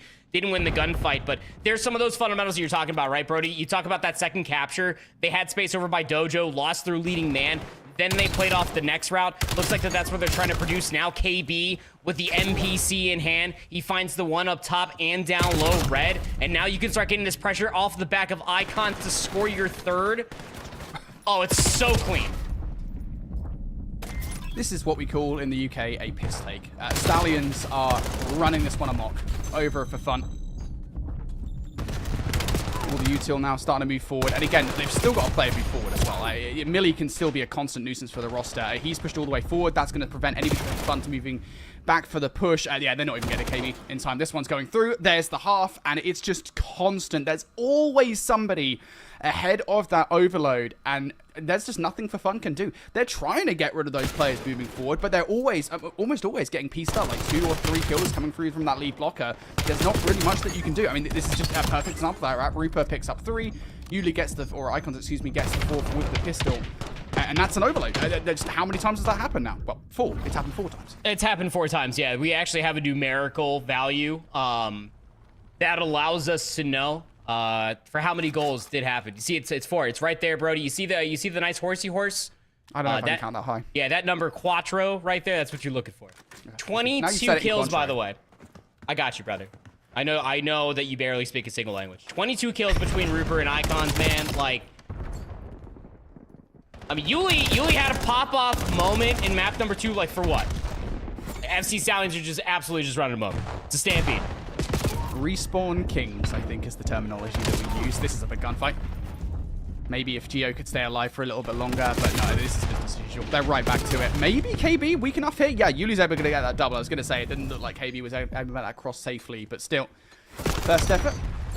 For fun, I think that might be their first successful actual attempt at blocking Stallions. Honestly, I think every single time we've seen them make an attempt, they've managed to convert it into a goal. And they're already looking at pressure. There's no way Hopkins gets this kill. No, he doesn't. Not expecting the player to come from the stairwell. Yuli able to double up now. KB will push forward.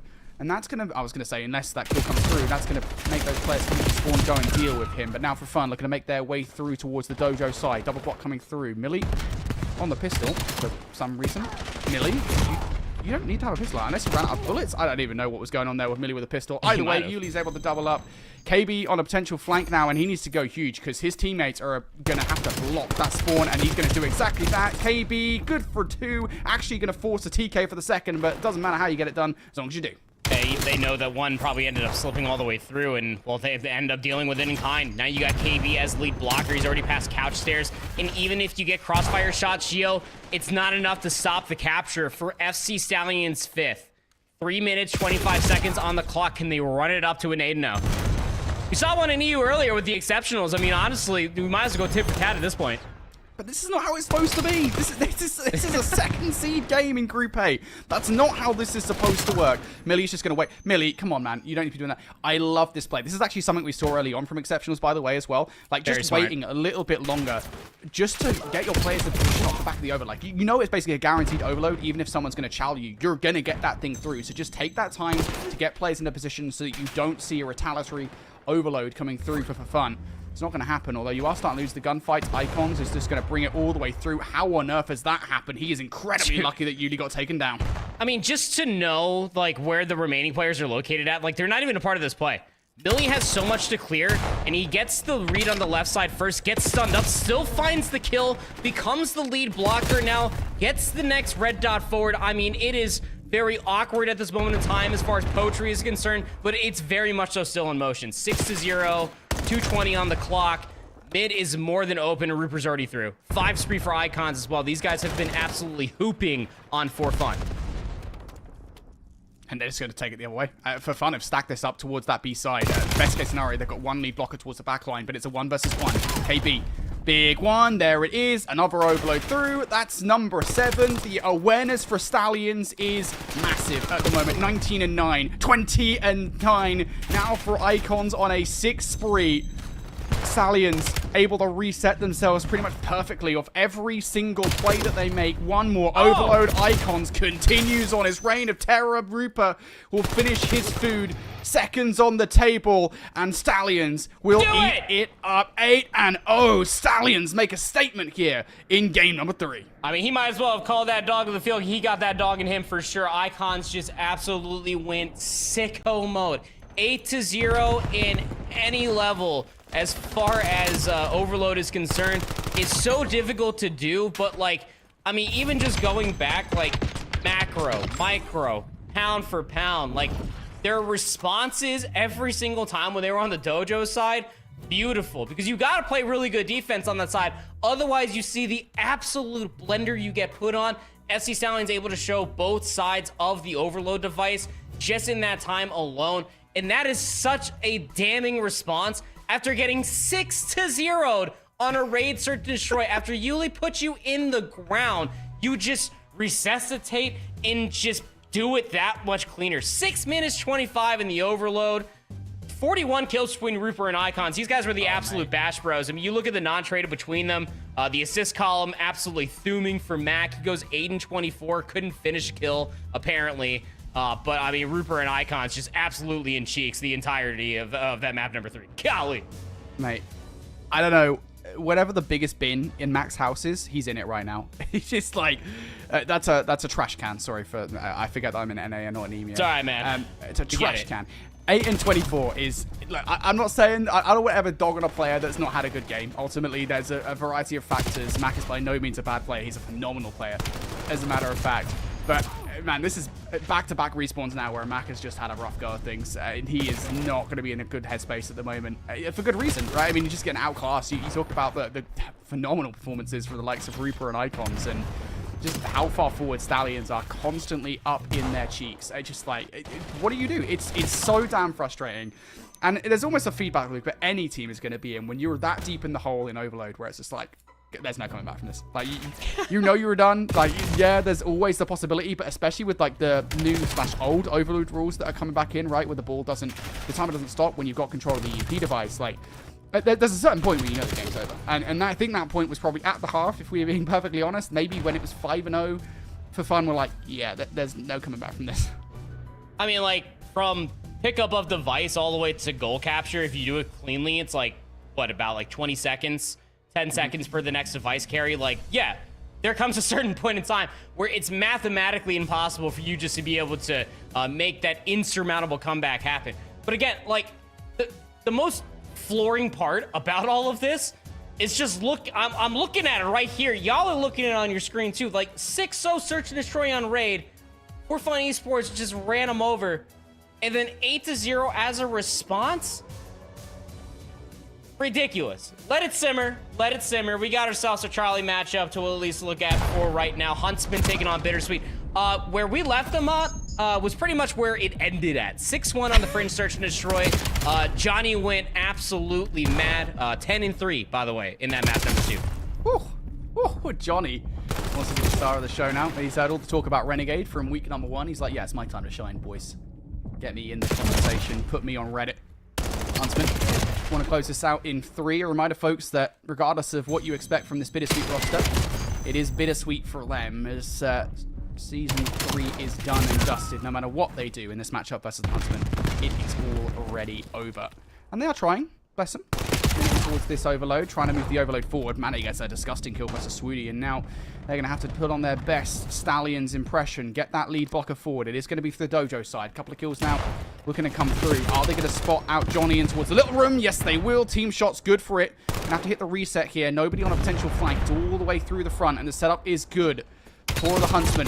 Hasim on the Tross, on the transfer. Not good for it. Swooty's able to double up. Fellow, can he do anything? Gets 2, but ultimately Brack has the final say. And that setup is stalwart for the Huntsman. It's such a clean defense. I mean, Johnny, the first to go down inside of lockers, you called it. And then they all just bump each other forward to be able to play off that cross and all that damage for Brack to be the last alive over by the portal. Now they're able to flip it on the opposite side. Back all off of the damage. Johnny found good damage, at least the first. Brack almost dead at the goal line, but Sweetie would have been there for the trade regardless. But, I mean, Johnny, we roll in. He gets a really nasty 2-piece. Probably one of the best flex that we have in the game. If you want to see the conclusion, if not BitterSweet's last series in Series 3 of the Elite, go over to YouTube.com and watch COD Challengers, because Renegade is just going to continue to put him in the absolute blender. Now over towards the potential conclusion for our seed number 2 matchup for Fun Esports and FC Stallions, duking over that second seed. W prod, by the way, for capturing that last 3-piece from Renegade just before switching. I appreciate that we stayed on long enough just to see Renegade go straight up someone's cheeks. Anyway, for fun, looking to get back in towards this series. Stallions had a dominant map number 1. They had a dominant map number 3. They've been respawn specialists through this series thus far. And now they want to do it again. And I think the scariest part about this one, right, is that in this kind of NPC world that we live in right now, Stallions have mostly, it's been their subs that have been frying. So I can't imagine they're going to slow down here as we go into what is the quintessential sub map. Now that Blackheart is out of the rotation, this is the best map for NPC players here in the set.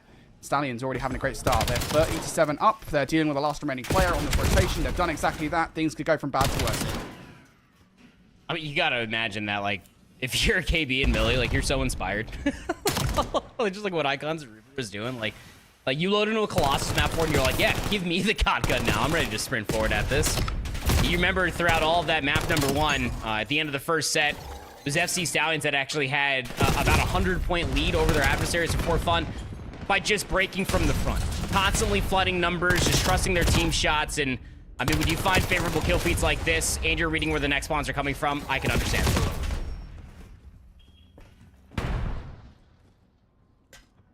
This has to be a hold. Has to be a break, I should say, for Fun Esports. Icon's already good. Lines up 2, just like that. Switches for the third one. Pre-nade from Yuli will get him in towards the hard point, and the cross is brilliant as well. Yuli looking to transfer for a third. If there's any couple of players that have been consistent throughout this series, it is Geo and Yuli for fun. And Yuli is already having an excellent start to this game at 13-5. Now make it 14-5 on a 4 spree towards this time. The arbiter of this hard point. Wait, trying to play off the back of that. Yuli now needs to produce a sick kill. Goes for the reload. Not ready for the fight, but goes for the pre-fire. Good for it. Surely not number 7. He will be denied that. And Stallions looking to try and break the dam that is the hold from For Fun Esports. Rupert, can he do anything? Yeah, a couple of kills through. Just down to Yuli now. Overwhelmed. And that's Stallions here for about 15 seconds. And they spawn For Fun on the other side of the map. 69-21. Yuli is 17-7 right now. You look on the opposite side, like, again, it's just FC Stallions, but their numbers just constantly just bullying their way from the front. They're lacking numbers as far as this transition is concerned. Icons actually spawns all the way over by Old, but his teammates playing on the backside of Yellow do more than enough. That blocks out the spawns as well. The crossfire sublime. FC Stallions back in. Icons literally doesn't miss a single bullet there on that double shot towards Mac on P1. Needed his Millie. Made out. That's going to force Geo forward. Icon's in for it. Icon's almost transitions towards another one. Just look at how far Stallions are pushing this line forward, by the way. They've got KB blocking those back spawns. Millie is flying across the map. KB's recognized potential flank play. Oh, God. He's got perfect timing. Yuli, yeah. About as good as you can ask it. Yuli transitions towards a second. He is the light in the darkness right now for fun. Everybody else, maybe aside from Geo, is struggling, especially Mac and Wake. Yuli at 20-9. This guy is single-handedly keeping For Fun in the conversation. It's a crazy world that we live in right now. 7-13, 5-11 for Mac and Awakening. There was at one point where these guys, even at the CDL level, were somewhere near the top 5 conversation as far as Slayer rating is concerned. Yuli trying to put him in the backpack. Even at the end there for the first set, it's all but for about 20 seconds. Like, we need that now. Yuli able to do so up top. He's able to find the next, sets up his teammates for some easy trades. They got to start generating more time off of these multi-kills. Just getting this point would be huge. I know it's a lot to ask, right? P1, again, historically speaking, on any hardpoint map, is not the hill where you are able to garner a lot of time. But if they can get this, they are right back in the conversation. Mac doing his best to do that. Big double there. Got to recognize the flanking players here. You've already flipped the spawns out, so you know where this pressure is going to be coming from. Mac all of a sudden has to hold. Can he do it? 3 players from the statue side. Mac transitions through all 3. That's a big triple coming through from the Mac truck. And For Fun now looking to lock in all this time. Mac's starting to feel himself. He's on a tear. How many more? Mac! Oh my goodness! For Fun will scrap all that time together. Jeepers Creepers moment. Say his name 3 times. I wasn't looking at my camera, but it's close enough to a mirror. He might just appear. 16-16 now for Mac. Awakening playing a really good corner and is able to find himself the second as well. Turns on for the third. One's out of bullets, but it's moments like that you're gonna need. Spawns over towards New already here for Fun Esports. Yuli's finding multi-kills as well. All getting lost towards the middle of the map over by Statue, but the read is here. They know that Stallions are in the back. Big hold for the spawns here for Fun. Geo's good for it. Double stack as well, no back spawns. Wake, gonna get cut down, that's okay. Big shout out to Mac, by the way. Off the back of that 5 and 6 free, we talked about him being so far in towards the red. He's now 16-17. It doesn't matter that it's not a spectacular scoreline. Mac has done enough to put For Fun back in the conversation here. Trades now starting to come through. For Fun, get the rest of this time. You are now leading in this game. I didn't think that's anything I'd say off the back of the start of what we saw. Yuli, good wall jumps, 5 in a row. Looking to put together a 6, gets overwhelmed with a couple of kills. Rupert for the double. That's going to guarantee that back time. You know those back spawns are still here, though. And Rupert, well, he knows he's got a lot to deal with. Overwhelmed, just too much to deal with on that scrap. Things that we've learned in the first 2 hardpoints of the second set, when more than one teammate gets multi-kills, getting time is very easy. Would you agree with that assessment, Doctor? Here comes Mac in with the Hellstorm missile. Already cleans up one back on the Godheady. Yuli's there to pinch things out. Now they know that that last red dot's in the middle of the map, and the spawns a flip from Geo dying. I mean, this is just clinical hard point being played by For Fun Esports, which is just rectifying issue after issue that they had within that first set. If I'm being perfectly honest, I think one of the primary issues they had is that they just didn't have enough slaying power. 32 and 14 for Yuli. He definitely wasn't the problem, but Mac is now in the conversation. Even Wake is starting to get a piece of the action.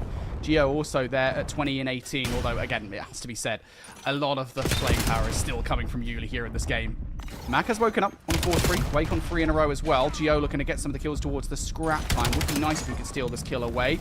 Using the wall jumps to great protection. Goes to the pistol. Aspirational there for Geo, but it doesn't matter. You hold back the players coming for the rotation for just a tad longer. Yuli red on the flanking play means that now Wake has to deal with a lot of this pressure, and he's going to get some help from Geo. Coming off the spawn as well. There's good for the first. Wake. Too much to deal with around the flank, and I love this play from the Stallions. You break those back spawns, you've got control of the hard point. Yeah, you lost the one player up front. You know you're spawning all the way out. Awakening needs godlike timing, so you need to almost give up numbers from either the front or towards the flank, and they want to maintain the flank to try to hold those back yellow spawns. They lose because of it, but they already gained footing to try to march on through statue. North-south spawns coming through. Icon might just get shot in the back before you can find any damage. Yeah, he does. And now For Fun, they can just hold this from the front. Last player's in the back. KB can only find one. But all off the red dots that Awakening is collecting, that should be the back 12 seconds more than guaranteed for a lead flip to come through for the boys in pink. For Fun Esports, it's a small lead, but one nonetheless. That doesn't really matter, does it? I mean, they should be very happy with themselves considering where they were at. Right now, about, what, 3 or 4 minutes ago, one whole rotation, is what we'll say. They were down in the hole, and they have come back in staggering fashion. Mac trying to reproduce the 3-piece that he got previously. Not going to be able to do so. It's going to be the Stallions. Geo, the last one left alive. Well, at the very least, trying to hold these guys at bay. But the spawns have flipped against him regardless. Icons are going to transfer for a couple towards the new hard point. He's not able to do so. Stallions still getting some wayward spawns here. Reaper on the attempt for the jump up. That's not going to happen. KB's trying to time this, but he's not actually getting any help through, so he's going to have to do it on his lonesome. Manages to catch one player off guard, but it is only going to be one player. Stallions right now, where their teamwork is held previously, I don't think For Fun are even letting them get any team shots through. We talked about that back in map number 1, right? The team shots for Stallions is what makes them so dangerous. Right now, it's just not happening. Yeah, just playing off of their sheer numbers. Again, the biggest difference, I mean, to make it a very simple mathematical equation, you kill them first, they don't have enough numbers to kill you. It's that easy, and For Fun Esports are able to do all of that. But here comes that moment from the numbers all from the front. Geo's gonna spawn all the way out. They know they got one player to deal with in the back. It's Wake, and they deal with the anchor, but the thing that's done it for me, For Fun Esports, that they rectified in that second set, is just not even hesitating. When you lose numbers in towards the back, think about how deep FC Stallions you have to go to try to fight for those spawns. They're right back in towards the mix at the front of the time, keeping it mixing. Wake not able to win that gunfight. Stallions with the back 30 here would make this game even Stevens pretty much going into the next. Nice detonate. Takes one down. Wake trying to produce a double here. Oh, perfect transitions. You take Yuli out first. Wake weak from the initial shots. And now it's 3 important gunfights as well, because that ascertains you the scrap time and it puts you in great position for the next rotation. KB trying to make that even better, but in doing so, you will flip one player out. I don't think they're going to be ready for Mac whatsoever. Never mind. Icons turns around at the right time, picks up that gunfight, and that's the next hardpoint lock for Stallions. I mean, yeah, really good shots on Awakening as well. He can't chow top boat. He's going to be going up against Rupert, who does have another head glitch to be playing with as well, but the mix fest continues on through the middle of the map. Will be won by the boys in pink. Battle back and forth for just a second as far as a lead is concerned. FC Stallions right here to meet them at the 50-yard line. Test isn't going to do. Mac is doing everything at the moment. He's got the crossfire set up here from Geo and Wake. Can Mac actually produce some kills himself? Yes, he can. Mac not going to get the double, but that's okay, because Icons isn't ready for more gunfight. So For Fun at the moment here, 25 seconds worth of time. Stallions are not going to want to give this one up. They're putting a 2-2 split through. 2 to the front, 2 on the flanking play through tunnel. And the kill's starting to collapse, but it's going to be a flank of their own for fun. Kills now. Geo picks up the double. And that setup for Stallions was a big swing and a miss, because now you're not set up for the next kill. No, not even slightly. They're going to leave one player back to at least watch the flank. Nobody's going through the middle of the cut. Geo's holding the old time. And he's going to start flanking from behind. This has to be done so perfectly. May not even be required. He's going to get an easy one towards the middle of the map. And Mac takes it away before the flank is even fully secured. Just where it was a 3v4 up the front, not even required. For Fun Esports looking to set it to a map 5. They're trying. They have dug their heels in here. 47 for Yuli. He is in the ground at this point, and he does go down. DK from Icons. Going to make this more difficult. They overwhelm the player towards the backline. Mac now needs to hold steadfast. The stun will help him win that gunfight. Rupert, quick to the trade. Should be traded right back. Gio, with patience, should be able to find that frag. Gunfights, though, regardless, it doesn't even matter. Gio doesn't win that fight, so for fun, will not finish on P1. Stallions have got themselves set up for the next roto. Hey, don't give these boys an inch. They might just be able to run you all over just because you were able to rectify the slaying discrepancy that we had realistically all series long. Don't give them a single second here. Back towards the top center of the map. FC Stallions got really good kills over by the statue side, but they lose the man in time. Trying to play his life. It's a big play as well. Gets back in towards the time. You've got help from the teammates now. You know where the pressure's coming from. Gio, the arbiter of the statue, could get some back timing here. Never mind. To the kill. Trades towards the time. Wait, can't deal with Millie, but that late nade from Yuli will do so. 9 kills now. 9 points per hour, excuse me. Away from victory are for fun. Rupert dancing around the statue. Ending up going down. Icons for the double. Looking for number 3. You will get it. And now needs to get in towards the time. Needs to try and play contest. The nade's not going to help. Now we're going to go for the team damage. That's exactly good enough here for fun. 8 seconds away. Rupert trying to hold towards the time. Not going to happen. Yuli for the double, though. And that might be it. One last attempt here from Icons. Can he do it? No, he can't. Kill going down. Somebody getting the time for fun. You're just a few seconds away. You can't get anybody in there. But you are on the right side of the hard point regardless of what happens. That's 3 kills through. It's desperation play. Icons is going to go for a last minute contest. Should be able to stop this one, but you've got to play in towards new. One last little kick through coming through from Icons. You lose the 1 versus 1. And for fun, we're in the hole so much in that game. And they finally dig themselves out of it. Ooh, Icons trying to pull the call an ambulance, but not for me moment there all the way at the end. How about Mr. Mackenzie Melt? It was like triple negative for the good chunk of that first set. Finishes 41 and 36. I mean, I don't want to say he's the sole reason. I would give the main pillar over to Yuli for constantly being successful throughout the beginning of that map all the way to the end. But the way that Mac was able to come into his own, the way that Gio started slaying as well, like, that's what we expect out of the names that are playing for Fun Esports. And it only took them, like, I don't know, a couple hours of warm-up scrim as well. Like, and now they got themselves here. So, yeah, better late than never as it may be, Brody. But still, nonetheless, a map 5 on the horizon for these 8 players. Man, what a game out of 52, Yuli, bro. 52. I mean, look, again, it's Colossus, right? Like, we expect high frag games, but that's something else. 52 kills. 82 engagements, Brody. Yeah, I mean, it's just that's crazy. I don't know. I don't want to work the maths out on that in a 30-minute game. I'm sure you can. You can sit there and you got a big boy brain.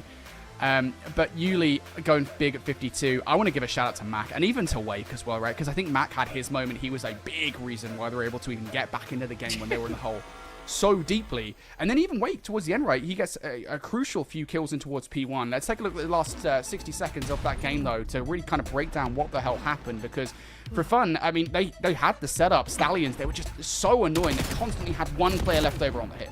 Yeah, so FC Stallions, when you're watching from their perspective, there's so much trust just within, like, the 1v1 for the time that they're constantly just throwing in there for the trade. Those trades are constantly coming through, but it's their focus to always try to go back over towards statue.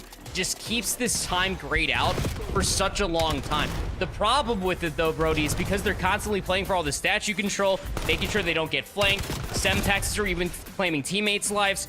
They're never going to have the ground to try to get all the way through P2. So just as much as FC Stallions did a really good job trusting the play to try to get over towards the 50-yard line, top of P1, by the time you reach right there just about 5 seconds ago, and FC Stallions couldn't win off the break anymore, you start to see the wheels turn for Gio and Awakening.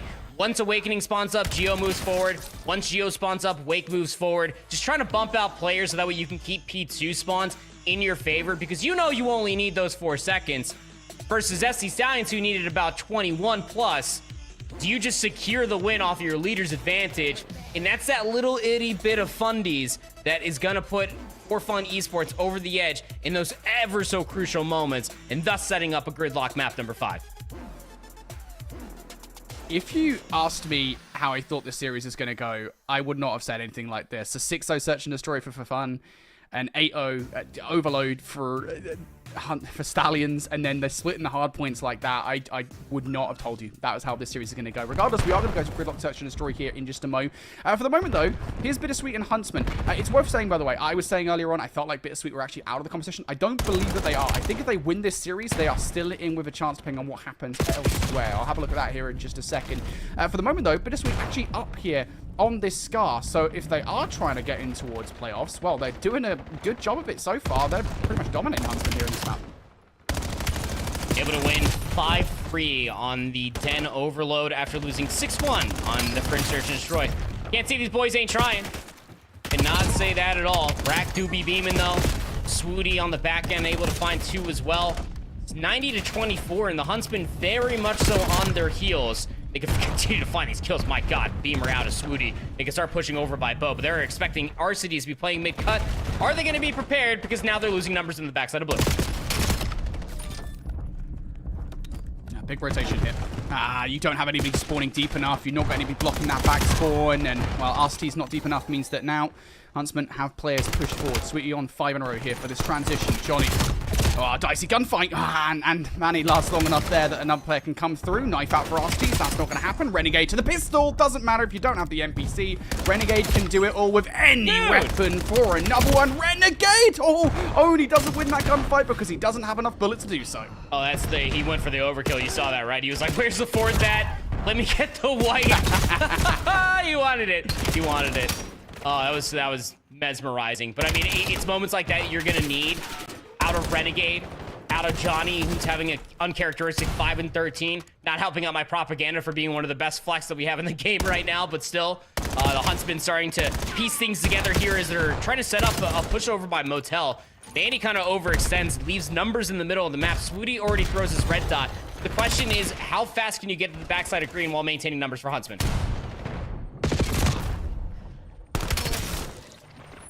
Good question. Huntsmen. I've got the answer for it. Yeah, Johnny might be the answer. Finds a couple of kills. Keeps Huntsmen in the conversation here. Brack's presence around the back line is going to keep Manny out of this play around the front. And never mind, Manny just momentarily swings his attention around the front here. Opens the door for the rest of the BitterSweet roster. Brack now overwhelmed. Tries to nade out to create some space. It's not going to happen. Those back spawns now. Really more of a curse than a blessing for Huntsmen, to be honest, because now you've got to try and get through. The wall jump being made by Fellow. Renegade better for it, though. Picks up the easy double. Now looking to transition to the third. Puts enough shots in that Brack will be able to finish off that gunfight. And it's a brilliant back 20 to 30 seconds there for Huntsmen. That closes the deficit. Yeah, it sure does.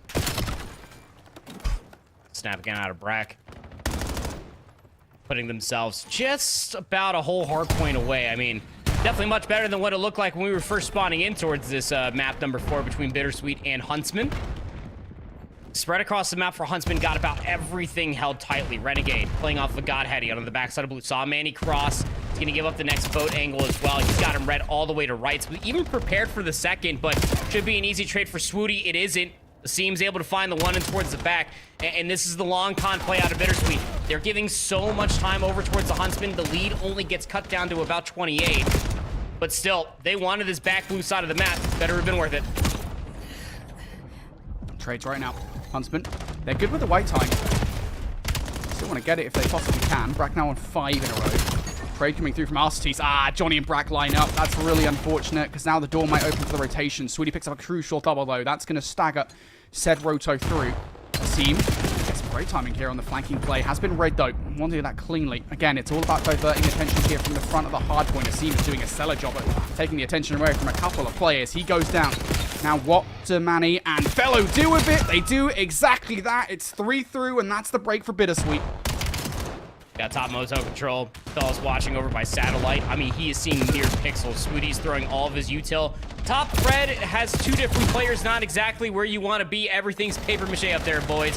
Both Fellow and Asim, they get cut down. But BitterSweet all off of that push. They still maintain their lead and they can contest again. Suddenly can shoot for it. Manny with a slide out. Good for it. Advances forward here. Coverage from the ARs is pretty much pitch perfect. Only one player will survive. Renegade. Manny go for the swing wide. Doesn't really matter if you lose your life there because the coverage is brilliant. And this transition for the middle of the map here. Asim trying to stagger the rotation. Not going to happen. Take a 1-for-1. Manny trying to pick up where his teammates left off. Would have been nice if he could get that transition in towards next hard point. Not going to happen. So, Huntsmen in control of the next hard point. BitterSweet on the path for a game 5 here. If they can hold on, you can watch the end of that matchup over on another stream over at youtube.com/COD challenges. For now, let's get back into our main focus matchup here. It's the game 5 that we didn't expect. Stallions for fun. They're going up against each other for the second seed here in Group A. A lot of space already being taken over by B. Good damage will at least be traded. You already have numbers if you are for Fun Esports. They probably got an inkling that a lot of the numbers probably already rotated over towards B. So here comes the race over towards the tree. Got to clear all the showers, if not cleared everything, because Gio's on an island. So for fun, into 3v3. On the shoulders here in the shout. Icons. You'll take a 1-for-1. Again.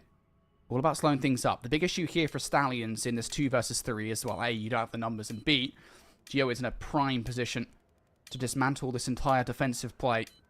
Do they read this, though? That's the big play. No, they don't, and Gio waits long enough, sees the second player, and somehow even picks up the fight. Gio wins that round. And there's one thing you're always going to know for certainty. It's either going to be Awakening or Gio on the island. On offense, it's kind of whoever gets the better spawn to get up close. I reckon between these two guys, any of them could have probably made this play. But Gio is, I mean, we even saw in that overload too, trying to set up for a lot of different flank opportunities for Fun Esports. Even in hardpoint, trying to be the route man, as you coined him too. It's just one of those things that once being open, you got a 3v4, rotate over towards A, get any sort of extra information. Then the route ban, as it does, gets paid playing the cutoff there in the 3v2. Brilliant round for fun. That's the start that they wanted. Already saw their search and destroy prowess earlier on in the series. That's 6-0 versus Stallions. Mate, you know sometimes you say things, and then in the middle of you saying things just go cataclysmically wrong? Yeah. That just happened. Stallions, though, not going to be able to recover. They release Reaper in the play, and now at the very least they've got some kind of autonomy as to where this bomb is going to go. And they don't have a kind of a wayward Gio to deal with on the play. No, they don't. Gio might have thrown his shoulder there to give away his nameplate, so they're going to try to wrap this around the back. It's going to be a battle in the back spawn.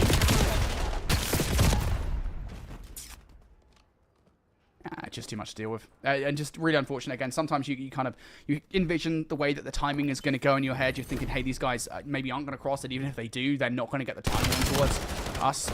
And then you end up facing down 3 players in your FOV, and you can only do so much in that situation. I think the more gutting thing there is, is one of the players you don't take down is Yuli, who is now on 4 in a row, going in towards round number 3.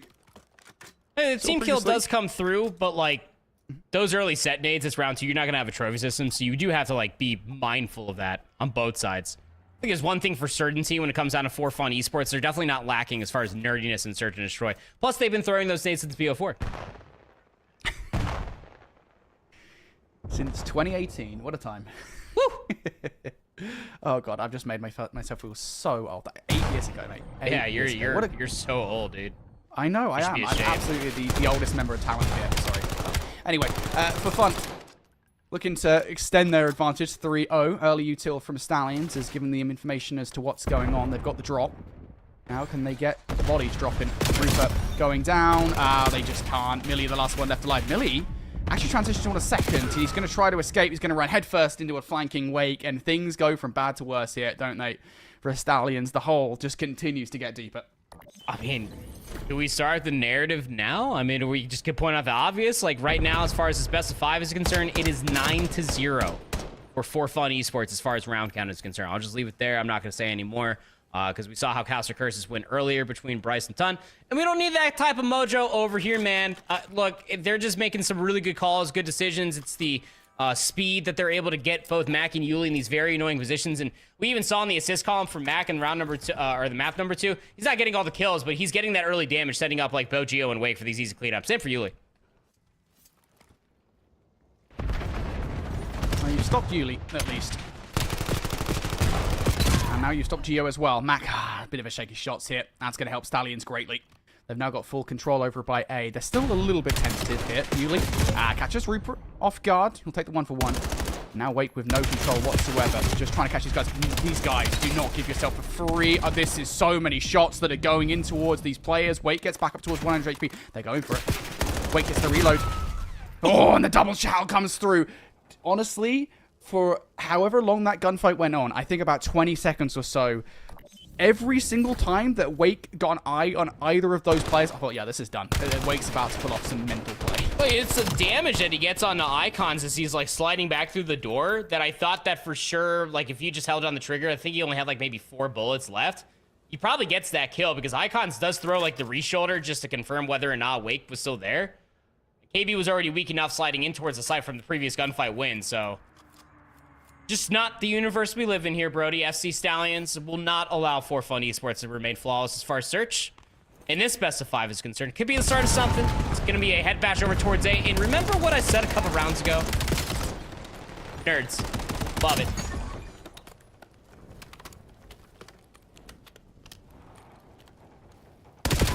Icons now for the 1v2. Nah, not going to happen. Yeah, some of this set nade right now, some of this util usage from For Fun has been exemplary. Right, I mean, it's pretty early doors here on Gridlock, right? I mean, I know you talk about the fact that obviously, you know, we've played this map before.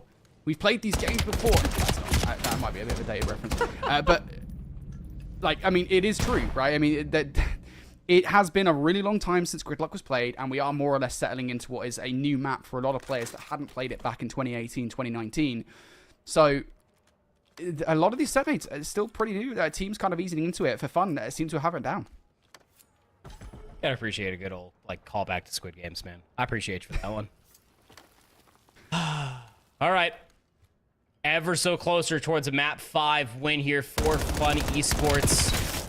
They're just running him down all the way past Truck. And keep in mind, they're on the defense this time, but Yuli just loses his head because of it. Millie saw the second as well, so he's gonna back down. Should be a free tree plant. But unbeknownst to FC Stallions, nobody is lurking around. So Rupert, a little bit delayed. That opens up this this back gift shot push that could be coming through. They are so lucky that wasn't a double nade plate. That bomb might not be looking down right now. However, it is one nade you're not going to have here for the retake. Guns up. Keeping an eye out for every single potential point of ingress here for Fun that they might be coming through. Millie just trying to burn down the time of the clock. He's lost KB in the play. Now Wait looking for number 2. He's going to find it. No immediate trade coming through. Rupert will take Mac out of the play. 2 for 2 we go. And Geo needs to go huge. Wait's found Rupert. Now just down to icons. Can Wait pick him up? Oh, doesn't have any bullets in the magazine. No, mind. That's actually just a Codcaster glitch. It doesn't matter. Wait doesn't have the time to pull off the kill and the defuse. And with a 6 spree, I think we know what Wake is going to prioritize here in the play. You've got rounds to play with. He's done on the chase. Him, yeah. Might actually catch him. He does. That's so unfortunate for Wake. I think just double guessing the play. Maybe thought that he could catch him off guard. And in the end, doesn't get either the round or the spree. That's a vet call right there, especially. I mean, Icons knew he had the round win, so just chase for the gunfight win. If Wake gets it, he gets himself close towards a Hellstorm. Wouldn't have got him over the edge there, but still, you take him off that spree, and if that was the comm, it was greatly exemplified there. If it wasn't the comm, then just godlike reads. I don't know. But still, Awakening goes huge in those moments. Almost feel like, again, like Icons was dead to rights. If he was just ready for the slide back across, which he wasn't, Icons dies and there's ample time. But FC Stallions get their second. For Fun Esports going back to that previous round. Stop 5 and 7 on the minimap. They wait for the nades before they actually cross into tree. They don't have a trophy system to keep themselves safe. Stallions just going to back away here. Better to preserve their lives. Go for this 2-2 retake. There's that trophy system down. Set nades aren't going to do squat here. Newly positioned. Brace yourselves. Stallions. The hit. Yuli waiting patiently in the position. Off angle. You take a 1-for-1. Geo tagged up now. KB able to find another one. Geo overwhelmed. Now just down to Wake. Can he clutch up this one? Has spotted out both of the players. Tagged up from KB. The pincer movement in. Wake cut down. Stallions for the retake. And they are not out of this one. Able to piece together a couple of rounds. For Fun Esports, they were effectively ready for like that back area to start getting flanked over by their spawn. Maybe an underpass hit. But FC Stallions, they just go back to that map 1 goods that got them over a lot of breaks as far as Scar is concerned. You remember, like, it was all from the front. They were unable to do that from just like I guess like how Raid is set up inherently compared to even like a post-plant setup here on Gridlock, but all from the front over by Showers. They just take the numbers game And Yuli only going 1 for 1 is such a benefactor for that. Geo nowhere near the post plant. Now FC Stallions just keeping themselves within 1.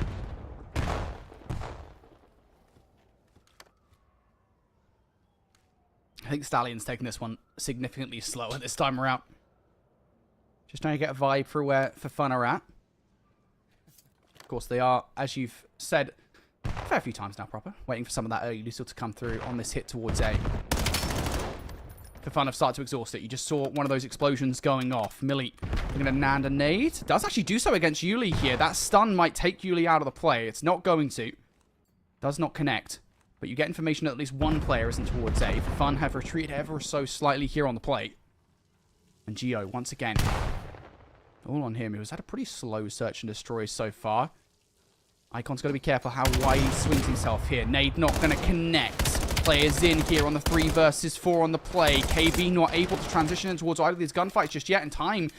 Really starting to run out here in this round. For Fun now starting to get the kills. There's 3 coming through. A TK part of the Ensemble. Rooper on the hunt. Last remaining player brings it down to 1 versus 1. And it goes in favor of Stallions.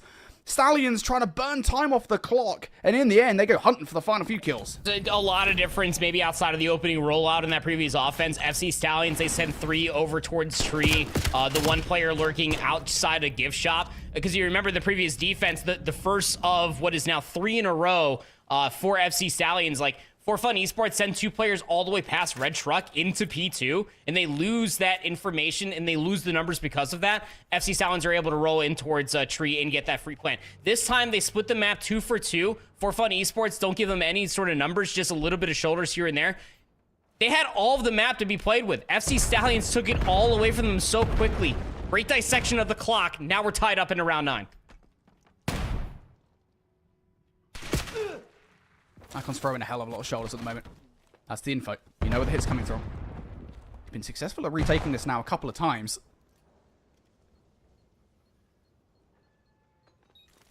Rock is planted. Util over the top. None of it going to connect. So it is going to have to be a good old-fashioned brute force your way through. Double chow. Here we go. First player down. Millie survives the fight. For Fun have been backed all the way out of this play, and look at the play call. They've gone so deep in towards the middle of the map here, but they've got very little control. Got checks. Oh, yeah, we got the checks. wall jump check. What is that? Gonna try to hop Millie it. goes for it.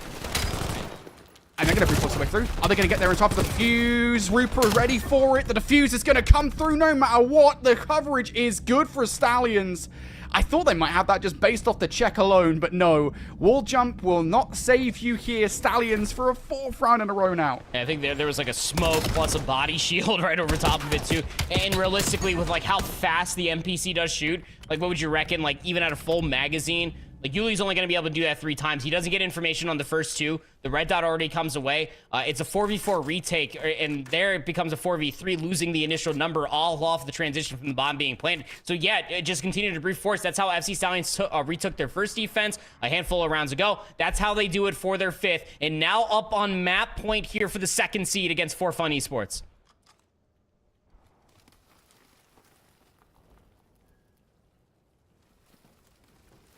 The Fun are shaking in their wellies right now. They thought they had this search and destroy on lock. Stallions have come out of nowhere with resurgence and a half. And the setup is a little bit different this time. Last time they kind of double stacked around B just to make sure Stallions did do something uncharacteristic. The play has now been called. Mac will see this. And the numbers will start to flood here for Fun on the defense.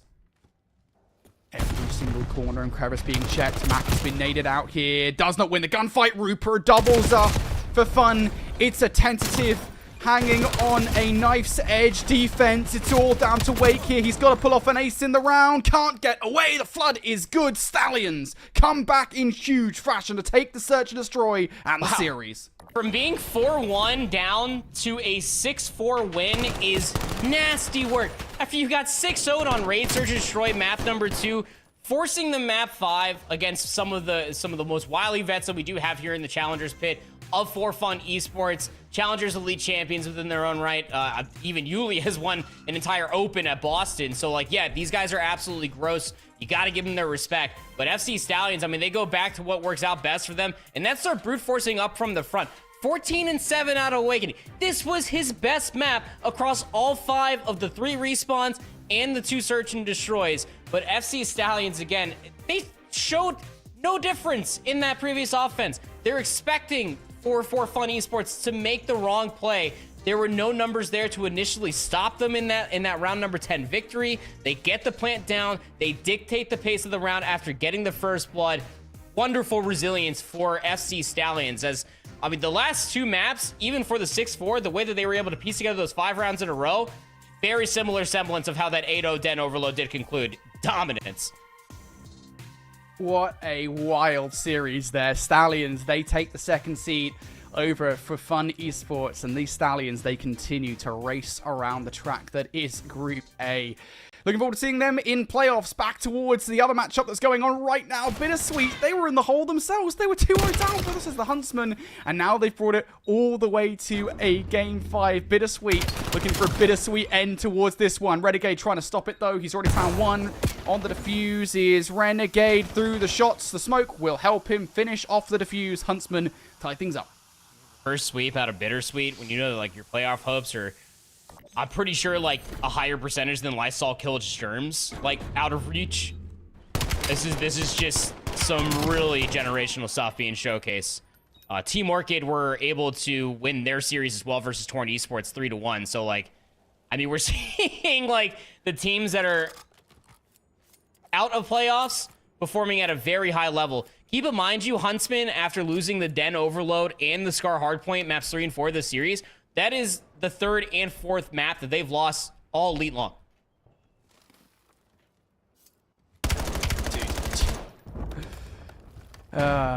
This is crazy. It's storylines like this, right? I think that kind of makes Challengers Elite what it is. Just BitterSweet coming out of nowhere to potentially take a series, or maybe even survive, off of Huntsmen. See, trying the exact same wall jump over the top, not landing a single shot though. Will land some more, but not enough for a frag. Doesn't even throw Huntsman off kilter, because Brack is following up almost immediately with a couple of kills, and now all of this pressure coming from one side. Fellow, no choice but a solo chow out. RCT's trying his best to keep this round alive, but even if the players in front of him don't kill him, the flanking player will. He is dead. Brack killed a seam on that jump spot with a nade. So Brack's got it figured out yesterday, apparently. Just like save a frag. They give up A. They try to play for that 4v4 retake like we saw in round number 10 there for Fun and FC Stallions. Same thing happens right here. I mean, like, you're hoping to maybe play off the peaks to be able to get that retake even possible. It just doesn't work out. Really good nade out of Brack. He's up to 6-3 now between him and Johnny, cleaning house in that previous round. It's a 1-round lead now for Huntsmen. Let's see what this offense is starting to really look from start to end out of BitterSweet. Because we were able to get the bomb plant over at B the previous round we hopped into, but this time it's a 4-man rush over towards A. BitterSweet, one responding kind. Immediate snap from Manny for a couple. Surely not number 3. Manny goes huge. And now that's BitterSweet with full control over the site. Brack is trying to swiftly rectify this round. He might actually be able to do so. He's got so fast behind enemy lines. They don't expect this whatsoever, but now his position's revealed off the back of the first. Hits the reset on the play here, down to a couple of players. I'm still committed here today. Brack could be playing for an exit, and he's going to find it. 1v1 versus Manny. Manny on for the ace. Brack for the same. What a huge swing of momentum this would be. Brack spotted him out. Tagged up. Looking now for the reset. Back up towards 100 HP here. Not going to get it. Manny puts him back down weak. Manny with a slide out. There's the ace. Brack almost reset the momentum. Manny says, nuh-uh. No, you don't. Oh, sorry. That would have been 3 on the round. But the 1v3 technical isolated all 1v1s. And Manny just able to get early damage on. And it's an SMG world right now, ladies and folks. Like, you got that early damage. Push any advantage you possibly have just so you can get the bullet hose advantage of the NPC. Manny able to secure the ace, gets up to 6-3. Brack really had a good shake of that 1v3, but remain even in towards this round number 7. A quick plant working out for BitterSweet. Huntsmen. Pretty generalized rollout. I mean, they got 2 players lurking over towards B. The plays to get Johnny into Ice Cream to maybe play for a delayed pinch. If he can get all the way over towards where RCs is located at from the damage of Swooty, who might be sniping, it could be a very easy wrap. But they've shown a lot of shoulders, so BitterSweet starting to overextend ever so slightly. Johnny gets doubled up on. That's really unfortunate. Sweet. Snipe. Oh, whiffs. It's unfortunate. The recoil. He's going to have to back away here. Huntsmen have the entire A-bomb site to themselves, though. Doesn't matter too much. I think Swooty's showing as much head as he does. Means that BitterSweet think this is going to be a B. That's what they brace themselves for. And now they kind of have to waste about 10 or 15 seconds or so actually transitioning in towards a site. So this is going to be a real fast hit here. Even if they have the numbers. The smoke. Hold off long enough. Swooty whiffs again. Stun out. Pistol out. You're going to find Manny. Brack good on the crossfire as well. Brings this up now. And numbers. Swooty able to produce yet another one. Last remaining player. And smoke or smoke. No smoke. There's more smoke coming from the guns of Huntsmen. This all happened so fast. I mean, even in a 3v4, like, there's so much information that you're able to get off of that one push from Johnny out of Ice Cream trying to get in towards the subway station, right? You got the red dot. Alec was already up top. Swooty already saw that happen. Even with Swooty dying there in that moment, able to get the retake through the middle of the map. Swooty, Brack able to put the team on their backs as far as that end round is concerned. And it really all just kind of starts with Swooty able to duck out of the way from Arcity's M15 shot, because that was about to take him fully out of the round. Bomb forgot. For BitterSweet, they're not going for that A quick hit. Could be setting up a scene for a little bit of a mid push, but Felony just gets completely overran. And Manny has had an incredible game number 5 here. 9-4 at double. Gives BitterSweet so much momentum in towards this round. Just got to be careful. The thing is, if Brack's already got behind enemy lines and it's already been a nuisance once, I have no doubt in my mind that he can do the exact same thing again. So BitterSweet have to be careful about what lanes they have open here. It feels like they've got everything covered pretty well. Decimate and Arcity's keeping an eye on that push through the flank. Manny making sure that their backs are covered here. And as soon as Manny spots the entrance here, I gotta imagine he's going to play his life. Stun check. Does not land. Flies past Brack. There's the shoulder. And through the wall. Manny going to make Swooty. Oh my god, he almost gets that kill. I have no idea how that happens, but the rest of the BitterSweet roster going to turn now. 15 seconds on the clock. Asim looking to trade things out. Chow comes through, all down to Arcity's, who just needs to burn enough time off the clock, and he's done exactly that. No time for the defuse and the kill now. Arcity's just now trying to play his life, switches towards the knife to find the kill. It's not going to happen, but good effort there from Huntsmen. I think especially that little 2v1 on Asim towards the backline. Ooh, they almost made that look possible. Keep trading these offenses just by a split of a margin. That one, though, for Huntsman. I mean, Swooty, good discipline. The damage comes through from Manny, even via the wall banks. He cannot chow with his teammate at that moment in time. So he just waits for the regen to start to pop, and then he goes for the double chow. Once Manny sees the opposite red dot, who's absolutely snapping right now. And that two-piece after Fella got ran over by the red truck P2 was the only reason why BitterSweet were still within that. So offense coming back through for BitterSweet off the bomb detonation. Island play for Johnny with the bomb in hand, just lurking Ice Cream this time.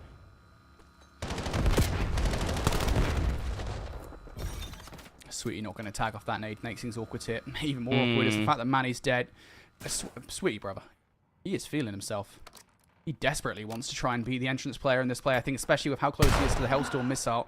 That stun tag. That's tough. Swooty, can he convert this into what's a kill? Almost runs straight into the sniper and Fellow. How the hell Swooty has survived? I genuinely do not know right now. He's still alive. Finally gets cut down. And now Amanda's advantage here for the Huntsman off the back of that. The transition's already over towards B. I mean, Arcity's had would gotten that kill off of Johnny and saw the bomb maybe patty cake on the ground. It could have been misinformation, but bomb planted at B regardless. Renegade's top Sushi, gives it up. I don't know if he can get around the corner. Time just barely does. But now the ball is in their court. Do they have the post plan? Renegade, overwhelmed. Now they'll be on the hunt for the last remaining player. Brack able to transition to a second pretty much perfectly. Hasim on the defuse, has to get off it. Perfect shots from Brack is going to reset the play. Down to a 1 versus 1. He's already been denied 1 versus 3. Surely not another one. He spotted out Hasim. Throwing shoulders, wasting time. Brack playing ring around the rosy, and this 1 versus 3 won't be denied. Brack is just that guy. That's filthy. I mean, that right there, like that post plant, that is class as far as BO4 is concerned. Not how we got there. Johnny was on the island. He took the 1v1 versus Arcides, died. His other teammates are throwing shoulders over by Showers. It's a 3v4. And then Brack just makes the play over towards the truck, kills Arcides, picks up the bomb, waits for his teammates then to wrap back around, cleans up the 1v3 for the entire ace. He's 14-5, and Huntsmen are on map point. I mean, even though BitterSweet are fully eliminated from this series of the Elite, Manny is putting on an absolute performance at 11-6 so far, trying to fight for that roster spot. And this looks like it's over. It was already over for BitterSweet, but they were hoping for somewhat of a positive finish to the stage. Fellow will not go. He will be dead, and Huntsmen will take the game 5. They were pushed to their limits from BitterSweet, but it does not make a difference. Huntsmen are going to close this Elite stage 5-0. Yeah, I mean, they only lose 4 maps as far as the regular stage is concerned. Going into playoffs, that is a great spot to be in. Remember, the Huntsmen were a team that they were the last qualified team into the entire Elite. And that was from Torn Esports knocking them down a peg on that qualification day. They deal with their boogeyman in Torn. They get the job done there. They're effectively 3-0-ing, 3-1-ing everybody until they get to BitterSweet, who just saw, as far as Wednesday is concerned, just apparently the final boss. I don't know. They almost get like the reverse sweep over and done. 5-3 Den, 250, 196 Scar. I mean, we were trading blows as far as offense are concerned. This gridlock, man. Manny, again, I got to tip my flowers to him. Fellow also deserves a fair shout as well. He was getting a lot of good damage here with the sniper, but 11-7 out of Manny. His NPC was absolutely snapping all over the place, but my guy, Brack, triple positive, 15-5. I mean, there are shades of a certain name we used to call this young man, Carson, back in the day for BO4 and why he never got picked up by the big dogs. But it's all those damn kills that was able to put himself over the line to be able to win this one in a lot of different situations. That guy was filthy for those last 3 rounds. Yeah, that 1 versus 3 is despicable as well. I think just getting the reset alone in that 1 versus 3 is everything, right? You put the shots in to take Asim off the bomb. Asim has no choice but to go for the chase for the kill, and I think Bragg just kind of recognizes that... look, here's the thing with those kind of kills, right? Is that generally speaking in those situations, in a 1 versus 1 like that, most players will just go for the kill. Like, yeah. That's just how it is, right? In challenges, sometimes, challenges is the wild, wild west, right? Sometimes players will just be like, I'm in a 1 versus 1. It doesn't really matter that much. I'm going to go for the kill. Even when there's like 15 seconds on the clock, Brack recognizes there's maybe enough time for a scene to get back for the bomb for the defuse. So I'm just going to play my life here. I'm not going to hunt for the kill just yet. I'm going to wait till it is absolutely certain that this 1 versus 3 has gone through. And I think that is, a perfect representation of just how good of a player Brack is. I mean, Brack is that guy. Every single time that Brack has been in challenges, he has been a demon. I mean, he's been in challenges so many times over the years proper that it is fun to see him here every single time. And that's the Brack in challenges performance that we've come to know and love.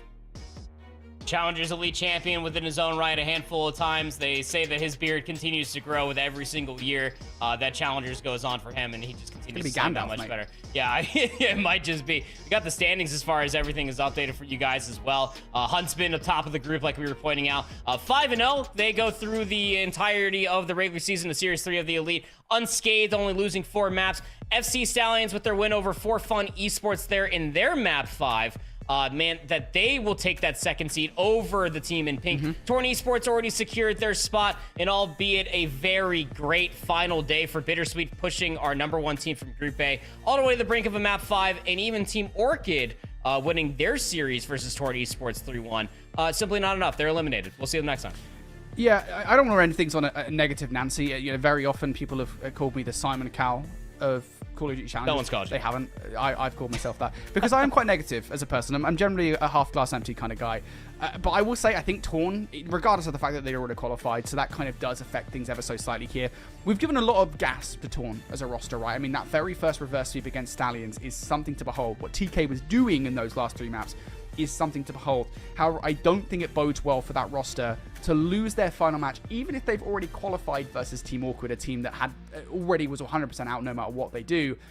I don't think that's a good look for that roster. I think Torn are going to want to fix things a little bit before tomorrow because they're going to be up against it. Because over in the other land, over in Group B, things are locked in. Like Project Notorious, they are 4-0. Torn are playing Project Notorious in the first round of the bracket no matter what happens. So they got to fix up. Yeah, they really do. I mean, in their series loss versus Orchid, they lost all the respawns. They were able to win the Den Search and Destroy 6-3, but you got to guarantee to at least get yourself to that map 5. That's how we were singing their praises versus some of the other top dogs. They at least have some time, less than about 24 hours until that playoff match versus Project Notorious even starts. Brody, the studying starts now. Yeah, it does indeed. Well, Project Notorious, they are cemented as the first seed out of Group B. Everything else is in flux. We talked about Group A. We knew what was going to happen coming today. With Group B, we have not a clue. We're excited to see what happens with Group T. Which teams are going to make playoffs? Find out after this break.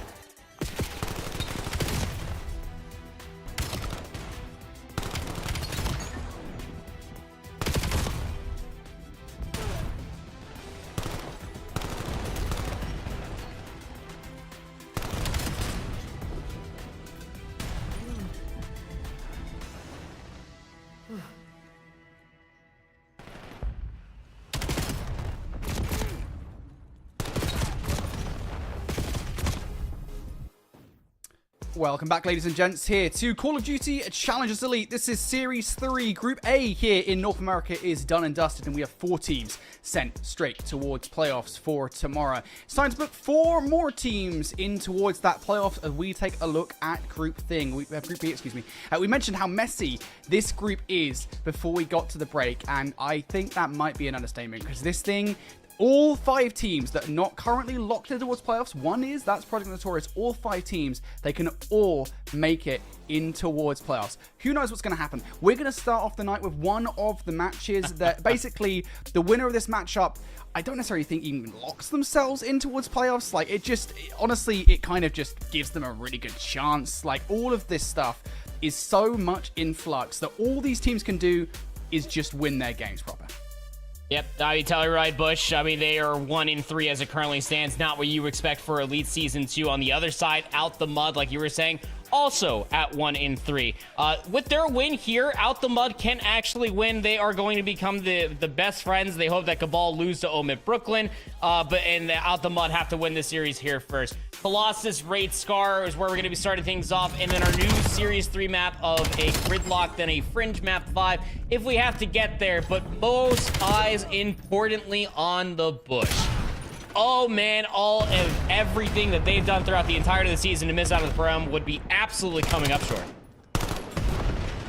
All eyes on this Bush roster, and even for Out the Mud as well. I think it's kind of wild that Out the Mud are even in this conversation. I think, look, I'll be fair. I'm not going to speak for you, mate, but I kind of wrote off this Out the Mud roster coming into the season. I was like, yeah, look, this is a roster of mostly retirees, right? I think for Wiz and Cruz, I think both put out retirement tweets or whatever you want to call it, retirement posts, whatever you want to call them here in the year of our Lord 2026.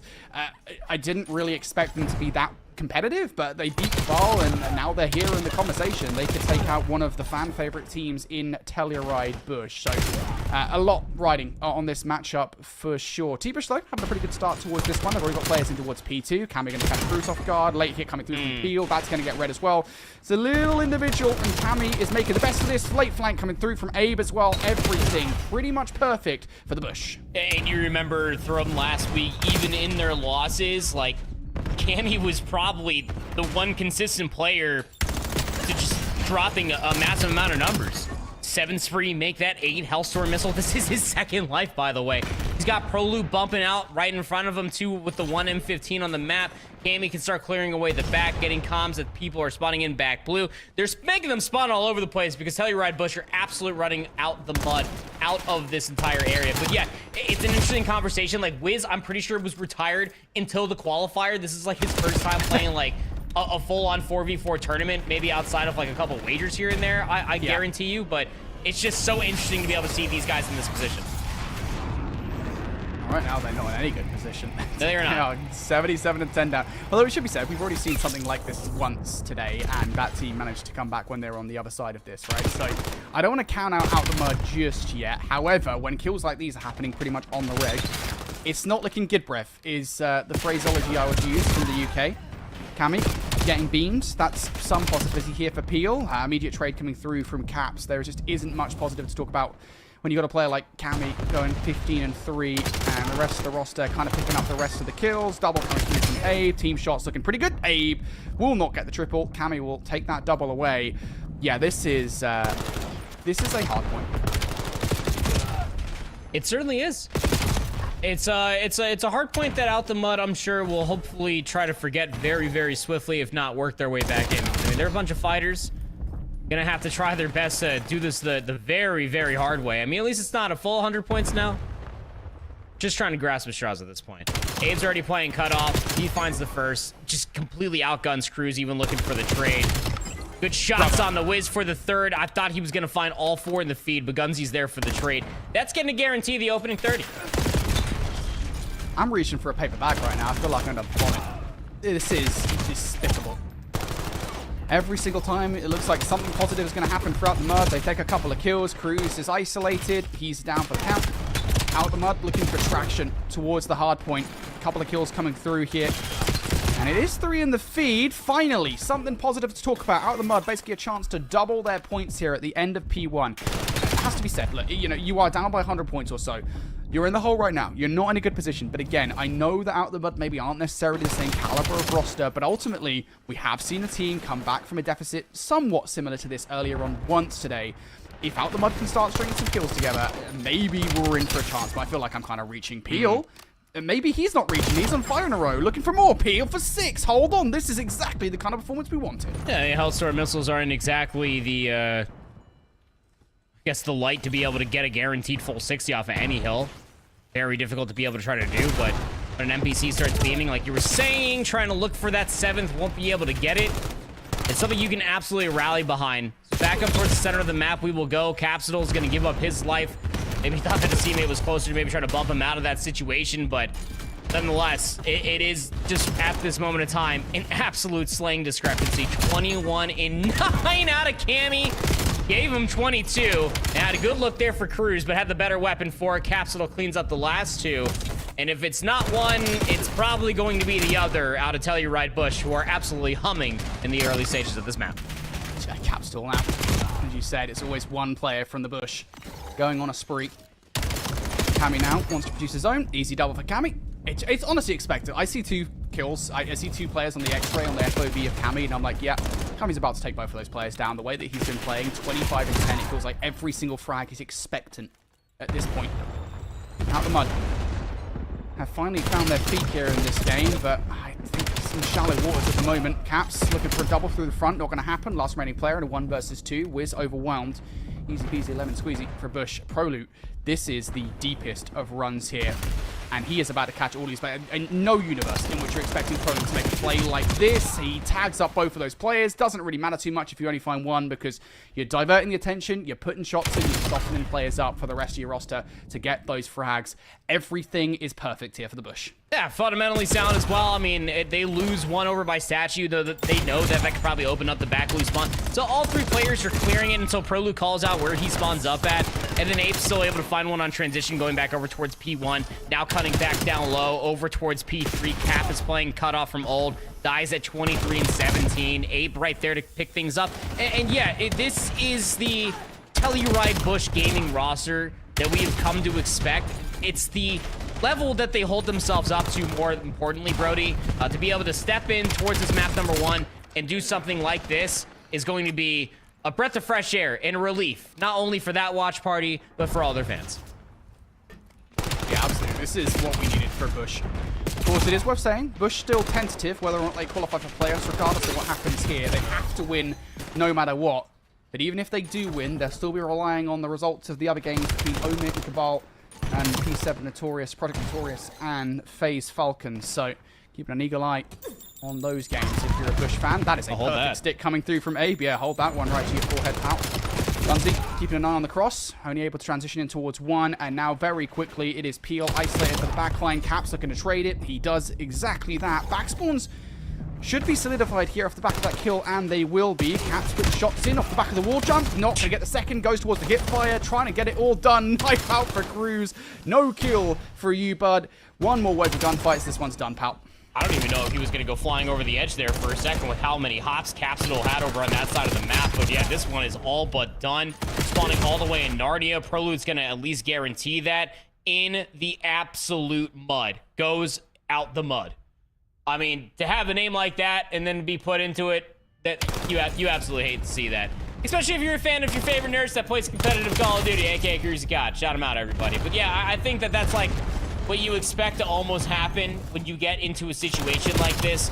Because when it comes down to this group of like Wily Challengers fans, Cruz, Wiz, Gunzy, and even Peel, you know it's probably going to have to be a 2-3-5, brother. I don't think they're going to outpace Capsidal in a game like Call of Duty Black Ops 7. Yeah, that is the Bush. They know they got to come out and perform today. They know they've got to get as big of a win as possible, make a statement so that at least what they can control, they are controlling. And trust me, control is the word that I would use there to describe how that hard point went, especially for Cammy. 31 and 16. I mean, he was dropping like a 20 bomb through the first set of rotations. I think he was having a hell of a game, albeit there wasn't really much of a second set of rotations for him to equal that performance. It wasn't just him though. Obviously, he started very strong. Abe, Caps, Prolu, all of them, I think, had a phenomenal second half of that game. All of them kind of picked up the pace. And honestly, it was very rare, I think, for a moment in that hard point to see Out the Mud ever winning the trades. It was kind of what I was saying, right? You know, they were 100 points in hold, and almost every single ensemble of kills I was seeing in the feed, it was Out the Mud at most finding a couple of frags, and that is literally it. Like, they don't get anything else throughout the entirety of the game. I think there was one single point, I think literally in my mind, and mind you, my memory's kind of terrible, where there was one single moment in that game where I think Out the Mud got a 4 down, and that was on a P5, I want to say, towards the end of the first set. That is literally it. Outside of that, Out the Mud, mate, nothing they could do. Yeah, I mean, there's influential kills, there's good timing for kills, and then there's, yeah, we got a 4 dead at the end of this, this set of hard points. Going back over towards you. Even going back to the stats as well, just casually speaking, like, I'm pretty sure I saw that Abe and Capsidal, they had to combine like 28 eliminations from inside the objective. That's insane.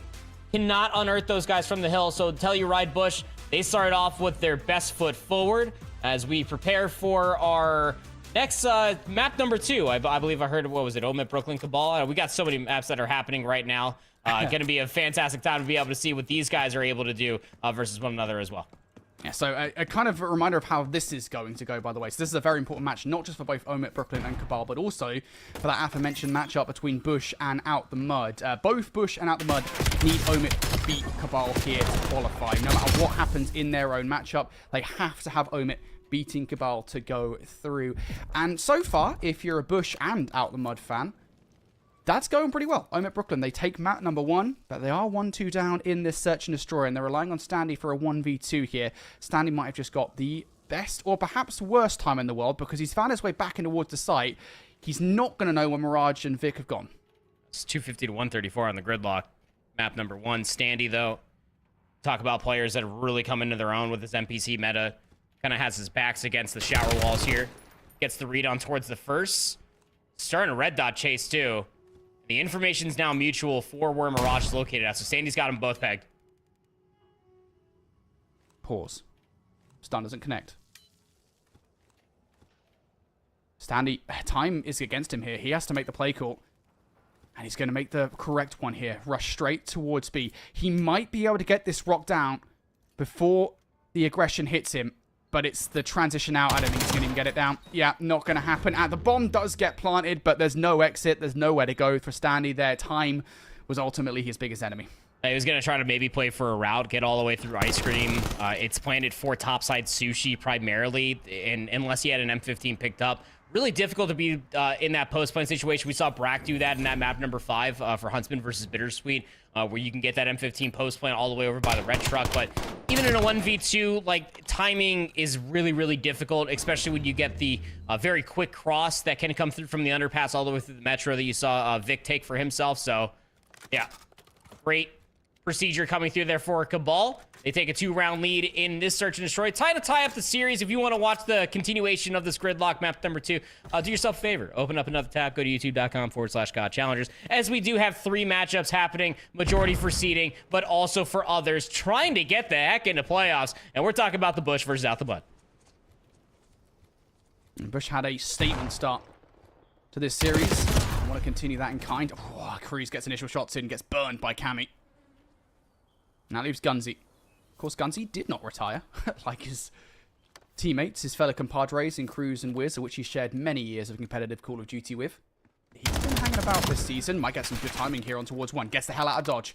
And now has information as to where that second player is. Going to play for the immediate trade. Oh, Caps turns away at the wrong time. Now has spotted out the player. The wall jump. Not good enough bullets. And he gets burned by Caps. That's the second time that's happened here in this round. Yeah, I mean, had the literal jump on him going up the left side of open stairs. Capsidal. We had a boomstick with him, too. Did he just gun him with a pistol? Oh, my God, brother. Oh, the tracking is sublime. Capsidal, everybody. What a monster. Get it out. Yeah. I'm not talking about... I'm talking about Capsidal. I'm not talking about pistol. GA Capsidal. Yeah. I mean, good pistol players are, like, the bane of my existence. It's just, like, if you're thinking in that perspective, it's like, yo, you know Cap's got the boomstick. Like, run him down. You got a weapon advantage until, like, you just don't anymore. Then you just remember that the RK7 and the Diamatti were a pistol that we played with at one point in time. So 1-0 lead here for Telluride Bush Gaming. Out the mud on their offense. Kami's going to get really good information going over towards ring. Right, never mind the those ones. Do you remember the BT3R, the Cap 40? Trust me, that's some powerful pocket pistols sub, baby. this game over the course of the last decade and a bit. By the way, this round was going Bush's way. Wiz will live up to his name. Caps never saw him coming. Now the Mud now have full control over A. This is a bit of an awkward spot, though. It's one of those things, right, where it's just like, you don't want to get the bomb down. You kind of need frags. Wiz, I don't know what Wiz was trying to do there. Maybe just try to get some timing on towards those Bush players on transition. Maybe didn't really know what was going on with those players. Either way, isolates Peel. Now Peel will let them know exactly where he is. Yeah, I don't know what Wiz was looking for. Maybe a timing, maybe clearing over towards B. I don't know. He's looking to set up heel for this 1v2, though. Finds the first. Snap Watson's. Oh, my. Lanta. I thought there for a second he done did the dirty work. But won't be. Telluride Bush. They maintain numbers here in this round. Abe's got the better gunny here.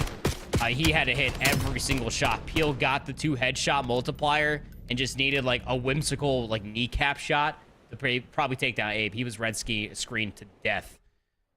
That was mad close, but still. I mean, these opening roll-offs for Out the Mud, kind of leaving them in a lot of disadvantageous positions. Still early doors, though. So as trophy systems start to become online, space starts to become a little bit more available. Bush have won the last couple of rounds by the skin of their teeth. So, as you said, if there is a way to into a series for Out the Mud, it's probably the 2-3-5. This has been down a relatively good start. That's not, though. 1-for-1 trade. He'll get a posthumous kill with the back of the dead nade. Cruz whiffs the sniper through the middle of the map. Cammy overwhelmed here. Has the coverage from the teammate. Wiz will double up. Now it is going to be Caps versus Wiz. Again, Cruz with that whiff snipe. Should have made the commas to where Caps is located here. Wiz needs to be the aggressor. Puts in the initial shots. Caps has already been one player. Not going to track perfectly in this one. Wiz. Oh, goodness gracious. He's letting them know about it.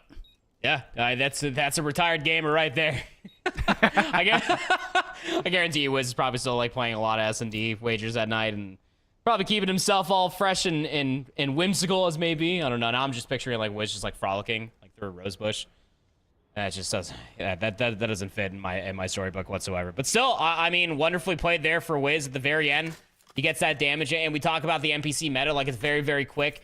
Any sort of damage advantage. Wiz has been playing sub and challengers for quite some time. He knows how to take that advantage, especially versus Capsule. They're best friends. That's why he shot his body. Just imagine if Wiz playing from like a Stanner stairlift right now. Oh my god, Caps! Not again.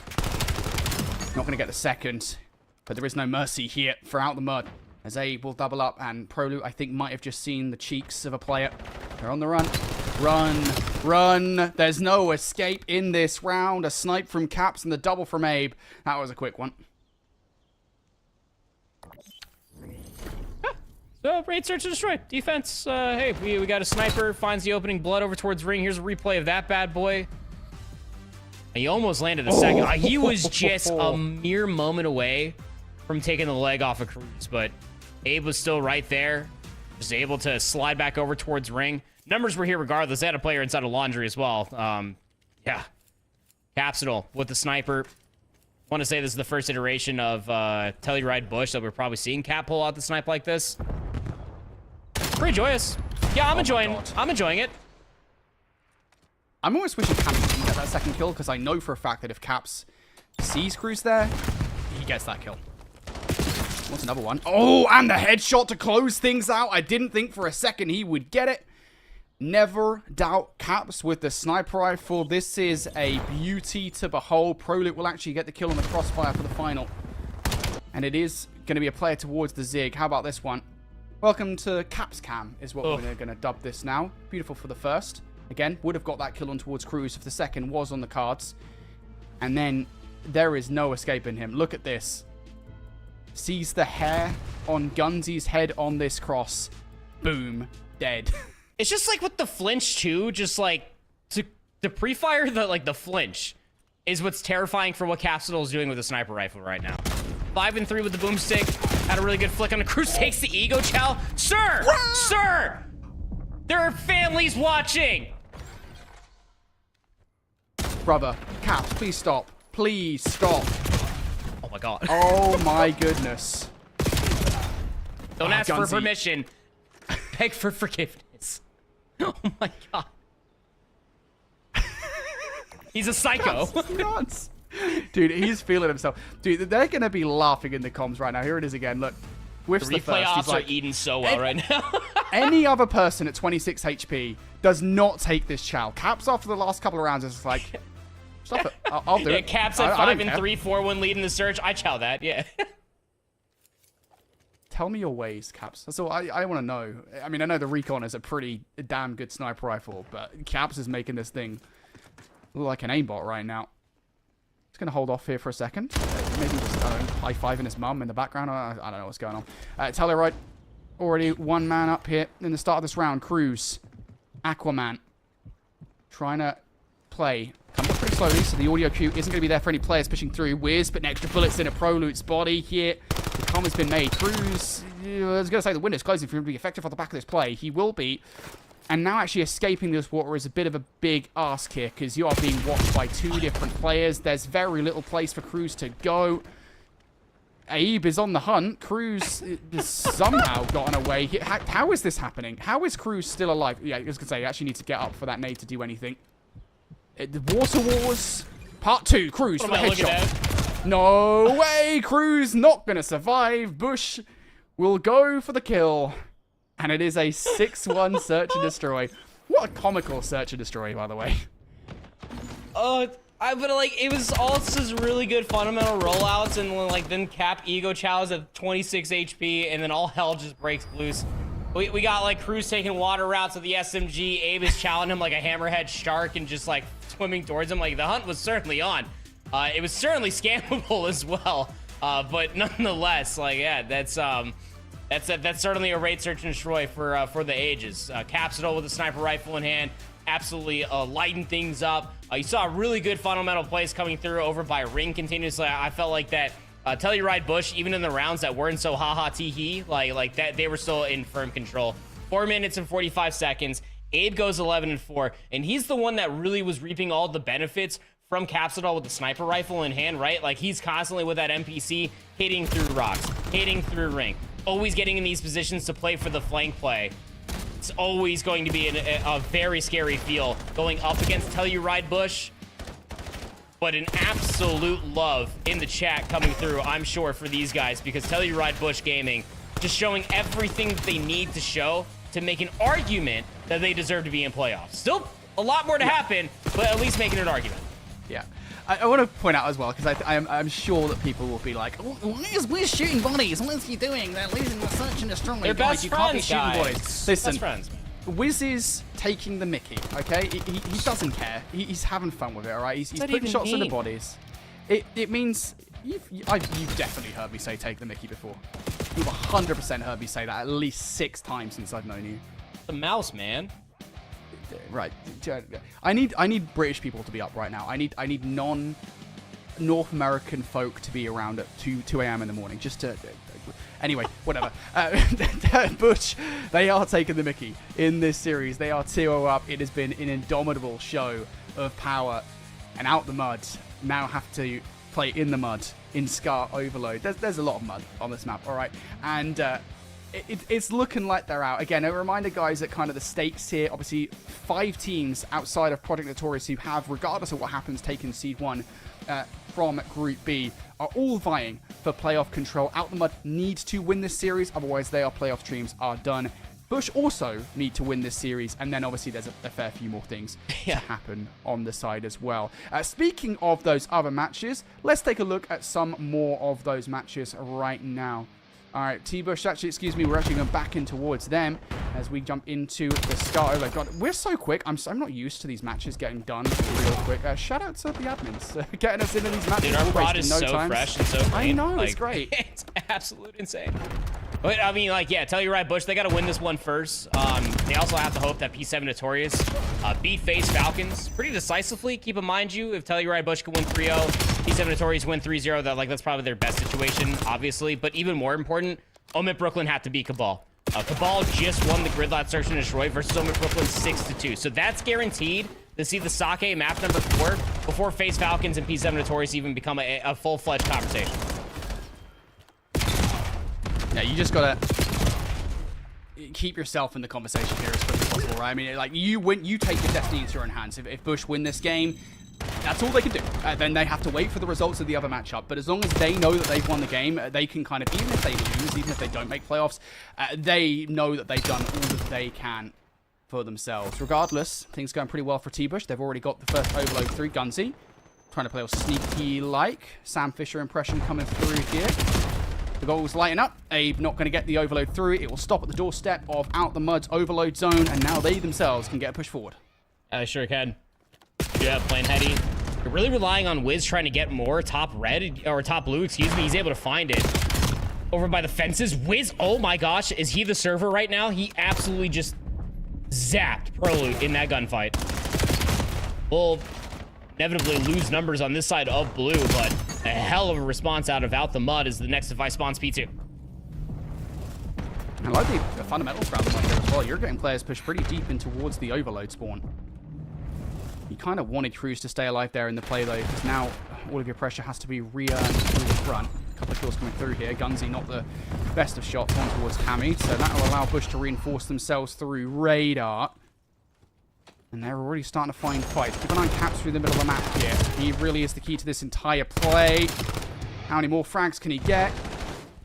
I'm kind of concerned. No one's looking for him here. There, finally, Gunzy takes him out of the play. Buys a little bit of space and time, does Caps there, but not really enough for the overload to go through. But Abe keeps the play alive. Extra bullets in the body. And even then, it looked like we might see a resurgence from out the mud. Abe says, absolutely not. What the hell are you thinking? And now he becomes the lead blocker. Wiz was looking for him, thought that maybe he was around the surge corner. Not the case. Yeah, you got a lot more health. Prelude's gonna get up inside top green, look for spawn kills. They lose 2 players along the way, one of which the device carrier, but a really scary moment for Out the Mud. They make the most out of it. Abe's still alive on this 4 spree upon the exit, finally dies. Won't be able to get that Hellstorm missile, but that was a really good moment outside of the opening goal that Telluride Bush were able to get for themselves. So now it's Out the Mud's turn. See if they can try to maintain numbers on transition. Not so easy to do when Abe is back on off the respawn block, and he's shooting like that. What? The NPC is not supposed to do that. We got rid of the Drabbit, the cross mapper. Abe just says, yeah, I don't care. Doesn't matter what meta it is. I'm going to get as many kills as humanly possible at any range here. Put me at the back of the map, and I'll beam you. Continuing on a 5 spree. That's the second overload through. The lead now back in the hands of the Bush. Prelude. Now looking to try and play his life. Not going to be able to do so. Good double coming through from Peel. The Bush will have players moving up the map here. Caps will take a 1-for-1. Abe has actually just split the difference pretty much perfectly between those couple of players. So they're not going to expect him to be in this position. One player off guard. Switch to the second. Abe makes it look so damn easy. It's unfair. He threaded the bullet like he was in the movie Wanted. That was insane. Like, it was just a pixel that Gunzy's forehead was sticking out there.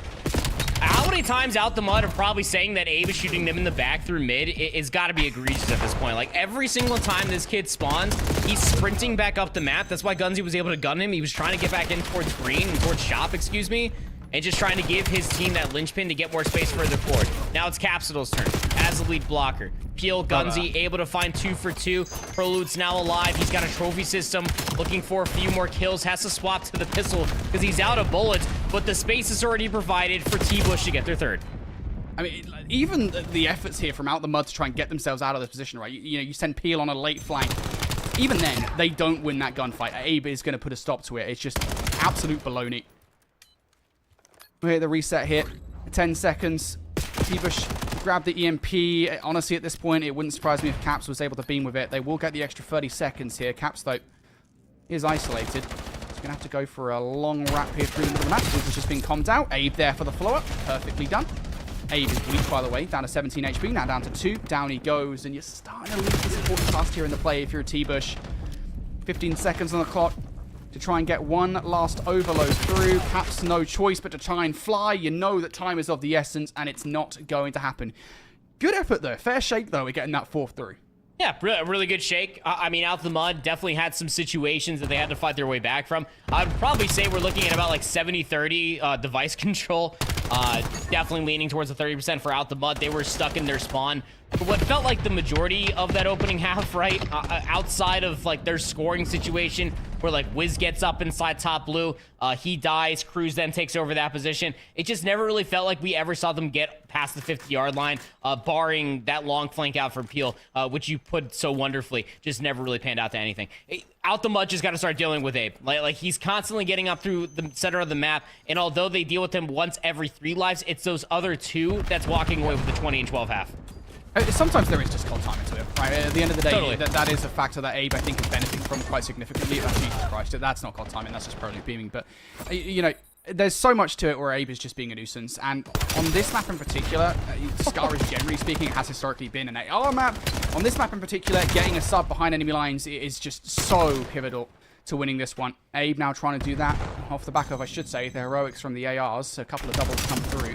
Cruz might catch 2 players off guard. Cruz, that would have been nice to secure a double. That would have opened up so much space. But at the very least, have much to deal with the pressure towards that spawn side. So reset, they will have to settle for here. Now you're starting to get players through. Cruz, not going to chase it, at least immediately. Going to try and now choose to reinforce around the back line. That's okay, though. We'll take it down to 1 versus 1. Cruz, extra bullets through. Out the Mud are having so much fun with this. Oh, yeah, they absolutely are. I mean, every single elimination is just another momentous moment for all 4 of these guys. Primarily Wiz and Cruz, because they just won't stop shooting bodies, because I don't know if they know how to. Every single magazine is used the first 15 bullets to win the gunfight, the last 15 to make sure that they're dead. Make sure you get your double taps out there, everybody. But 4-1 goes Telluride Bush. I mean, Abe still absolutely leading the way as far as this lobby is concerned. Being chased by Gunsy, but it's just being able to convert that into map control, which now Out the Mud currently have. The problem is that the device is all the way up in P3, one of the hardest transitional spawns here on Scar Overload. And you're okay with this if you're Bush, right? You're 4-1 up. You don't need to necessarily apply the pressure. Caps will try it anyway. Cruz says, not on this heady, mate. Not today. Cruz bouncing up and down. Whack-a-mole being played right now by T-Bush, and the hammer has been brought down. Cruz removed from the position. Now Cammy in control of the heady. Flanking play perhaps coming through from Caps here. That smoke is going to provide some cover.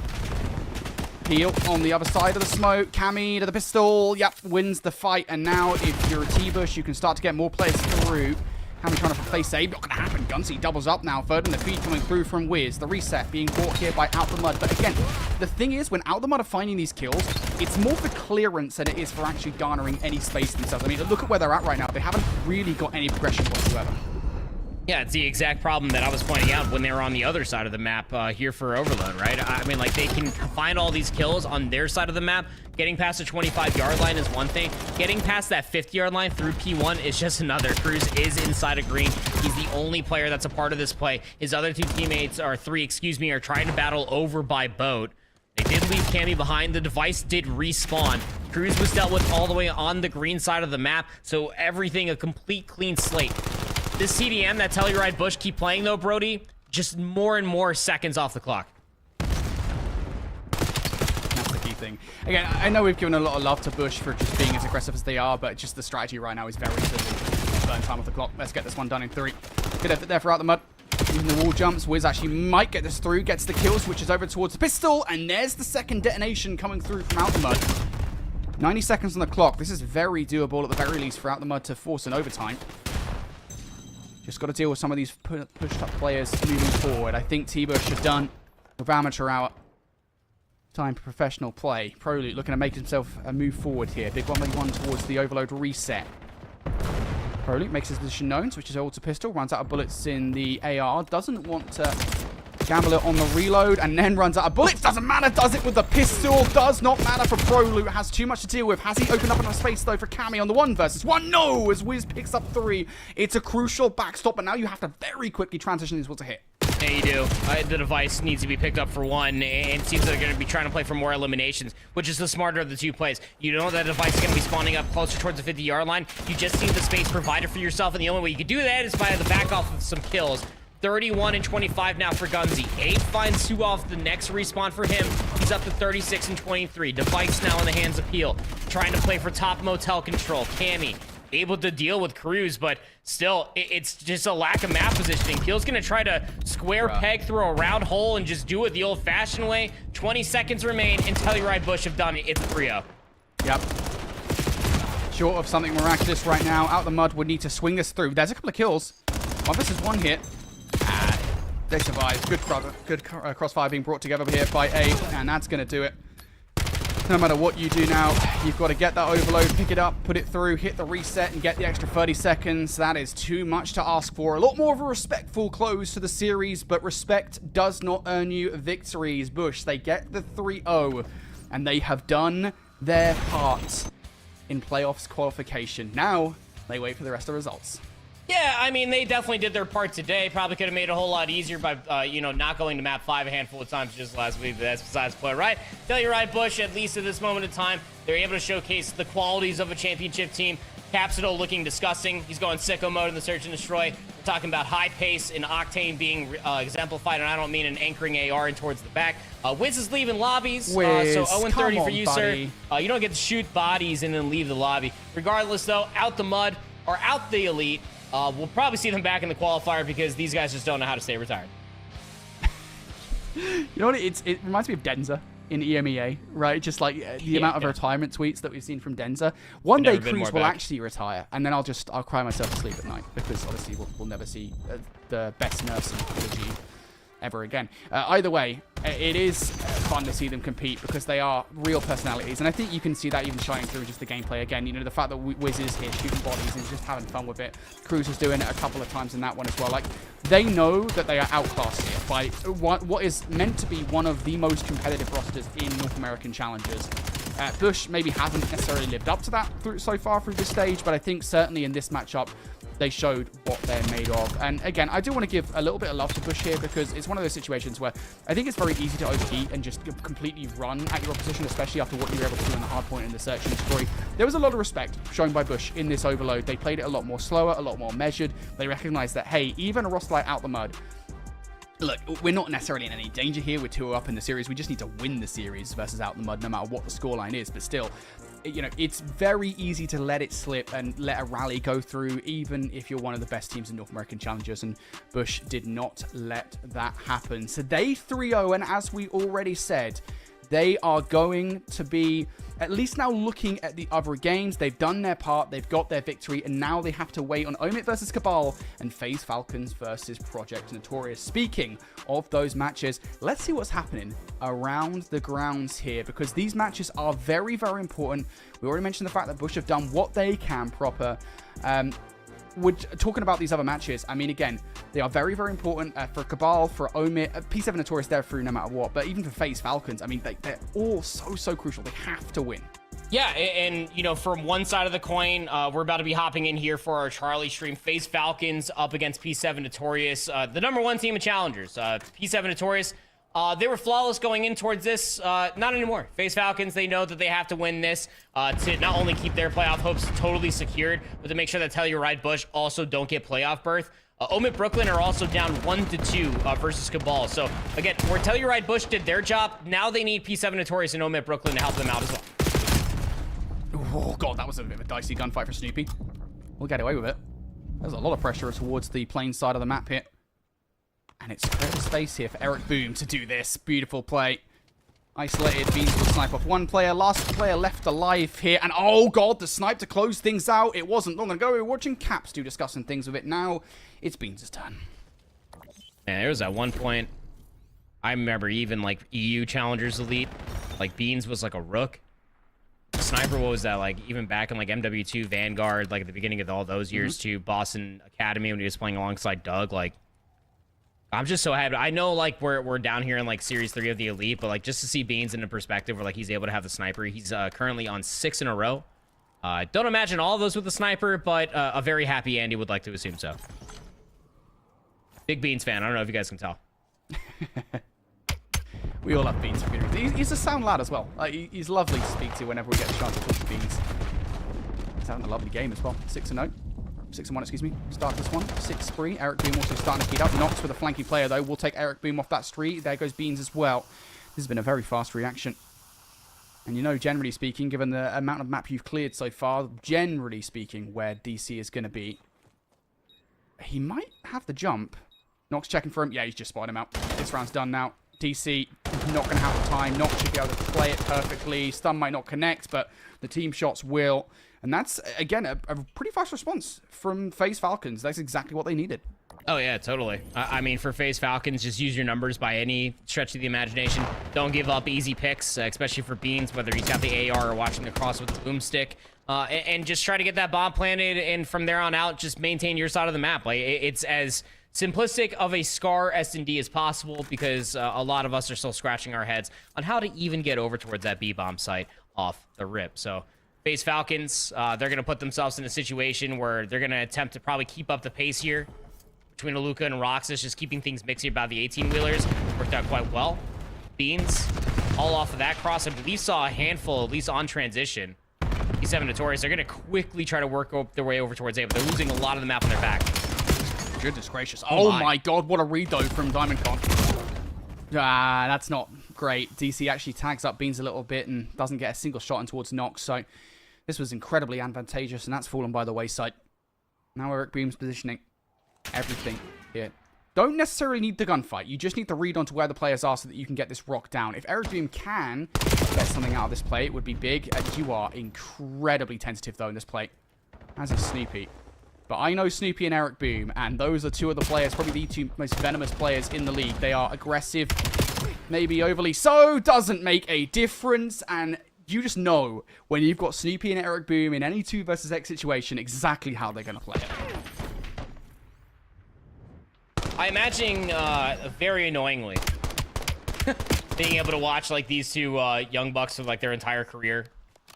They're just constantly always going to be like the most annoying submachine gun players in the world.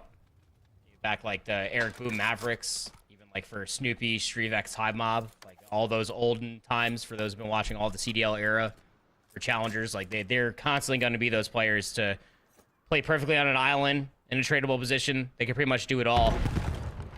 4-2 lead here for P7 Notorious, looking to tie up the series. Stuns right over the top. Beans eats one to the jaw. So he's not going to be in a really good position to try to stop this push coming around the front side, but that's all okay. Everybody's so anchored in towards the back, and you're able to get that information, but the trades aren't there. I'm surprised at how much of the action right now is happening around boat. Just how crucial it is getting behind enemy lines and actually pick up the gunfight so far. Snoopy, barely gets away. That's a Snoopy challenge if I've ever seen one. Oh, God. Overheating. Beans will be left up in a 1 versus 2 here. Is expecting the reach out coming through radar. It's not where the pressure's going to be coming from. Maluka on the check. And this is probably going to come down to COD timing. Oh my gosh. Dude, he's actually going to get shot right in the rear. Watch, Beans is going to check this. Red dot comes through, knocks off the reach out. The ego. The absolute ego. You do not chow Ben Beans that easily. No siree. But I agree. Dude, a lot of this map is all being dictated within the opening 20 seconds because NPCs are just full sprinting in towards blue. And like Faze Falcons, like they're playing for that mistake to come through. And to be fair, P7 Notorious gave them said mistake of not allowing numbers to come through, but the 1v2 out of Beans, absolute mastermind. 5-head moment. I mean, there's a certain part of that is exactly what I said, right? I mean, they just don't know where Beans is. He checks the bomb, gets the timing. Oh, totally, yeah. The second, though, An egotistical challenge, as we like to call it. I think the dictionary, there's going to be a visual dictionary out there that has the definition of an ego chow. It's got like a little 10-second clip of that right there. Either way, Beans will win it, puts P7 Notorious 5-2 up. They are a man disadvantage here, though, and if anything has been consistent, is that they are going to be constantly flanking. DC does exactly that. The odds now, 2-3. Snoopy. Oh, it's a big fight to lose. DC on the flank. He's going to get cut down as well. Beans now with a pistol to the 1v3 because he's got the sniper rifle out. Please give us something special, and nothing special on the menu today. Expecting for the immediate chase, but I mean, all of that. Like, DC gives away his arrow on the mini-map, going over towards the backside of green. To be fair, does win it, but once he does get traded, like, that's all top green gone. Aluka takes that positioning. Lose your numbers over towards red. Snoopy was hoping for a timing. That push that comes through. Beans was realistically never getting all the information. If he did, he was unable to act on it. Aluka found 3 in that round. P7 Notorious may still be up on map point, but Faze Falcons are starting to claw their way back.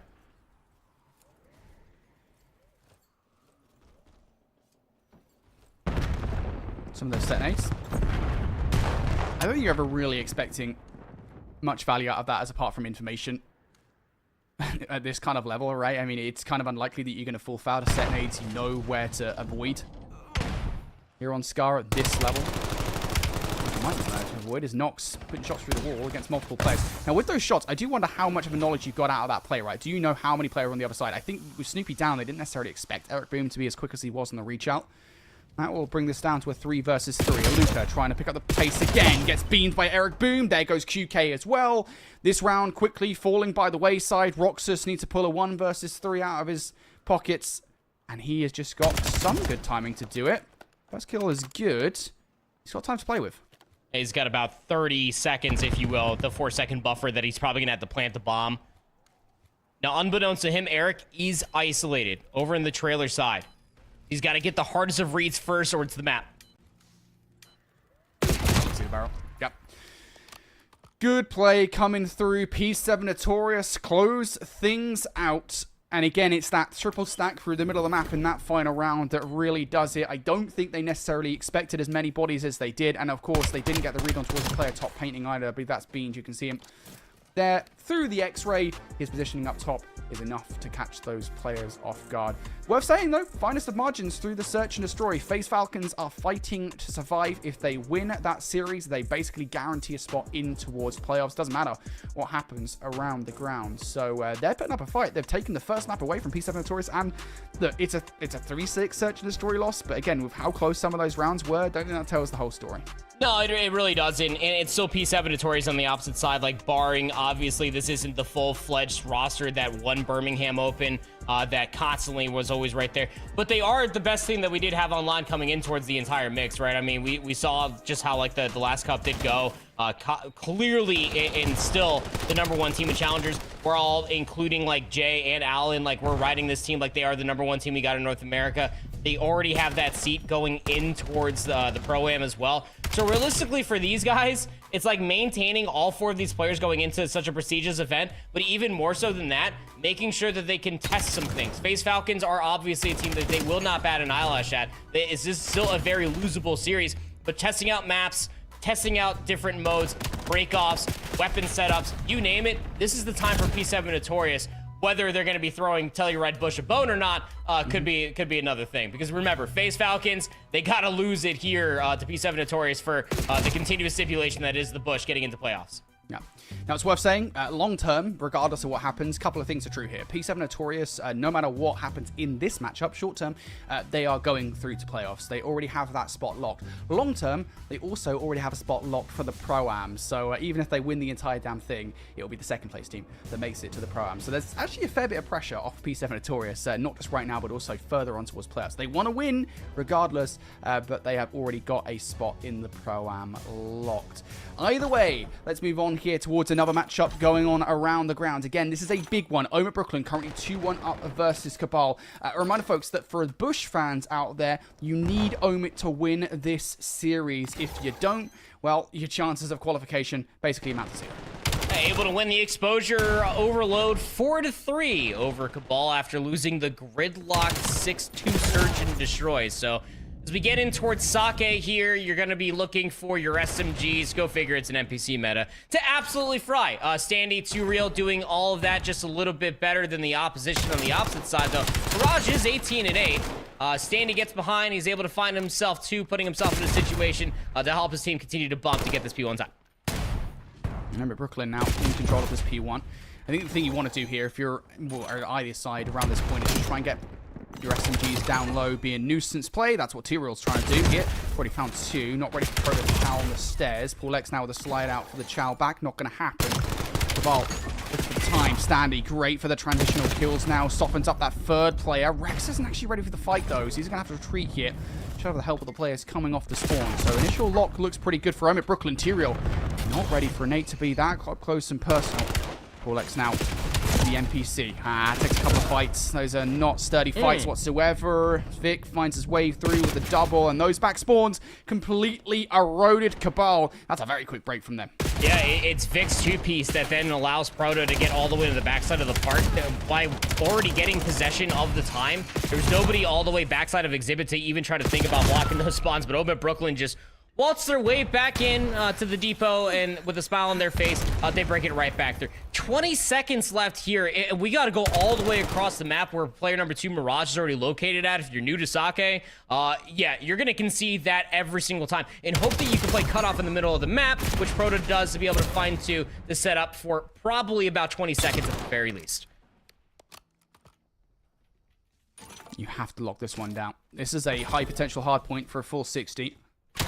Players in the right position. Again, it's all about having that roaming sub through the middle of the map. Bikram playing that role for the moment.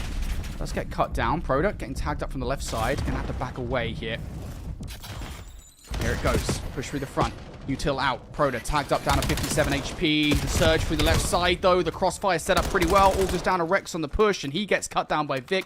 That's a brilliant hold here for the moment, CABAL. They're bracing relatively well, and now they're getting those players back into position, trying to push out, trying to generate space for themselves. Back 25. Rex comes through, though. It's all just down to Nate. He's going to get cut down. Beautiful double from Paul X, and that is OMIT Brooklyn back in for the back 20 seconds. Oh, Standy even taking long range bullets at 7 HP. Nobody's surprised by that. And now the bull rush all the way across the side. We go over towards the garden next, all off that back break. They got about 30 seconds, so CABAL, not bad at all. The problem is now you got to try to transition and essentially do the same for the next handful of hills. These 30 for 20 moments are going to eventually get you that lead back. It's going to be really close if they continue to do so. And 2Real knowing there's not a whole lot of safeguard back here is going to rip the Hellstorm. How many kills can you get with this one? Already found the first. Can he curve this one in? Nope. But it does keep them in long enough that will generate space around the front of the hard point for OMIT Brooklyn to start to get their way through. Just being a nuisance here. Paul X stunned up. Trophy position doesn't come down quick enough, or at the very least it's going to be overwhelmed. Trades now. Standy trying to keep himself alive here. Double already through from Rex. Standy good for number 3. And those back spawns will still be locked in for CABAL here. So Rex now just needs to try and keep his head down. Can he watch Crossfire? Yes, he can. 1-for-1 trade. Paul X now needs to pick up that POV up. And yeah, he does exactly that. Players have already gotten through for the contest here. Stanley trying to keep this play alive. Can he steal any more time away? No. So CABAL will be happy to trade away that time. It's incredibly difficult to try and keep CABAL out with those back spawns locked. Well played by Nate, just staying alive on that hill, right? You get those back spawns here at 4. You can constantly keep yourself in a situation of keeping it contested. But most importantly for CABAL, then you can easily rotate back over towards P5. Get P2's building in your favor. Watch this zig cut for Vic. He gets good damage on the Dylan, and he's going to chase down the elimination. His teammates inside the time, though, Brody, cannot exactly say they're getting the same amount of success. But you still got these back park spawns. CABAL feel it's time to get the streak down. Again, it's do or die for CABAL here. They need to beat OMIT Brooklyn. It's 4 down in the feed. Mirage is going to bring this Hellstorm down slowly. Can he find a couple of kills off the spawn? Yes, he can. That'll delay the hit here. Basically ascertains at least 10 seconds time. What a beautiful set nade from Vikram. Anticipating where Rex is going to come off the spawn. And I think that one nade effectively staggers this push enough that Vikram continues to push forward. There's no real point in investing too much time in order to scrap. They might well just be better served here, pushing in towards Old. They will pick up 3 kills on the transition, though. So OMIT Brooklyn basically guarantee first look in towards New, and CABAL, they know there's one flanking player left to contend with, and they will expend resources to deal with that guy. Back towards crates here in the center of the map. OMIT Brooklyn, in the beginning of the previous set, were able to walk away with about 30 seconds. We're down towards 200 points each with 2 minutes on the board. You cannot allow that to happen once again if you are CABAL. But Vic, like you were saying, he's still getting lost on the map. 27-26, leading the way for his team, just ahead of kills. But Mirage is 26-16. I believe all Hellstorm missiles on both sides. All 8 players don't have one in their back pocket. But CABAL giving up a lot of free time here just for Proto to try to set up around boxes. Maybe try to find some loose kills, but OMIT Brooklyn are pretty content with this, the way that they're playing. It's 3 kills in the feed here. You're very happy to take this back 10 seconds away. Big 1-versus-1 towards the back line here for the spawns. Proto just trying to burn time off the clock to get help. He's already put some bullets in towards Stanley. Now got more to deal with from OMIT Brooklyn. There it is. Has burned that time, though. Now down to 1-versus-1, and 2Real will lose it. Back spawns now locked in for CABAL here as they brace. Yep, it's all mostly coming from the front. Watch out for player number 5. Rex is waiting for the timing for his teammates to start brute forcing their way from the front to set up the pinch. Vikram, he's ready for it. Initial trade's going down. One player's just jumped straight over him. They're not going to expect Standy. Perfect Cameron from Standy to pick up 2, but goes to the pistol for the 3rd. Not going to happen. Player now inside will be pincered between the 2 players coming up the spawns because 2Real should be able to catch him off guard. Doesn't matter. Rex picks up that gunfight. Rex finds double. And now OMIT Brooklyn fighting for the back time. One player towards the back line. Vikram going to double up. Mirage comes through for it, and that's the back spawns here for CABAL. OMIT Brooklyn will send players towards that old time because they can still finish it there.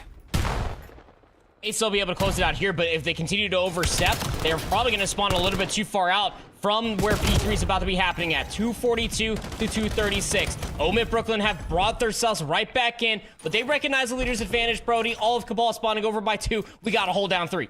You got to sprint. You got to go as fast as humanly possible. Here we go. Can they even touch the kill in time? They should be able to brute force all through pretty much 1 point of entry. It's not going to happen. And OMIT Brooklyn take away the victory here. CABAL will take the L. Huge, huge hard point there for OMIT Brooklyn in terms of seeding. It is massive for OMIT Brooklyn, not only from a seeding perspective, but also to continue the story. The B-plot of the day, everybody, is the Bush. Can Telluride Bush get into playoffs because of OMIT Brooklyn's 3-1 win over CABAL? That puts them that much closer, Telluride Bush, to actually getting some playoff berth. For CABAL, though, on the opposite side, you got some splaining to do because you had a lot of opportunities. The slaying was absolutely there, wasn't too far gone in between. It's just these minor hesitant moments, right? I mean, you got 22 seconds left to break over by P2. Even if you got 2 players past the 50-yard line, you already had Proto already back by P3 anchoring since yesterday. Like, throw out some numbers in there, get some contested time, and maybe get a couple kills to keep them really trapped over there, just like what you saw happen from Brooklyn versus CABAL to close things out there.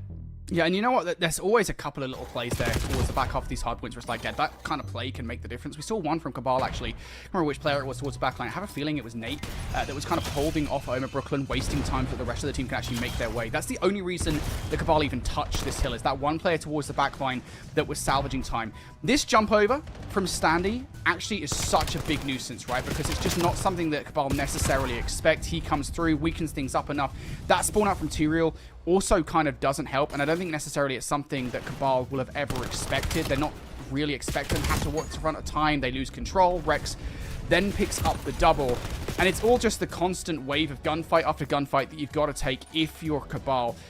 This is a huge decision, by the way. In the closing moments for OMIT Brooklyn here, 20 seconds left, to expend resources, because you call this out at the moment, right? You've got to be careful here how hard you hit this. Those spawns towards the backline are sticky. You go too crazy on this one, though, you can very easily flip things out. And I think the only reason that doesn't happen is because Rex retreats when he does. The fact that he's in the position he is, as far away from that hard point as he is when he is, CABAL do not get those spawns in towards the next hard point. OMIT Brooklyn, no choice but basically just full send it, and they cannot get in. So, yeah.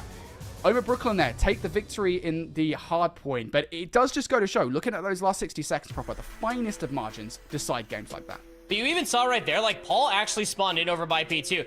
Those 2 seconds that gone over towards the game clock, because all of CABAL were gone, actually opened up that spawn. So the timing was almost perfect. It just came down to that moment of trying to get in towards a hard point time. I mean, it's probably about 7 seconds just to be able to get from that side of the map all the way over. But OMIT Brooklyn able to get the job done. They win 3-1 here over CABAL. Step 2 for Telluride Bush's playoff hopes is complete. Step 3, P7 Notorious winning the sweet map mode combination here on Scar Overload. It's looking all right.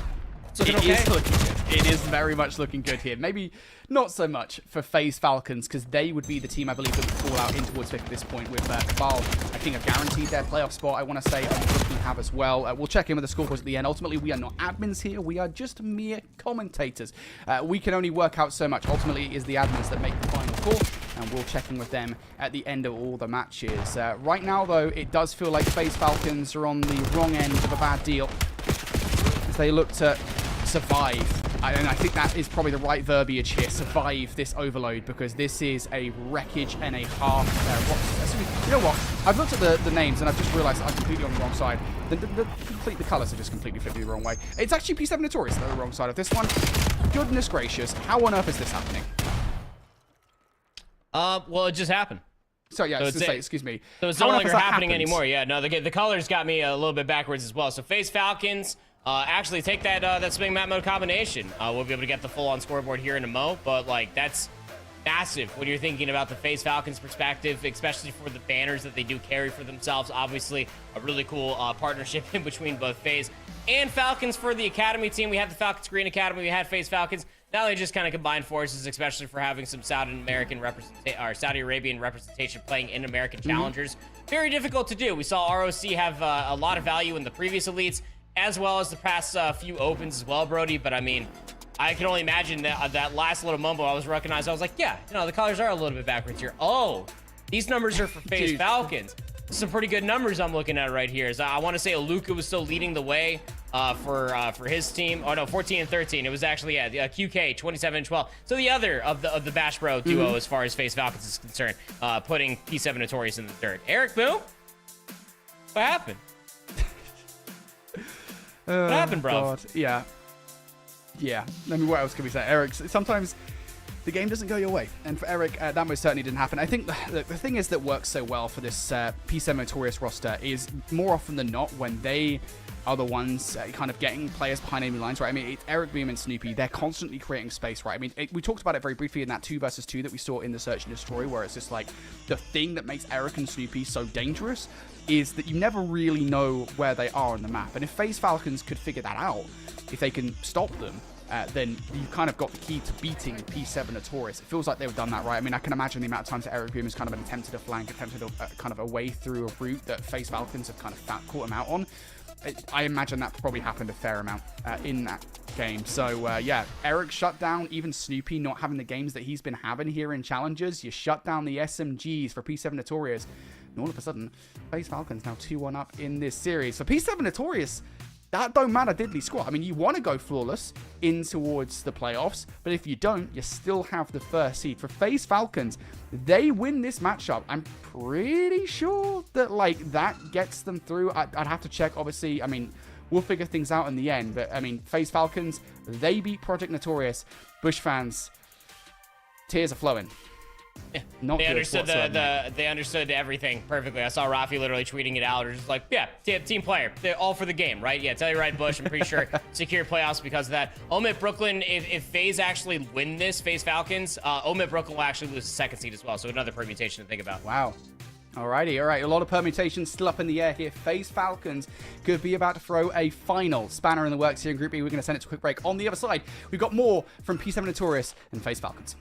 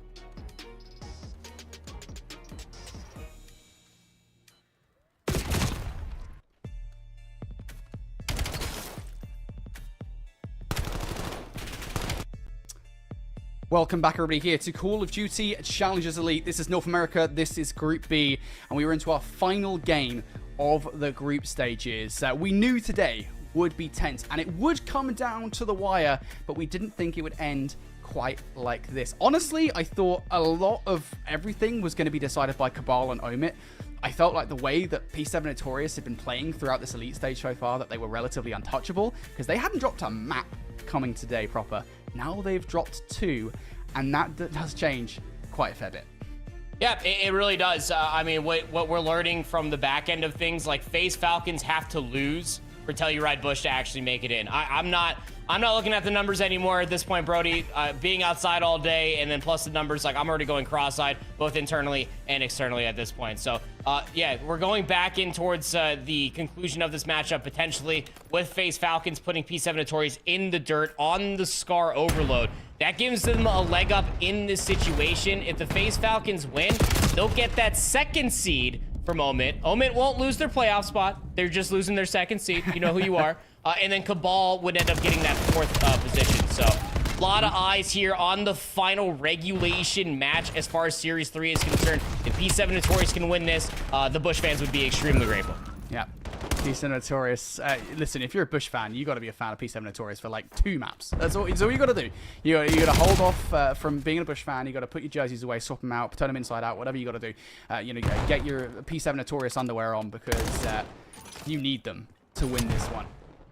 So far, so good for P7 Notorious. They're up in towards this hard point. Shot's not good though to begin with. DC will trade things out. Snoopy, a chance to try and take Nox down. Not going to win that fight, though. Nox now being towards shop means that a lot of the attention that DC, the help that DC might have got, will be focused in on the shop. And even then, they can't take Nox out. He is here. He's got himself a lot of sweeties inside the shop, and he is picking up a lot of frags as well. Wayward Spawn comes through from DC, though, and that's probably going to disrupt things for Faze Falcons. Hello? That's, Look, I mean, he didn't gain an advantage to win the fight. He didn't win the fight, period, so it's fine. It's fine. It's fine. It's fine. Get the commissioner on it immediately. That's a red card if I've ever seen one right there, Brody. Anyway, at the end of P2, Faze Falcons in the red. Gonna be able to get the final end of it. So we're going over towards the showers here. Will be 3 players here for Faze Falcons, P7 Notorious. They should have the numbers until DC done.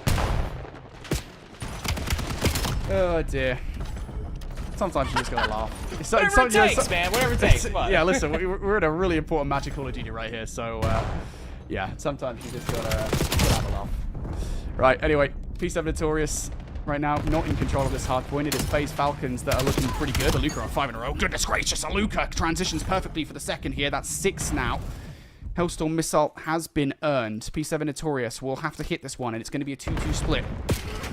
Perfect set nade coming through from Nox. How makes it a 1-1 split.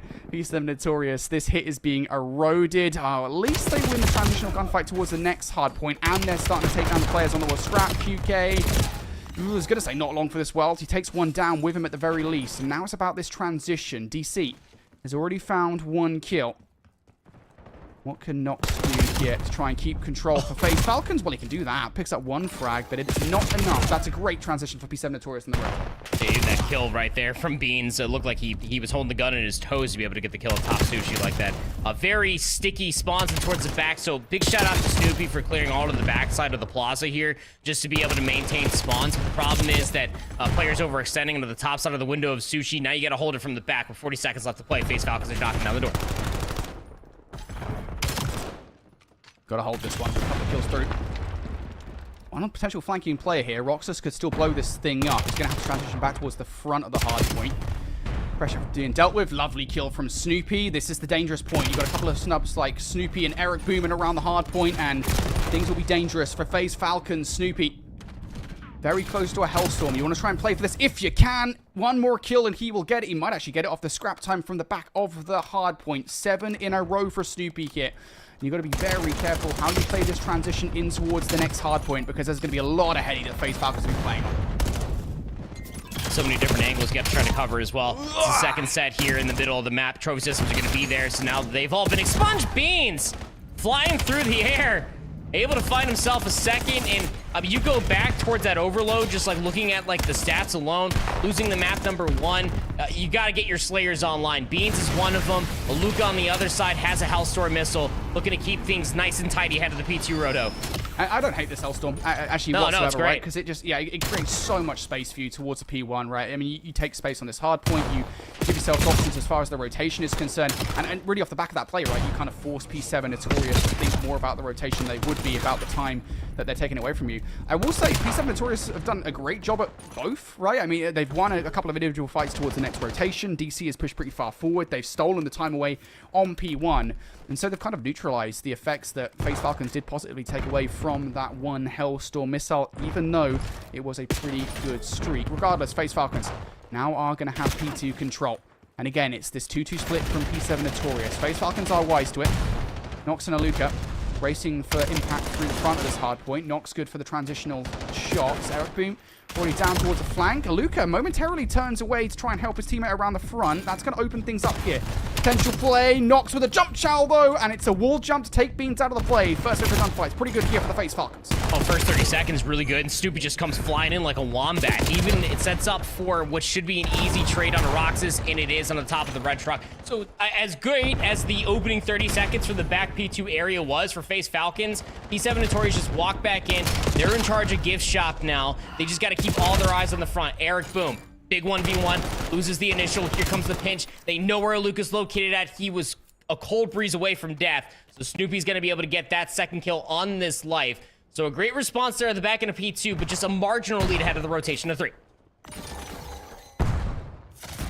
Faze Falcons holding. Gunny's up. DC. Putting a lot of shots in. Not a lot of them going to connect. Snoopy.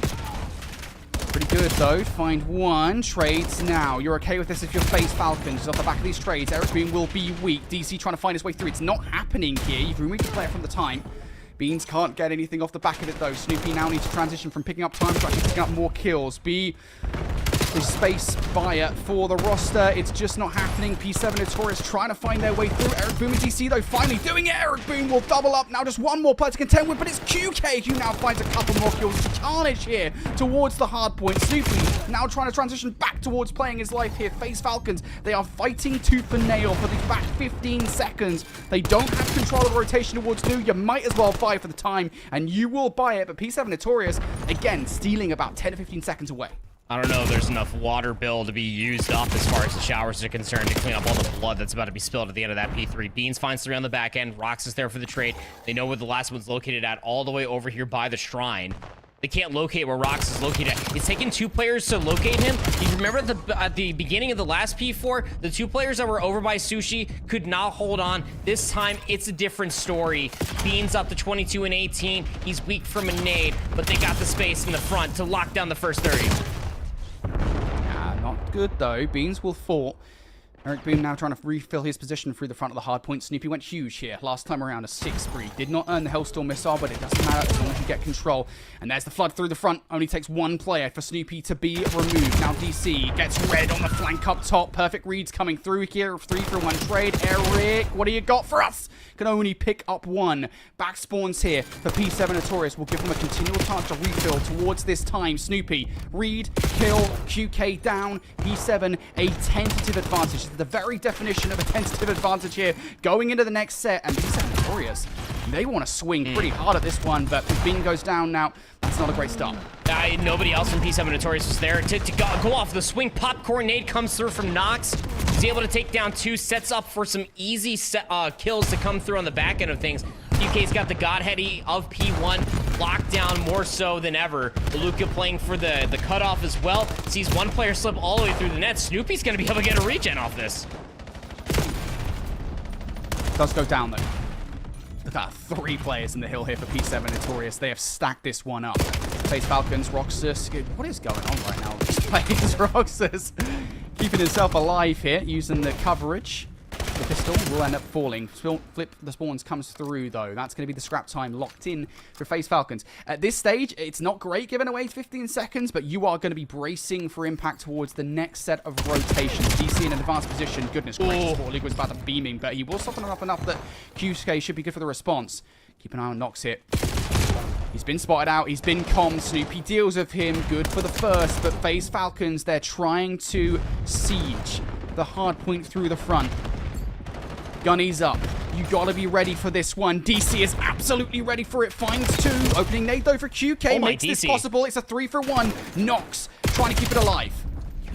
Up to 3 in a row. DiamondCon tries to press up a little bit further past the red box, but that's back-to-back 3 sprees coming through from DC's up to 24 and 21. Make that a combined 54 with him and Bean. Snoopy finds kill number 22 before he gets cut down. But that was just a few COD timings away from Faze Falcons actually breaking that up a lot earlier. But they're still playing for the back 20 seconds. That'll keep the game just about dead even.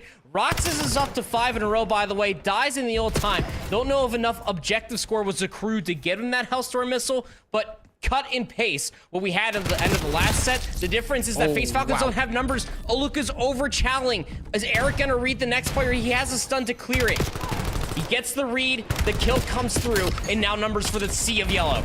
I don't necessarily hate that play from Aluka. It just goes awry, right? Because if you find value off the back of that play, you've done what you needed to do perfectly, right? I mean, you've created space. You know that your team is just spawning Narnia, so Aluka tries to play kind of an off-lane role that maybe P7 Notorious aren't going to expect. Unfortunately, he loses the 50-50 on the read. Now P7 Notorious in control here. Faze Falcons have to break. I don't think they've got any util left. They used their Hellstorm missile earlier on, so it has to be all down to the Gunny. Snoopy and Beans are finding the value. One more player to do it. Spawn flip.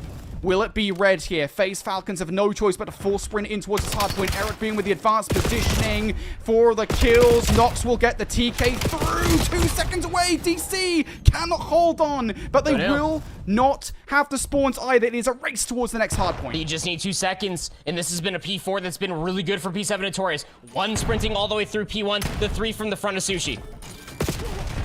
Luca trying to hold, not gonna happen. Roxas goes down. Ronox can't get in, and P7 Notorious force us to a game 5. Yeah, let's see. What's the one bar meme where everybody's just like cheering like at the footy on the TV? That's all of the Telluride Bush, like just like sitting there watching this series, seeing P7 Notorious push to a map number 5. Sorry, I gotta calm down. Like, look. Again, a few moments away from probably being a very, very different conclusion as far as that hardpoint is concerned.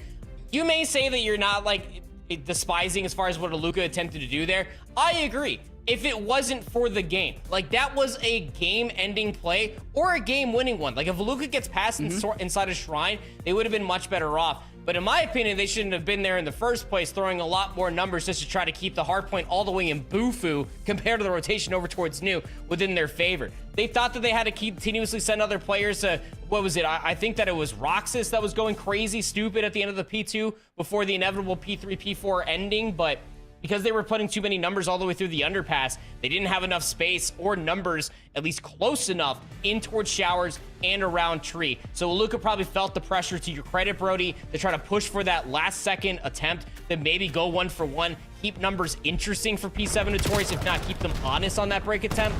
But something snapped for them at the end of the second set during P4. Then going back in towards like that third set of P1, you saw them just funneling back forward. You even pointed out on P1, you had Beans, Eric, and DC all on the hardpoint simultaneously, playing with their NPCs hand in hand, playing for the trades.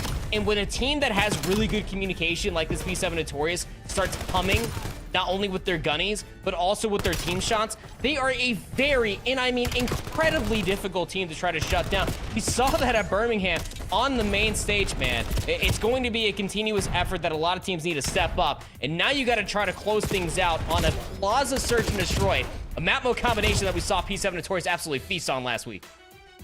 Man, and this is where their Search and Destroy prowess, I think, really is going to shine. Because the one thing I think we've been consistently talking about, you know, we give a lot of love to Beans and DiamondCon for how emphatic they are with the M15, right? I mean, but it's not an M15 world anymore. It's an NPC world. And we're going to Plaza, and this is an NPC map. And, you know, we talk about that performance that we saw previously on Plaza, where P7 Notorious, I can't remember what team they were playing. My memory is terrible. But, you know, we saw how good that they were playing this map mode combination and just winning so many of those opening gunfights. And a lot of it came down to Snoopy and Eric Boom going big with their subs. That pressure is going to be breathing down the necks of the Faze Falcons. They have to win this Search and Destroy, otherwise they are done. And if you're a Bush fan, you don't want that to happen. A lot riding on one Plaza Search and Destroy. We're going to take a quick break. On the other side, one more map of Search and Destroy to decide it all.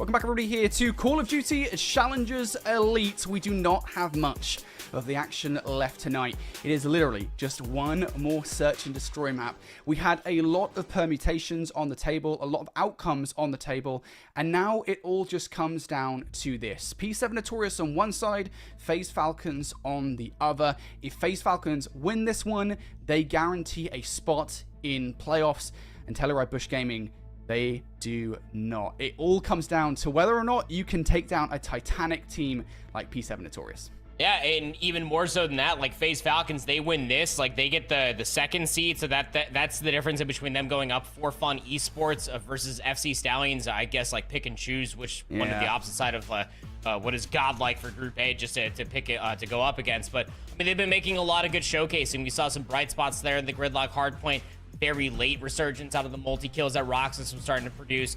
We didn't really get to see all too much as far as the Overload is concerned, minus the scoreboard. It was 8-1, but QK was also frying as far as that is concerned. So when we get things set up as far as a Plaza Map 5 is concerned, I think you get a lot of that nuanceness that comes from the Gridlock Hardpoint, mixed with the tenacity that was at least being exemplified from a statistical category in the Scar Search and Destroy. Because you can get these bang-out moments in Plaza, or you can get these very long, drawn-out offenses. We saw P7 Notorious actually do that quite a handful of times on both sides of the bomb last week. Yeah, I mean, it seems, look, we're pretty early on with Plaza Search and Destroy. And again, it's that same conversation we had with Gridlock, right? Where it's just like, yeah, you know, we talk about those set nades, a lot of the utility. We are still early on, even though we've seen Plaza before. It was for a relatively brief stint all the way back in 2012, maybe even early 2013, I think, for Black Ops 2. Either way, there's still, I think, a bit of figuring things out, especially with that Black Ops 7 plays. You know, I think a lot of what we've seen early on from Plaza has been these kind of bang-out moments towards the A site. Whoever wins the opening gunfights pretty much wins the round, because once you're into the A site with a man advantage, it's very difficult to actually get back in with a man disadvantage.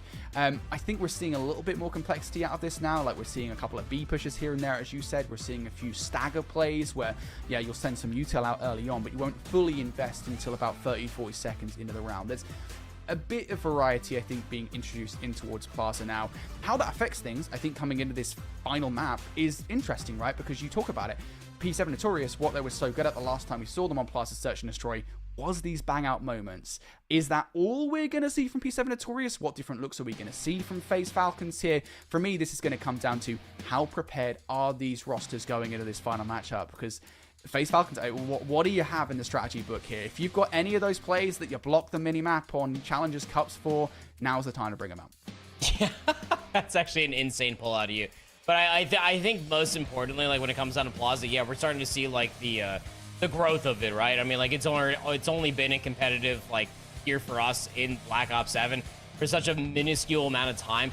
Like, how do you make like those super long maps like actually seem those super short maps super long-winded?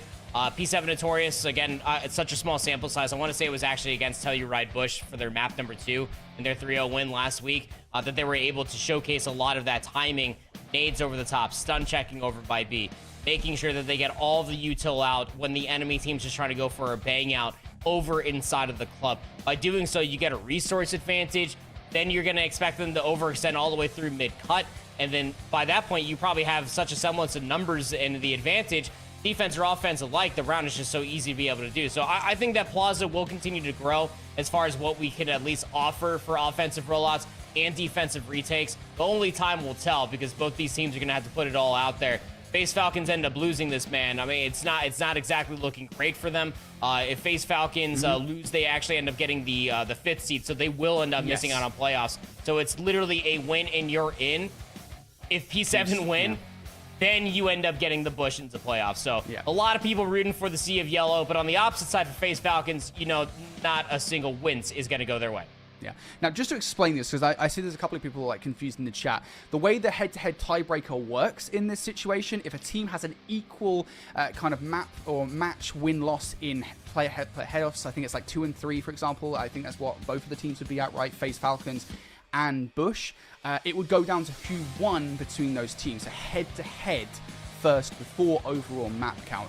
And in that situation, Bush have the head-to-head because they beat Faze Falcons. So it is for that reason that Bush would go over, Faze Falcons would be in 5th place. So it is very simple here. It might not seem it, but it very simply does come down to if Faze Falcons win this, they're through. If they don't, they're not. And it is literally between them and Bush. So pretty much the entire challenges community right now is watching this one map of Search and Destroy to see who is going through. It's kind of funny in a way, isn't it? Because we, you know, when we look at these matches, and obviously we knew that the Faze Falcons P7 Notorious would have some kind of importance here, but I think we kind of had our expectations set as there's surely no way that Project Notorious, the team that hadn't lost a map so far in this tournament, would lose to Faze Falcons, albeit, you know, anything can happen in challenges. That's the qualifier we always bring to this.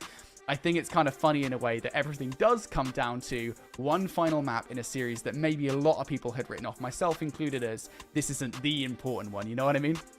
I think it's even like more insane as well. Like you go back to like our first series of the week that we were like looking over coming back to challengers, like Telluride Bush going up against Faze Falcons. Like you actually did like put this down that it was going to be for playoffs. Like the winner of that is probably going to be the difference in between them getting into playoffs or not. So I think it would be interesting. And just as an update, if Telluride Bush do get into playoffs, I believe that they would only get the 4th seed given CABAL in their map record. But whatever it may be, shout out Comp Ops, man. It's still the same old P7 Notorious getting the job done for their brethren of Telluride Bush if they so want to choose. I'm just kidding. Obviously, they're going to lay it all out there. It's a map 5 to be able to go in towards the sunset with a flawless record as far as P7 Notorious is concerned. Huntsmen said it about on the opposite side. How cool would it be going into playoffs to have 2 teams that have that undefeated record? Yeah, make no mistake. P7 Notorious, they want this. They will try very hard to take this victory and go away with a 5-0 record in towards playoffs. I've got that first blood. This is kind of curious, though. It's a bit of a weird kind of like locking of the horns, as it were, right? Because you've got man advantage. You've not got much utility to get the second. Slide out coming through. Aluka doubling up. 2K for the 1v1. And despite having a man advantage, they did not get control of the A site off the back of it, so they don't get control of the round. Yeah, don't get control of the bar, more than likely. You'll see the head glitch here from this perspective, just being able to play around the countertops. Just over on the opposite cross side, you have to put so much focus over towards the interior mid-cut once you actually get inside the club. You don't deal with that head glitch, you're going to be dealing with some players putting on some very questionable slithering. Let's just put it that way. So, big moment out of Faze Falcons. They lost that first blood warfare. Some good utility that came through from P7 Notorious. Now it's Faze Falcons' turn for the offense. We're all heading over towards A again. No one's surprised. I'm a little surprised. Just like 1% surprised. I'm surprised at is that quickness of the wrap through the middle of the map, read perfectly by Snoopy. Take a 1-for-1 trade. Opportunity here if QK can clear some space to potentially wrap this towards B. I think that is the play call. Has been read though. Now, will there be a read of the read? Still a 40 chest going on. In the barrel of the gun. Ooh, doesn't matter. Shots out. Not a single one will connect, and that's going to be perfect. Aluka lines up Beans and knocks him down. You've got man advantage now, and this bomb's going down by B, or is it? I think they're going for a double wrap here, right behind towards A. Yeah, they're going to free wrap this. They know that the map is fully flipped. They're clearing all of the opposite side. Going to work their way past the terranium. Get back in towards A. What does Snoopy's timing look like here for a second? Might just be playing for the exit. It's being watched over the top side of Aluka just for the counter timing. But he gets caught with the stun. Snoopy's still alive, full HP. He's given his teammate an in. That is horrendous timing there for Aluka. DC. Oh, 1v1. The headshot multiplier will close things out for the round. Faze Falcons able to transition perfectly from that initial A push in towards a B wrap, in towards an A re-wrap. And I think those kind of sequential steps completely throws P7 Notorious off kilter. I mean, they reacted appropriately, even with the madness advantage. It's just ultimately, I think the kind of thing that decides that round is that 1v1 over by B, right? I mean, if a kill is made over there by that player that's lying down, that is a winnable round for P7 Notorious. As soon as that kill goes through, Faze Falcons, it feels like the entire world is their oyster. Things going excellently here for Faze Falcons. Head rush over towards A. Once again, all 4 players here. Luca's on an island. No nades, no stuns. QK's just in the mix and in cheeks. He finds the opening too. Now it's up to Eric. 1v2. Doesn't even have the bomb to play with. Nox is watching over that one like a hawk. Or a falcon, as it may be. He does have the place isolated. Throwing a shoulder there. That's probably not going to be the case for long yet. The window of opportunity has closed. Aluka and Nox now up to combined 200 HP. Eric has to land this nade and perfectly get the kill. Nade lands short. Cooked it. Yeah, cooked it too much. There's still a good opportunity opening here with this wrap through the middle of the map. Eric is actually going to be able to get this bomb, potentially get it down. The issue is 40 seconds on the clock. There's a lot of uncertainty in this play because they're just not going to know. There's no reason for Eric Boone to expect this kind of wrap. He's planning to play it on the blue side. It's going to come down to winning this first gunfight upright and be ready for the second. Oh, he gets the information on the first. I think saw both red dots. Wins the first, has the NPC ready for the second, but HP advantage be damned. Nox will end up winning that one. Eric had a real good shake at it. But in the end, Nox just had to land the right amount of shots, having the HP advantage. It's a 3-0 lead for FaZe Falcons. It's just that this is Plaza Search and Destroy, right? If you win the opening fights, you're more likely than not to win the rounds. And every single time FaZe Falcons have either drawn the first blood or off the back of losing the first blood, they've had control of the map. I think that round number 1 is certainly something that P7 Notorious will be hurt by, right? I mean, they drew that first blood back in round number 1. They did not have A-site control, and, I mean, the FaZe Falcons just stood still over 8. Played the angles, played the pre-aims pretty much perfectly. Here we go. 4th joust by A. Who wins it this time? Opening util out. Eric Boone's going to draw it this time, and it's a 3-for-1. It's a 4-for-1. Finally, P7 Notorious have something to talk about in this Search and Destroy. Yeah, they just blitz better this time around. I mean, you get wall bounce, get yourself right over top. Stun does connect. Makes those players feel like they're left in the mud. Eric Boom just able to barrel stuff the first, transfer easy for the second. It's like you said, man. I mean, this Plaza Search and Destroy is really not much to go off of. I mean, you get some island plays over the middle of the map. That was not one of those moments at the time. Let's just get util over the top side of bar. It lands much cleanly, I imagine, for P7 Notorious, which is why they do not relent. It's just this side of the bomb that they got to be able to get some confidence in. And it's that very slow roll here. Saw this pretty deep in the Search and Destroy versus Bush this last week here, Brody. But the bomb's quicker to move up over towards B. Luka might be late for this peak. Ooh, there could be some timing involved in this as well. Snoopy's going to have to clear a lot of space over here. That's going to give Aluka away back in towards this one. Big one, this is one. Nade will take Aluka out. That's going to allow for the bomb plant to go down. Now you've got all the players in the right position. Brilliant catch of Aluka through. Deep retake has been chosen here for FaZe Falcons back through their own spawn. Stun doesn't connect through the middle of the map either. That makes things more difficult here. FaZe Falcons, they're running out of options, and those options are now starting to fall away from them as well. You've lost Kluke in the round. Nox and Roxas, what do you have for us? They just don't really have much at all. Roxas goes down. Who can Nox take with him at this point, right? You've got 15 seconds left. He's just going to play this one. Pre-aim central. Shal comes through from Snoopy. That's a big head for Nox to take. And listen, I think Snoopy's got to be like, goodness gracious. Oh my gosh. Transitions in towards the second play. Look, the reason you're talking there is because it's just like, you don't expect those kind of kills to come through. Nox almost clears 3 players towards the end of that one. Tell you what, look, you lose the round, but you get some value out of that 1 versus 4. It would have been Eric that you wanted to take it off more than anything. Almost had a good look to be able to do it. Eric actually walks away with finding his 4th in a row. He's getting himself very, very close, getting a couple assists, kills, getting that Hellstorm missile. More than likely a guarantee B bomb plant or retake if it's over on that side of the map. Regardless, though, really good take there for P7 Notorious. All off of Eric just getting up through the mid-concourse, has the safety net of beans right behind him while DC and Snoop do the hard work and get over towards B. But FaZe Falcons had no idea what was going down.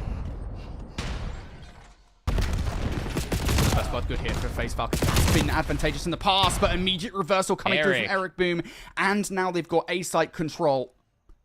FaZe Falcons, they seemed so steady, so sturdy here in this Search and Destroy, and all of that confidence is whittled away. Even information here, right? 55 seconds on the clock. Eric Boom's throwing shoulders. He knows now they attempted a transition. Yeah, they're all trapped on their side of the map, all the way to the backside of the mall. So Eric just has to post up. I mean, as much as you would love to be able to get him that last kill for the Hellstorm missile, he cannot give up his life that easily and give FaZe Falcons a Luka Roxas away in. Timing, not favorable. See them coming up the concourse side. Sees it just a little bit too late, so he's taking off that spree, 2v2. That's perfect. That's everything FaZe Falcons needed, right? That's all of the pressure by B. Problem is they don't know that, right? They know that Eric Boom's throws shoulders. They're expecting bodies over here. So they're going to transition straight back towards A. Timing, reveals the rewrap. Beanstalk can now work off this. Reroute back from Aluka. Takes down one. You've spotted out DC for the last. They're just going to have to try and fly. DC not long for this world. One little reroute from Aluka closes out the round. And Faze Falcons, they stabilize. Yeah, I don't even know. I mean, like, you could, like, hindsight is 2020 because having the luxury of the mini-map, watching all the X-rays go down, like, no, they would not expect for the retake on the backside of the staircase here, but even more so for Eric. Such bad COD timing just to get caught the way that he did. Moments away from catching better timing, maybe getting that kill number 7, setting up a 1v2, but you can't sit there and wag a finger saying, oh, well, just triple stack over by A and just play for the 3v2 retake. There's so many dang corners around that B bomb site. It's envious to think that that's even possible. So into round number 7. Pretty stagnant stuff, but you still got that 2-player push going over towards B. Nox even going 1-for-1. That's perfect. That's all the information you need. That's going to stop that bomb push dead in its tracks. Yeah, it's also worth saying they hadn't actually committed towards that A defense, right? I mean, they'd sent a couple of players through the middle of the map, so P7 Notorious might not know. They might not know. They spot out Roxas. Roxas could have been the key to the play. Now they're about to get this rock down with man advantage. Infinitely more difficult to play this round now from the back put. We need something insane from Aluka. Stun check. Eric Boone backs up, throwing shoulder. Spots both of those players out. They know now. And they've got some late use in the round to try and burn some time off the clock. Flak Jacket's not going to save Aluka there. Eric Boone can back up. QK would have to literally snap onto the heads of all 3 players to win this round. It's not going to happen in Month for Sundays. P7 Notorious, a crucial one to stay alive. Yeah, you get that first blood. You get the bomb plane over at A. Eric Boom is just able to hold angles. He gets his kill number 11. 10 there with the frag grenade. And, you know, it's always one, if not a handful of these players, especially for P7 Notorious. I have down in my notes, like, from the last Plaza search that they played. And I know that obviously the sample size is very, very small. But, like, they're always holding on to at least one frag grenade post-plant. Both sides of the bomb, Brody. And, like, it's massive for a lot of different reasons because of how quickly trophy systems evaporate here on Plaza when they are available. So, back within 1 for P7 going into round 8. Same situation we've been in before. Faze Falcons, they've got A-site control, but they don't have man advantage. It worked out for them previously. Nox kind of knows he needs to even the odds a little bit here. QK might be able to do it, though. God, goodness gracious. Nox trying to play around this bomb. It's a 2-1 split on the retake kit. 3 versus 3. How much utility have to make this happen? Snoopy will trade on out. Bring this out to 1 versus 1. Roxas now has to escape for the regen. Will be able to do so. And DC's calling his bluff. He's calling his bluff. Roxas with the check in time. No round for you, DC, with a ballsy play. Roxas with an even ballsier call. Now just map point away from getting themselves not only into playoffs, but doing a better seeding position and knocking P7 Notorious down a peg. Not only have they didn't lose a single map until this point in time. They have not lost a series. Guaranteed first seed as far as Group B is concerned. But calling DC's bluff there in that moment, knowing that Roxas was weak, and on the opposite side, Roxas knowing he's got to hop it. He knew that I was one shot. Is even of a grittier call. Last potential offense for P7 Notorious. It's a 4-player bang out. Gotta have it. Stuns won't connect. Eric Boom down. There goes Beans. There goes Snoopy. DC. The Faze Falcons have never flown higher. And the bush has never been so shaved. It's Faze Falcons that make it to playoffs. Oh, yeah, absolutely it is. And with that being said, Faze Falcons, because of that win, they get that 2nd seed. OMIT Brooklyn, very much so still in playoffs. But Telluride Bush, I mean, you said it so wonderfully right there. They are absolutely shaved. And I mean that more than one way, right? Because like you're going in towards this entire season. You're seeing what the Bush is doing. All the OG players, besides ProLoot, are picked up into Pro League spots. Capsule gets brought back down. And now they're not even going to be at the Pro-Am. Like, that's what's most insane. Like, they're going to be playing in the Open, obviously, there once we get to Atlanta, sure. But not to be, like, in a situation where they're already winning Series 3 of the Elite is one thing. Not being at the Pro-Am is another. Not making it to playoffs in Series 3 of Elite is so short of expectations, but big, big props to Faze Falcons. They hand P7 Notorious their first series loss of Series 3 of the Elite. And it's all teamwork here, baby. I mean, like, you're getting some really good pop-off moments from QK, Nox, Roxas. We're seeing Aluka also putting in that work as well. But the way that the team is just able to absolutely court a lot of retakes and a lot of like 2v3 moments, but even individually being able to have those two pieces to put the rest of their teammates in those winning situations is why we do rate these players so high. Just so many clutch situations there with Faze Falcons, even really starting back in that round number 1, right? We talked about it, even from the word go. Faze Falcons were putting themselves in great situations. They were 3v4 down, and yet still they held a stalwart defense over that A site. And I think that kind of set the pace for how this search and destroy was going to go. They won the first few bloods in the next couple of rounds as well. 3-0 up. Eric Boom not able to win the 1 versus 2. And then P7 Notorious started to have more of a voice in the search and destroy, right? They started to win some of the opening trades. They started to win some of these situations. And it just came down to a couple of rounds towards the end. Sometimes it does just come down to a couple of different adaptations. I think we saw one from Aluka, right, pushing up towards that B side, something they necessarily aren't going to expect. Roxas in that 1 versus 1, something they're not necessarily going to expect. And then in the end, well, Plaza S&D is going to Plaza S&D. It comes down to a bang out that initial util doesn't do anything of note for P7 Notorious. They don't manage to catch anything of Faze Falcons. And they catch an L, their first of Challengers Elite. What a time to take it out. Again, just to be totally clear, of all the matches that we had today, the one that I didn't necessarily think was going to be hugely important was the P7 Notorious matchup. After going 12-0 leading into today, we didn't expect it whatsoever. No, we did not. For the standings still to shake up the way that they did, man, I think for Group A, pretty obvious. I mean, FC Stallions able to get that second seed. We saw over for Fun Esports to take some gritty stuff coming out for FC Stallions, who started off 0-2. On the opposite side for Group B, though, 4-1. So we only have one flawless team. And wouldn't you know it, it's the Huntsmen, who are literally the last team to qualify for Series 3 of the Elite. I'm never going to let them live it down, and I'm never going to shut up about it. It's some pretty miraculous stuff. But Telluride Bush, albeit winning today over Out the Mud in a pretty devastating fashion for Out the Mud's sake, not enough. Came into the Series 3 pretty flat. Their losses to CABAL, losses to P7 Notorious and OMIT Brooklyn. The one map 5 win versus Faze Falcons is certainly one to behold for itself. But Group B, we walked in with all the permutations, and yet it didn't even matter in the end. Telluride Bush could not hope for the Sea of Yellow to help them out enough. What an eclectic selection of storylines that we have going into playoffs then. The Huntsmen, the unlikely flawless team coming into playoffs. Stallions looking better than ever over the last 3 matches. They seem to have found themselves back in form for Fun, doing what they've been doing pretty much all season long. Torn in the mix as well, proper a roster that, you know, maybe haven't had the best end to the group stages, but they made it into playoffs nonetheless as an unknown quantity. Everything that just happened in Group B. We knew that Group B was going to be stacked, and, well, we didn't think it would end like that. No, not even slightly a little bit, man. I mean, like, look, I'm pretty hyped for this Torn Esports roster.